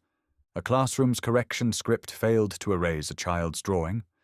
An old man in Ashkarth said his daughter's name in his sleep, and the ward assigned to silence him did not activate. These were not malfunctions. They were misalignments, places where the structure responded too late, too weak, too human. The pulse tower. Within the architect's palace, where ley lines were wound and looped into obedience, a silver-cloaked keeper brought him a scroll. Not a report, a copy of a child's prayer. "It's spreading, my lord." These words are not just returning, they're reshaping. The architect did not turn. He simply whispered, "Then rewrite the structure of speech." "We've tried," the keeper said, "but they're not casting spells. They're just speaking." The architect walked to the edge of the flame vault, where no fire burned, only mirrored stillness. He looked down into the ley. It pulsed, unraveled, coiled again, but not in silence. It whispered, not in his voice, in Heath's. Heath watching from afar. He felt the fracture in the ley from miles away. The shaded flame flared once, its black fire curling into a brief upward tongue, as if tasting something old. Heath sat alone on a ledge, watching the sky. He said nothing. Because he knew, the architect had noticed. But it was too late, not because of power, because of momentum. He stumbled. Heath said aloud. One of the circle, an elder named Rin, looked up from his journal. "Who?" "The one who thought the world would obey forever." "Does that mean we've won?" Heath shook his head. "No, it means he can bleed." Elsewhere, in the eastern sky, a ley storm twisted. Not wild, not violent, just wrong. It tried to reweave itself, form into something logical. Instead, it carved a word across the clouds. Mother. And somewhere, a woman remembered a lullaby. And the ley wept. In the architect's chambers, the mirrors no longer reflected him fully. His edges began to blur. Because he had been spoken of. Not by reverence, not by fear, by truth. And truth carries weight the system cannot bear. Part 5. Second lesson. Name. They met again beneath the shaded flame. This time the fire was quieter, not dim, but calm, like a breath being held in anticipation. The silver ring encircling it pulsed steadily. Heath stood with his hand resting lightly on the hilt. He looked at each of them in turn. Memory opens the world, speaking gives it shape, but names. He paused. Let the wind speak through the trees. Names bind it in place. The teaching. A name is not just a sound. He told them. It's a claim. A line drawn between what the world thinks you are and what you are. He motioned for the circle to rise. Today you will speak not for others. You will speak for yourselves. They hesitated. Several had forgotten their original names. Some had only ever been addressed by unit numbers, station codes, or titles. One man, once a priest, trembled as he whispered, I don't think I ever had a name. Then you get to choose, Heath replied. The shaded flame pulsed, and the air around them shifted, welcoming. The lay wanted to listen. A woman stepped forward first. Thin, sun-marked skin, a voice like dry wind. My name was Ellen. My husband called me that before the silence. He forgot. I didn't. She touched the earth. The stones hummed beneath her fingers. A boy, no more than 12, spoke next. I was registered as third beta, but my sister used to call me Ash. The trees around him shed 2 leaves. Not in wind, in acknowledgement. One by one, they came forward, speaking names not to reclaim power, but to confirm presence.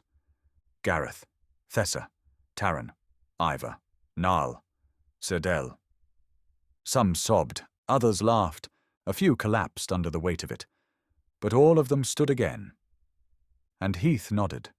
The first lay break. It happened when the last name was spoken. A young girl, barely audible, whispered, My village was called Bramblehook. And the ley line beneath her feet split, not violently, cleanly, like a line drawn back into truth. The ground trembled. A tower 70 miles away collapsed, not into ruin, but into ruins. A village was revealed beneath it, an old signpost, a family well. Bramblehook. It read. They didn't know it yet, but the circle had just performed the first lay break by name, a feat once reserved for gods and architects, accomplished by a girl remembering where she came from. Heath turned to the rest. Names are not weapons, they are keys, and if enough are spoken, we will unlock the rift. The shaded flame flared. Black fire. Silver ring. A symbol now whispered in places too far for memory to reach, but still too loud for the architect to ignore forever. And far away, behind walls of rewritten time, the architect felt the shift. He summoned his mirror scribes. They showed him the fractures. He said only, They are speaking again. Do we silence them? Asked a voice. The architect did not answer. Because he knew. To silence one voice is simple, but to silence a name that's already been spoken. That was like trying to catch wind in cupped hands. Part 6. The binding fracture. It took them 7 days to reach the place. Even the maps had forgotten it. Not because of time, but because the architect had erased the direction, not the distance. The air shimmered as they approached, thick with residue, like walking through molasses made from memory. None of the circle spoke. They didn't need to. The shaded flame led. The black fire burned cool in Heath's grip. The silver ring no longer pulsed in rhythm with the ley. It pulsed in defiance of it. At the top of a fractured ridge, Heath raised a hand. This is where he came through. No one asked who. They knew. The rift. The first one. The hole torn in the world where memory bled out and the architect bled in. Below them, the land rippled. No longer stable earth. The ley line had warped into a knot of contradictory truths. Places that never existed appeared and vanished in flickers. A house, a name etched in water. A broken chain of unformed syllables floating above dead grass. This was not a battlefield. This was a wound that had never been allowed to scar. Preparing the ground. The circle moved carefully. They etched their truths in the dirt around the fracture. No runes, no spells, words spoken aloud. One by one. Ellen spoke of her child, stillborn under a rewritten moon. Terran recalled a river that ran the wrong direction until someone corrected its inefficiency. Ash listed every name he'd been denied and everyone he'd still claim. Each word anchored the ley, pulling it taut, reshaping it not by force, but by consensus. Heath stood at the center. The fracture pulsed beneath him.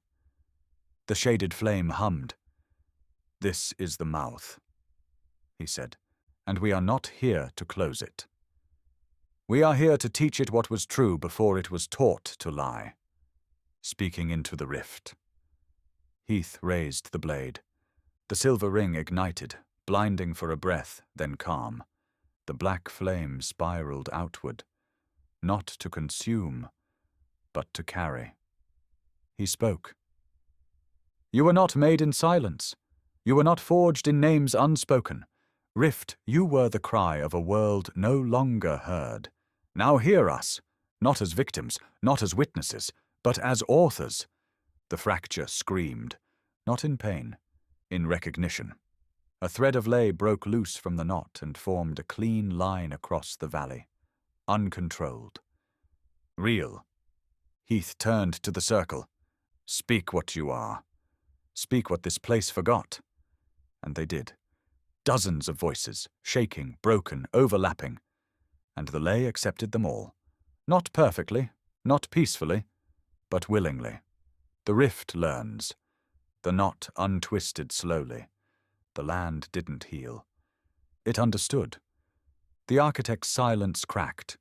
Not shattered, but flawed.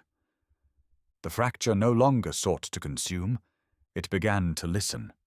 And in that moment, as the ground below Heath glowed with reclaimed truth, the world trembled. Not in fear, in preparation. Because what had been bound could now be named, and what could be named could be returned. Part 7. Words that hurt. The circle had grown. Not in number, yet, but in voice. Their truths had steadied the ley, carved new lines into places long forgotten. Rifts that once bent inward now reached, like fingers stretching toward clarity. But not all truths heal, not all words uplift, and some, when spoken aloud, wound deeper than any sword. The newcomer. He came alone during the dusk chant, a man in scarred leathers, dust-caked, silent-eyed.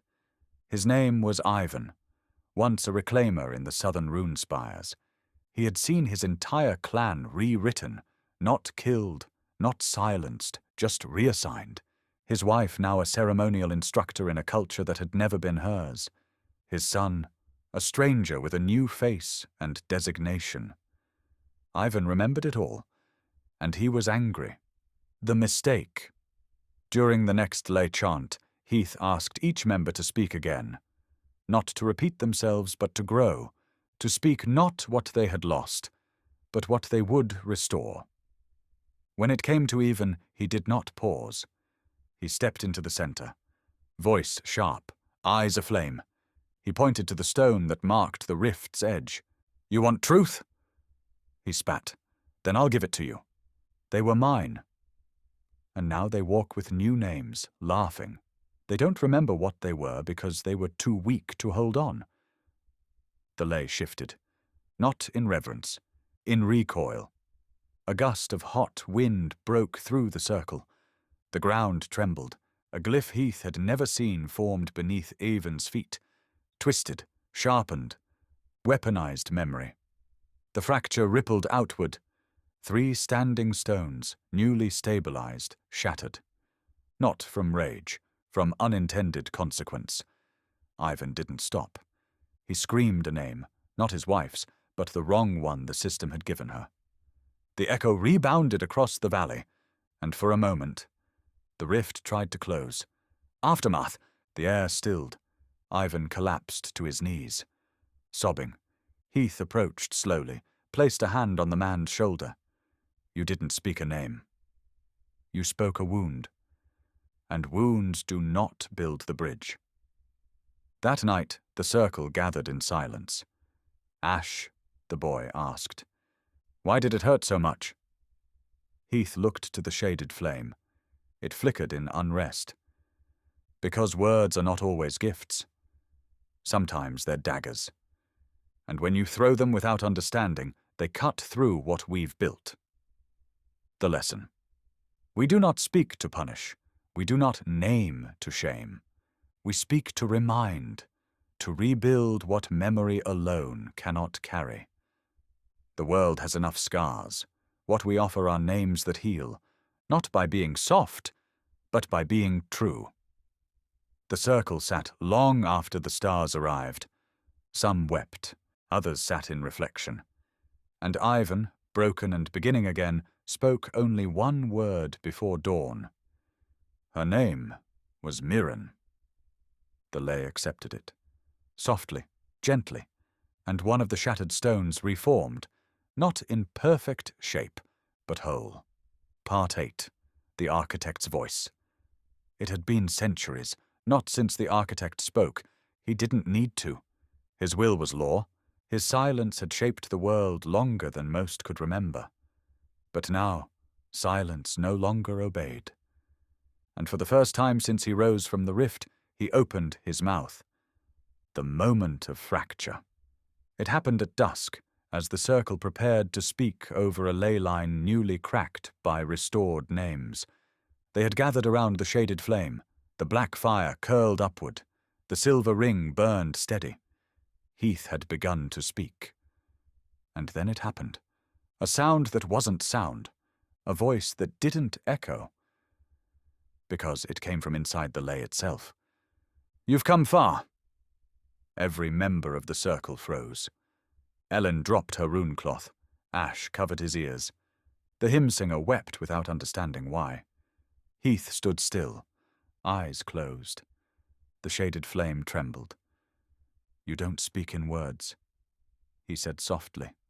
You speak in correction. And now that you're losing your grip, you reach for language again. The voice answered, not cruel, not angry, empty. You are breaking what I repaired. You are speaking things that were buried for peace. I can offer quiet, harmony, ease. We don't want quiet, Heath replied. We want to be heard. The ley shook beneath their feet, not violently, but with indecision, as though the world could not decide which truth it should follow. The architect spoke again. There is no war here, only noise. Step back, Heath. Let the structure rebind. Let the silence heal what voice distorts. One of the circle cried out, I don't know what's true anymore. A second whispered, he's right. Maybe we're just unraveling. Doubt began to take shape, like vines curling around open mouths. Heath stepped into the center, lifted the shaded flame. It burned black and bright. And for the first time, his voice carried not just power, but conviction that broke through ley weight itself. You want stillness because it's easy to control. But we were never made to be still. You want structure without story, but we are made of story. You offer silence like it's a gift, but it's a cage. We don't need harmony. We need truth. We need song. We need the word shouted from the mouth of the rift so loudly it cannot be rewritten. The ley exploded outward, briefly. The voice withdrew, not banished, not destroyed, just uncertain. The circle stood stunned. No one moved, no one breathed, until Ash whispered. He sounded tired. Heath nodded, not in triumph, in understanding. He's afraid, because once you speak, you can't unspeak.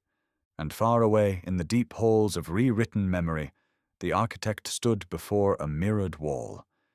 He stared not at himself, but at a reflection that was not there.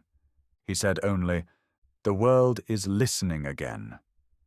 And for the first time, he wasn't sure it was listening to him. Part 9. The circle widens. The words had spread, not by proclamation, not by parchment, not through messengers or glyph-carried chants, by mouth, by memory, by quiet phrases passed from person to person like embers cradled in cupped hands. The world listens. Names are real again. Heath speaks so you can speak too. Across Vorrengarde, in Lucitania, a cleric stepped away from the altar and spoke the real name of her sister, dead 40 years and erased from every book. The temple cracked, but did not fall. Instead, it rang. In a Neurovian lecture hall, a student whispered a banned fable during a memory test.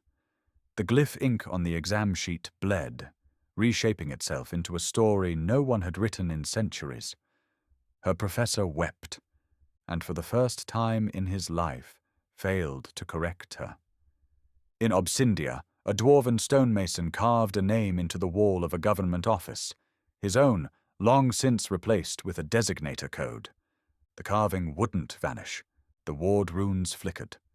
And a bureaucrat reading the ledger that day forgot what silence was supposed to feel like. They didn't know they were joining a rebellion. Because there was no rebellion. There was only a return. And the world, so long pressed into form, expanded again. At the conflux, the circle grew. Some arrived in cloaks, others barefoot. One rode a beast with no saddle and spoke only in colours, yet the lay listened to him all the same. Another brought no voice, only hands, and taught those who had none how to sign their truths into the world. The shaded flame responded to all of them. Every spoken name, every chanted prayer, every silent gesture made in earnest. The silver ring did not judge. The black fire burned for every kind of voice. Heath stood among them, no longer a figure in the centre, just part of the flame, part of the voice. When one old man asked who was in charge, a woman named Ellen simply said, "We are." The architect's reach weakens. In the Ley Corps beneath the architect's palace, memory scribes began forgetting their mantras mid-ritual. One tried to bind a phrase spoken by a child from the north, but the phrase changed mid-binding. It refused to settle, refused to still. One line became 3, then none, then a song. The architect tried to deploy the old stillness across the fracture zones. But every time a silence field was cast, someone within whispered a name. And the spell twisted. Silence could still be summoned, but only where there was no one left to remember. And that space, day by day, shrunk. The moment. Heath lit the flame again that night. The black fire curled gently above the blade. A child sat beside him. "Will he come?" she asked. Heath nodded. "He'll have no choice." "Will he win?" He smiled, not with arrogance, but with quiet, rooted certainty. "Not if we keep speaking." The flame rose. Dozens now, hundreds, a circle that grew not by force, but by the oldest magic Vorrengarde had ever known, the power to speak the world as it was and make it that way again. Part 10. The Word at the Rift. Heath's monologue. The wind doesn't howl at the rift tonight. It listens, just like the rest of the world, just like all of you. So hear me now, because I will only say this once. I have seen a world that was made of sound, where mothers sang to children whose names were carved into stone, where lovers spoke secrets beneath broken moons, where prayers weren't measured, only felt. I watched that world fall, not from war, not from fire, but from forgetting, from quiet. They took our names, they took our songs, they took our right to speak and called it mercy. They said if we all shut up long enough, maybe the world would stop bleeding. But silence is not healing. It is erasure wrapped in comfort. I have walked through cities where no one spoke a name, where children were born into code, where people mourned in secret, not because they weren't allowed to cry, but because no one remembered who was missing. I have met widows who forgot their husbands' faces, fathers who rewrote their children into strangers. I've seen entire villages erased because the architect decided silence was simpler than grief. But grief speaks, pain speaks, love screams. You want to know what power is? It's not in the blade. It's not in lay-shaped structures or fractured skies. It's this: one voice, one name, spoken aloud, in defiance of the silence that told you it no longer mattered. My name is Heath. I have been called a myth, a fracture, a relic, an error. And maybe I am. But I am also the boy who stood alone at the edge of the severing, the man who whispered when the world begged for silence, the fool who refused to stop speaking. And now I do not stand alone. Look around you, listen. The world is speaking again, and that means the architect's rule is broken, not shattered, not slain, unwritten, because his world was built on forgetting. And we are here to remember. So I speak to you, Rift, to the wound that swallowed too many names, to the void that took what we loved and gave us stillness in return. Take him back, take him home, let silence have its speaker, and let the world breathe again. Heath turns to the circle, dozens, then hundreds, then thousands. Say something, anything, speak what he took, speak who you are. They do. A roar of names, of memories, of broken truths finally made whole. The rift shakes, not in anger, not in hunger, in recognition. The architect does not scream. He fades, word by word, name by name, unwritten by the very truth he tried to bury. The ley ripples, and the flame, the black fire within the silver ring, shrinks down to a coal. But it doesn't go out, because this isn't the end. This is the first moment of a world learning how to speak itself again. Book 8, Return to Ruin. Part 1, The Architect Watches. The architect stood alone beneath the arc of a sky no longer under his command. Vorrengarde breathed without asking. The ley lines pulsed in patterns he had not written. Words echoed where once there had only been function. He did not speak. He did not correct. He watched. He stood atop the mirror spire, the last of his untouched thrones. Beneath him the ley shimmered, trying, failing to settle.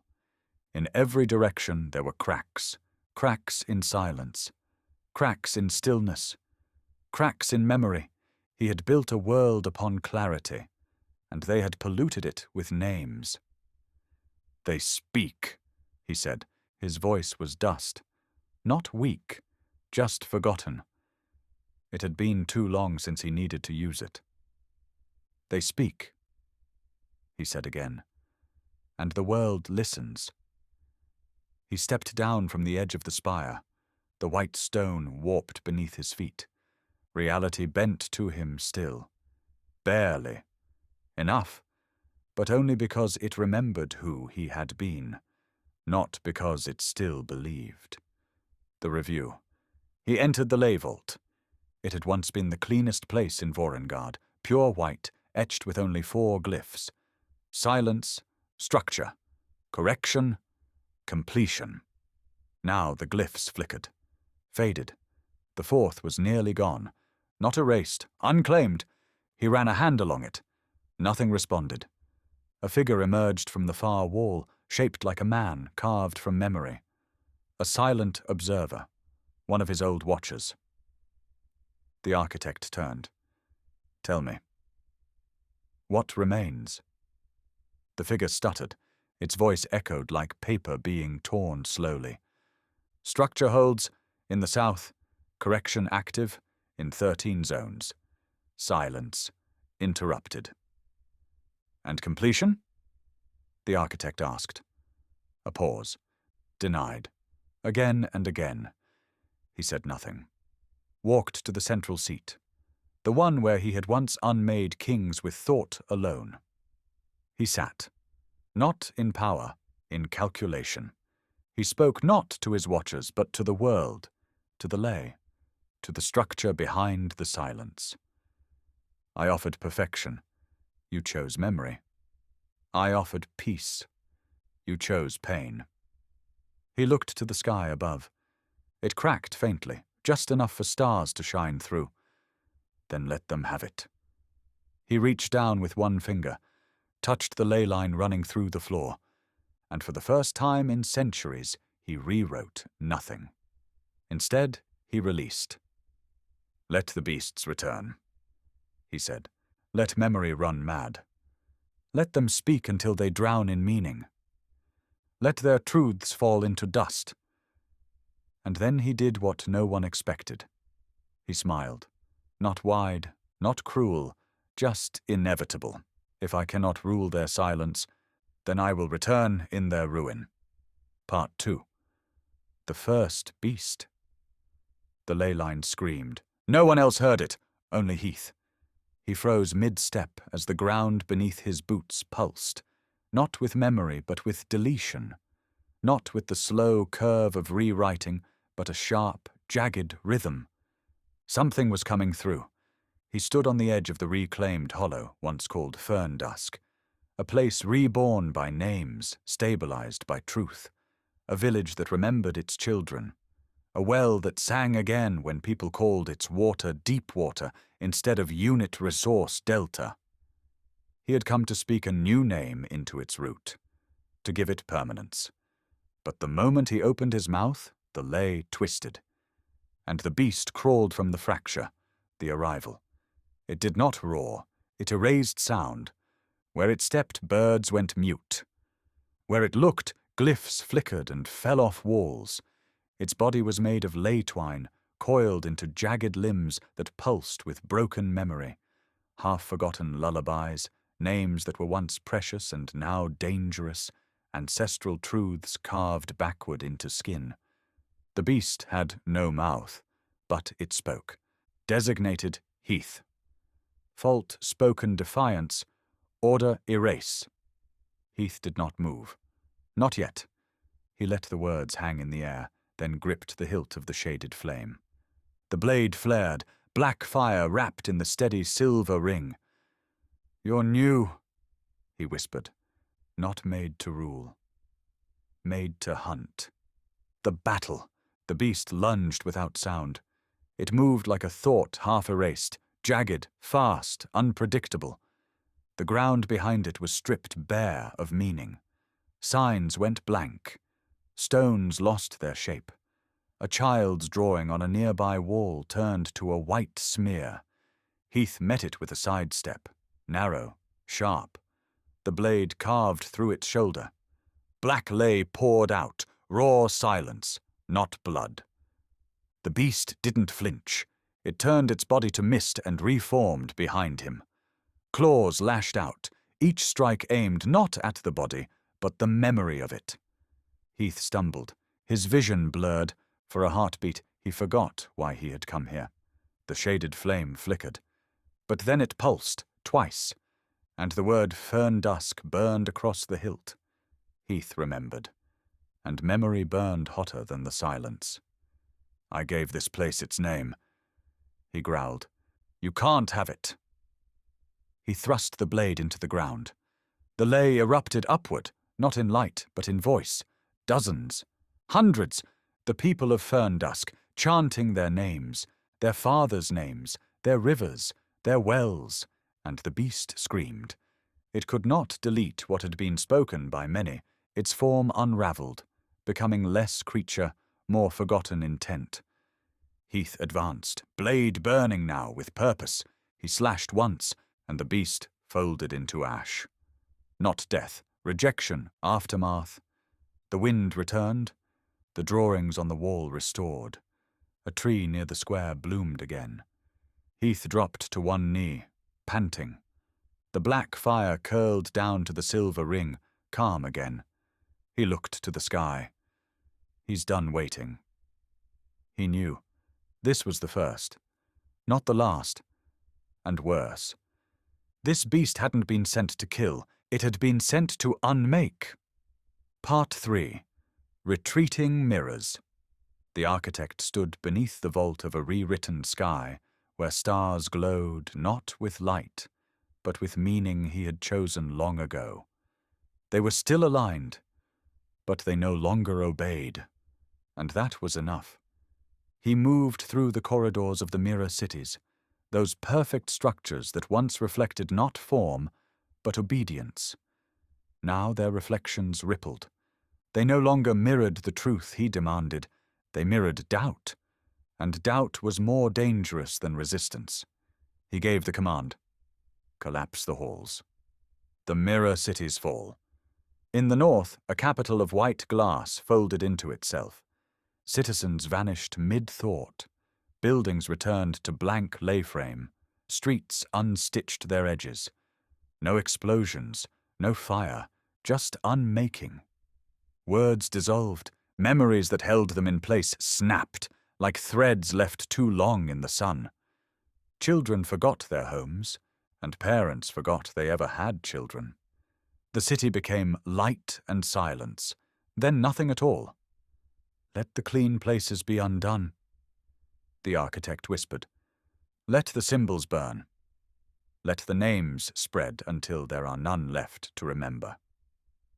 He passed through one last chamber, where watchers once copied names into sanctioned glyph books. The tables were bare now, no scribes, only mirrored walls, and in them he saw himself reflected 100 times. But none of the reflections were true. Some were younger, some were faceless. One mouthed a word he had tried to remove from all tongues. Heath? He turned away, and the mirror cracked behind him. Elsewhere, a town unravels. A village east of Obsindia, still faithful to structure, began its morning chant. Halfway through the litany, the verse changed. It called for the name of the architect. But when the priest opened his mouth, no words came. Instead, the name Eldon echoed from the stones beneath him. His original name, the one he was not supposed to remember. He stumbled, fell. The altar cracked, the glyph above it vanished. The townsfolk stared in silence as the walls of their temple faded to dust. Heath feels the shift. Heath watched as a ley line, long stabilized, twisted into a spiral. Not from chaos, from abandonment. The architect wasn't just attacking now. He was withdrawing, leaving nothing but emptiness in his wake. The shaded flame trembled in Heath's grip, not with fear, but with grief. He's tearing it down, Heath whispered. Everything he built, he's unbuilding it all. Ellen stood beside him. Why? Because if he can't rule it, he'll make sure there's nothing left to save. He turned his eyes to the horizon, where white towers once glinted. Now only shadows moved across the plains. The mirrors are falling, and when the last one breaks, he'll come for me. Part 4. The hunt begins. They came at dusk. Not one, not two, many. Ley beasts, formed of ruptured memory and collapsed command lines, emerged from the fractures in the ground where the world no longer remembered what it was. Some crawled on 4 legs, spines arcing like scribbled sentences. Others drifted like cloaks of shadow wrapped around half-erased names. Their forms shimmered, flickered, each a wound shaped into flesh. And each of them only had one command: erase the speaker. Heath stood on a hillside overlooking the circle's southern camp. The shaded flame pulsed in his hand, the silver ring now constantly warm, the black fire whispering without words. Below him, the circle trained, not with blades, but with truths. They practiced speaking names aloud, binding memories together, little rites of resistance, made sacred through use.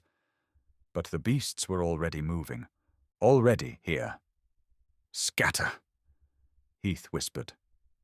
Ellen turned from where she was teaching a boy how to speak a lost town's name aloud. "What? They're hunting now. How many?" He didn't answer. He turned, raised the blade, and the first beast leapt through the flame barrier, the first strike. It tore through 3 stone markers and hit the earth with a soundless thud. The world warped around it. A memory of the campsite blinked out. The tents were still there, physically, but no one could recall putting them up. A man shouted, "Where's my daughter?" She stood next to him, sobbing, but her name was gone. Heath charged. The shaded flame burned hot now, not just black fire, but laced with twists of white heat, unwritten ley pushed to its limit.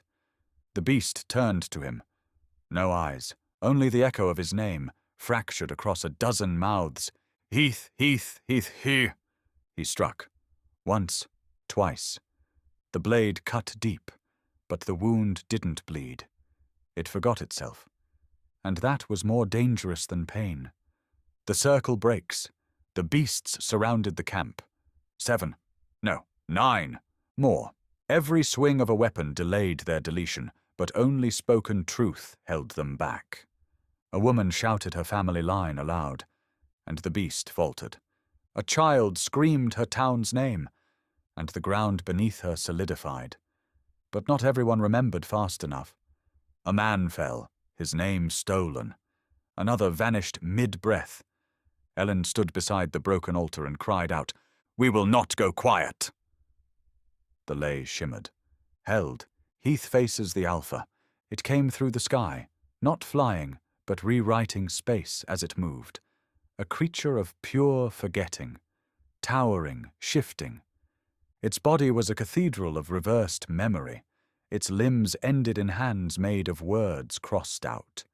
It landed before Heath, spoke with no voice. "You are the last voice. The first must be unsaid." Heath didn't retreat. He pressed his foot into the ground. The ley curled upward to meet him. The shaded flame flared. He whispered, "My name is Heath. The world remembers, and I refuse to be unsaid." The beast lunged, and the hunt truly began. Part 5. Heath's Fury. The alpha beast struck first. Its arm, if it could be called that, extended like unraveling script, each limb an accusation carved from redacted memories. It swung not to maim, to remove. Its target, not Heath's flesh, but his presence. Where the blow landed, the earth blinked. A crater formed, empty of sound, of light, of context. Reality tried to remember what had stood there. It couldn't. But Heath was faster. The shaded flame spun in a tight arc, black fire exploding outward, licking the ley line beneath the soil. The silver ring around it screamed with pressure. He wasn't fighting to destroy the beast. He was fighting to stay real. The shaded flame shifts. For the first time, Heath pressed the blade not into the earth, but into himself. He whispered, "You remember me." The flame surged. Black fire ran up his arms. The silver ring split into 3, orbiting around his wrist like moons caught in an argument.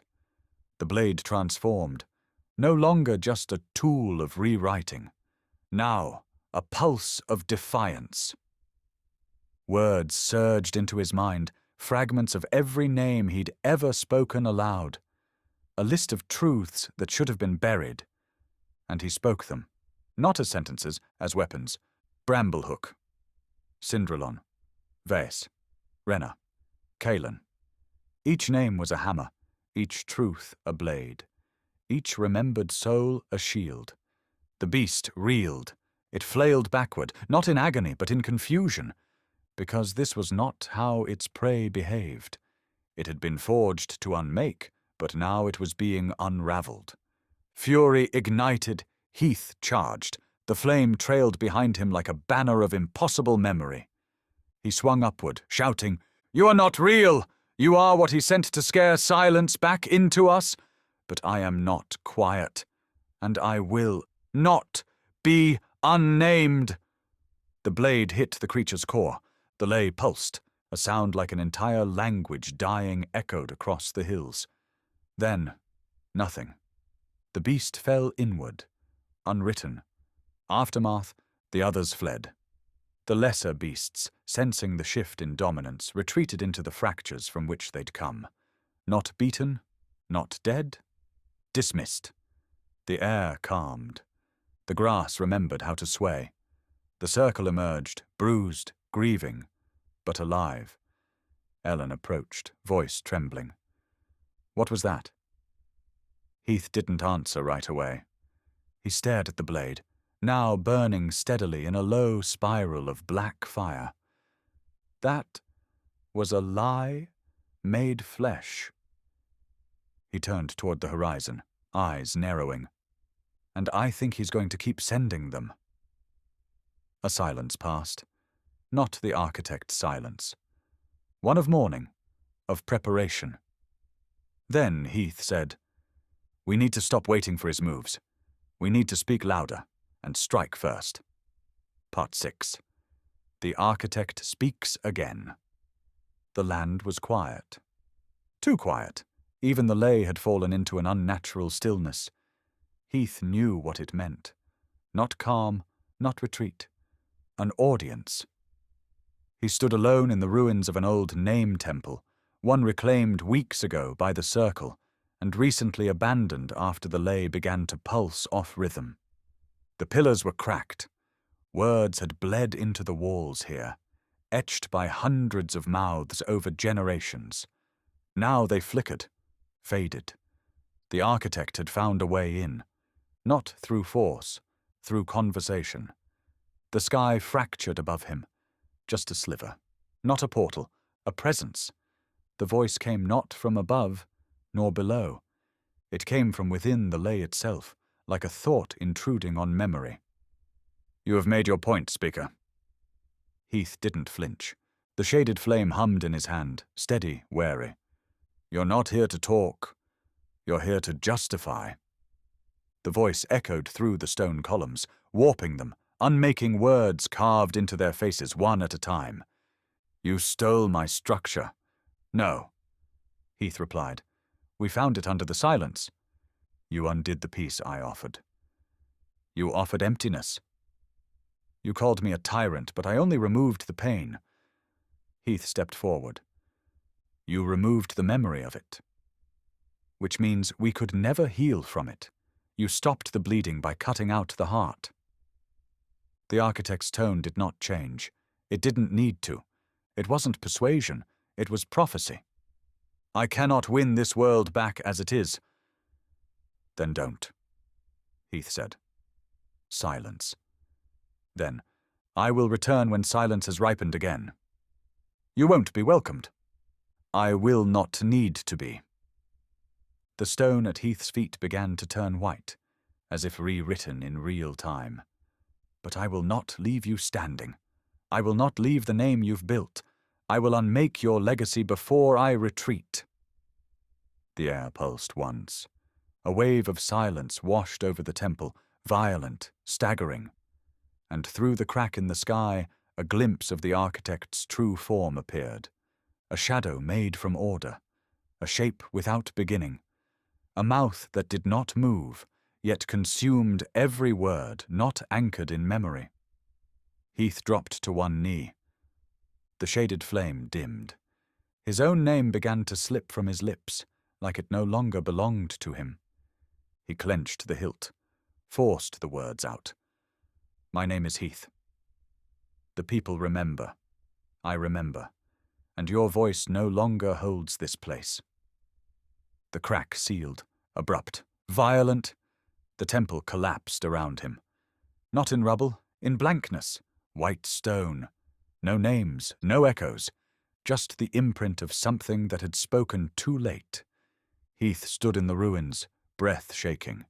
Behind him, Ellen stepped through the veil of silence, tears in her eyes. Was that really him? Yes. What did he want? Heath stared at the sky, where a single star now glowed too bright and too still. To tell me goodbye. Is he leaving? Not yet. He turned to her, eyes hard, voice iron. But now we know. He's not trying to win anymore. He's trying to end it all. Part 7. Holding the lines. The ley pulsed with tension. It wasn't broken yet, but it was straining. You could hear it in the rivers, no longer flowing with rhythm but with fits and starts. You could feel it in the stones, no longer warm with memory, but cold with something else. Something empty. Something watching. The circle had fractured, not in spirit, in geography. The ley beasts came too quickly now, too many, from too many places. Villages were falling, not from flame, but from absence. People stopped speaking, not from fear, but because words no longer held when memory slipped away in the night. They forgot how to fight. They forgot how to call for help. They forgot why they mattered. The temple at Varn Hollow. It stood half-buried in dirt and frost, older than maps. But the name had survived, spoken by a boy to his dying mother, carved by hand into a stone slate buried beneath the altar. Heath had chosen it not for power, but for stubbornness. This place had refused to be forgotten once. It would do so again. The circle regrouped there. Not the whole of them, less than half now, wounded, weary, named, still speaking. Heath stood at the center as Ellen recited the names of their fallen. 37. None lost in battle, all erased. The air shifted. They felt it coming, not a horde, not a single beast, a wave. We hold here, Heath said, this line. If we can't stop him from leaving, we'll stop him from taking the world with him. He plunged the shaded flame into the cracked stone at the center of the temple. The blade sang, not loud, not desperate, steady. The final stand begins. They gathered in a circle, spoke their truths, their real names, not just their own, the names of those who couldn't stand here anymore, the names of their children, their ancestors, the places that birthed them and the rivers that blessed them. The ley ignited. Not in fire, in story. And then the beasts came. Dozens, hundreds, from every direction, pouring through memory rifts and tears in forgotten places. But this time they met a wall made of names. The beasts lunged and bounced back. The names, spoken aloud and believed, struck harder than swords. Heath stood at the front. His blade burned with black flame, wrapped in silver and something new, a thread of gold fire spiraling between the rings. The ley answered not in submission, but in agreement. For once the world fought with him. Hold, he roared. Speak. Make them remember why we exist. Voices rose, not in chants, in memory, in language that had no pattern but meant everything. One voice called out a nursery rhyme, another a promise made on a wedding day. One boy screamed the name of a friend he'd watched vanish in the last attack. And the beasts stumbled. They faltered. They broke. Not all, but enough to survive the night. When the dawn came, the temple still stood. The names remained etched into the stone, and the ley, for a while, was quiet. Heath sat against the altar, exhausted, but alive. Ellen knelt beside him. We didn't win. No, Heath said, but we didn't lose. And that's enough to speak again tomorrow. Part 8. Collapse. The ley snapped at sunrise. Not everywhere, but in places once held firm by memory, it simply let go. It began in the northern hills, where a town called Greth's Hollow had survived 2 centuries, a war, and 3 generations of silence. No attack came. No beast descended. The name was simply forgotten. By everyone, even those who lived there. One moment it was Greth's Hollow, the next it was nowhere. The wells went dry. The trees stopped blooming. The people stood in the streets, confused, waiting for a call that would never come. And then they forgot each other. A ripple tore across the ley. One that Heath felt. He dropped the cup from his hand. Breath caught. The shaded flame at his side flared in protest. A ring of silver fire arced around it and hissed. He started, Heath said. The collapse. Names unravel. Reports came in waves. Villages no longer on maps. Languages restructured into vowel noise. Elders forgetting not just their stories, but their shapes. A child was born nameless, not because of neglect, but because no one remembered how to give a name. And in one southern border town, a man spoke his own name aloud and disappeared mid-syllable. The architect wasn't coming with an army. He was coming with a wave of unbeing. Heath begins to fracture. They found him on the edge of the Varn Hollow temple, staring at his own reflection in the ley pool. He didn't recognize his eyes. Not at first. Ellen approached carefully. Heath? I almost lost it, he said. Lost what? My name. You are your name. No, I'm more than that. But it's the only thing keeping me here. He turned the shaded flame in his hands. The black fire curled like ink, drifting in water. The silver ring pulsed slowly.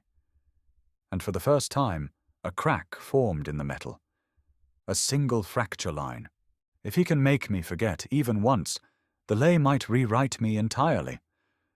Then we'll speak your name for you, Ellen said. Again, and again, and again. The spiral deepens. The world began to break into patterns. Words lost their tension.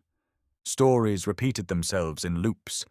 One city looped a sunrise 37 times before the sky gave up and turned black. A bard sang the same 4 lines until his mouth bled. An entire region renamed every citizen Unit 1. And behind it all, the architect watched. Not like a god, like an editor preparing to close the book. In a high tower, once part of his mirror cities, he whispered aloud, "There is no memory without silence.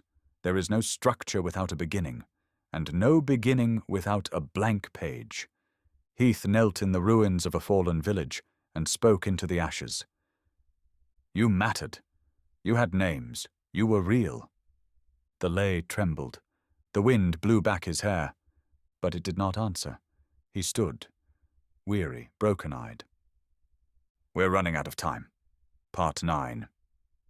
The rift awaits. The rift had no voice, no scream, no thunder. It was simply open. A perfect tear in the fabric of memory, yawning like an invitation no one sane would accept. Heath stood at its edge. The shaded flame flickered with strain in his hand. Black fire coiled low. The silver ring burned cold. He had not come alone, but the others had stopped a mile behind. The closer one got, the less real the world became. Only he still knew his name. Only he could finish this. The ley twisted beneath him, not to reject, not to protect, but to watch. And through the fracture, something stepped forward. No longer a man, not a god, just the architect, in his truest form, a silhouette of forgotten words, a cloak of structure falling apart, his body composed of broken language and rewritten law. Heath didn't raise his weapon. The architect didn't summon silence. They simply stood. 2 forces, one of noise that restored, the other of silence that once defined. I wondered if you'd come, the architect said, voice as dry as stone, peeled from time. You knew I would, Heath answered. The architect gestured toward the spiral of void behind him. You've taken my world from me. You gave it away the moment you stopped listening. Heath said, I brought peace. You buried the truth. A long silence. This one. Mutual. Not enforced, not feared. Just quiet. The kind that happens at the end of something too big to comprehend. Then, why don't you stop me? The architect asked. Strike me down. Speak the word. Seal the rift. Because that's not what I do. Heath said, I don't erase people. I don't unwrite stories, even broken ones. Then you're a fool. Then I'm a fool who remembers. The architect turned back toward the rift.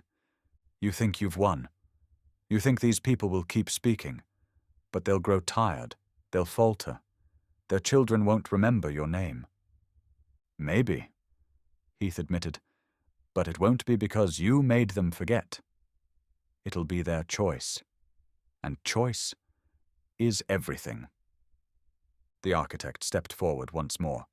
He was close now, close enough to whisper, but he didn't. Instead, he leaned just slightly, enough for Heath to see the glow of the first symbol ever carved into the ley, still burning in his hollow chest. Rewrite. I will return, he said. Not to rule.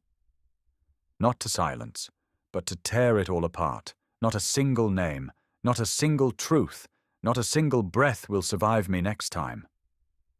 Heath nodded once. We'll be ready. The architect stepped back. The rift pulled him like a sigh returned to a forgotten mouth. He didn't vanish. He descended. And as the rift closed behind him, the sky did not shatter. The world did not scream. It just prepared.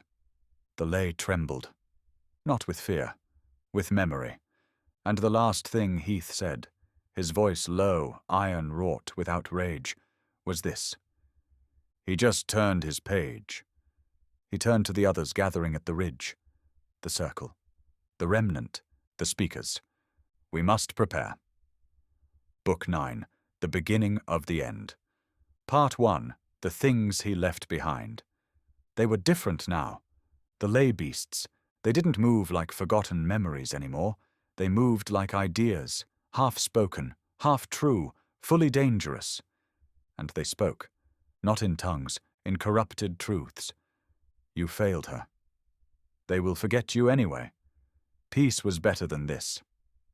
Heath killed the first one in the broken reeds outside Evendell. It had taken the shape of a priest, mouth full of red script, arms made of spinning glyph wheels. It bled whispers, not blood. Heath cut it down, and its final breath was the name of someone he had lost, someone it should never have known. He didn't speak after. He didn't let himself. The spread. More came, from beneath lakes, from ruined ley towers, from cities long unmarked. The architect had left his children behind. Not to conquer, to infect. And people began speaking the wrong names, forgetting the right ones, doubting the truths they had carved back into the world. So Heath fought. Everywhere. In fields that still remembered the war. In temples rebuilt with memory. In villages where the circle had once stood strong. He moved like a ghost, but not unseen. He wanted to be seen, because he knew. These were his last steps above the surface. The plan. He sent envoys to each continent, circle speakers, name carvers, memory keepers. They were not to fight. They were to teach. He spoke to each one before they left. You're not me. That's the point. You're louder than I am, because you speak not to resist, but to build. He watched a young girl named Kera write her mother's name into a shield of bark and ley ink. He smiled, not because it was powerful, but because it was enough. Preparing the end. Ellen came to him one evening, wind on her back, ash in her hair. Why are you still fighting? He didn't look up from the flame he was feeding with ash-etched names. Because there are still things that remember how to lie, And when they're all gone? He looked at her, eyes older than the world allowed. Then I'll stop. And I'll leave the speaking to the ones who know what the world should sound like. The shaded flame trembled at his side. The silver ring was no longer one ring. It had split again. Now 3. Each orbited him slowly, flickering like dying stars that refused to fall. He held out his hand. Take this to Garvis. You're not giving it to him? Not yet. But he'll need to be ready. For what? For when I go back in? She didn't ask where. She didn't need to. They all knew the ley wouldn't stay sealed, but someone had to hold it from the other side. Someone had to make sure the next return didn't come in silence. And Heath had always known that someone was him. Part 2, the one made of names. It didn't arrive like the beasts. It didn't crawl from the ley. It didn't twist its way through memory fractures or scream in broken syllables. It walked, upright, calm, and it spoke in a voice that wasn't borrowed. It was made. I am the summation. That was what it called itself. No title, no threat, just fact. I am the names you abandoned, the truths you rewrote, the voices you failed to speak aloud. It looked like a man, but it wasn't. It looked like a ghost, but it breathed. And when it smiled, Heath felt names he hadn't heard in decades burn against his spine. The battle begins. They met in the ruins of Thran Cleft, a city whose name had once been lost, then reclaimed, then lost again. The ley there was brittle. Truths had grown thin. It was the perfect place for a war of memory. Heath waited. Shaded flame drawn, its black fire whispering in 3 separate voices now, each ring glowing around his wrist. The summation stood across from him, hands open. I've come to remind you, Heath, that not all names deserve to return. Heath's response was simple. That's not your call. The summation stepped forward. No, it's yours, and everyone you left behind will scream inside you before I let you leave this world. The ground shook, not with power, with identity. The summation whispered words, names of fallen cities, of mothers who were never mourned, of fathers who died rewritten. They weren't lies, but they were poison, because Heath remembered. All of them, and for a moment he staggered. Truth cuts back. Heath gritted his teeth.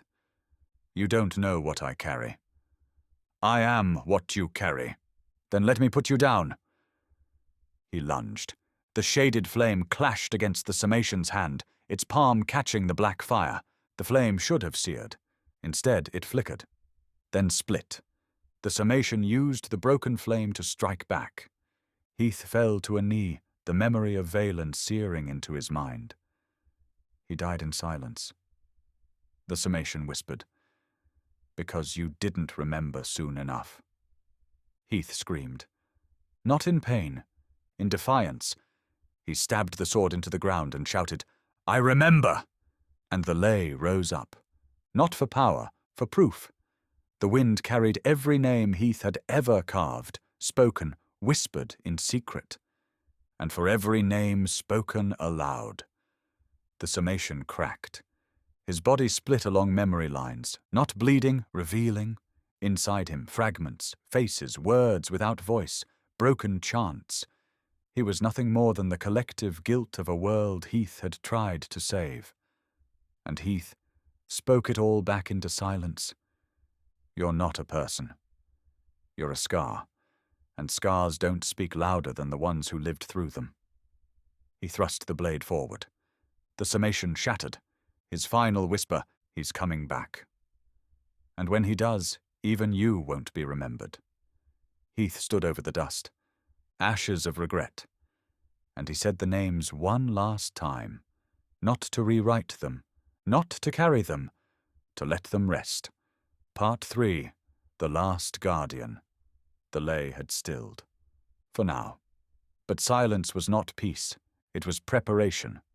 And Heath knew what came next. Not beasts, not reflections, the return. He stood atop the Ley Spire of Narn, a place thought buried until the beasts unearthed it in their madness. It pulsed with raw ley, exposed, vulnerable. It would be the entry point if the architect returned. So Heath had chosen this place to end his chapter, and to pass the world into someone else's care. Garvis approached through the mist, his armor worn, not gleaming, his presence calm, but certain. He didn't bow, didn't salute. He simply stood beside Heath like an equal, because he was. "You called," Garvis said. "Not because I wanted to," Heath replied. "Because I have to."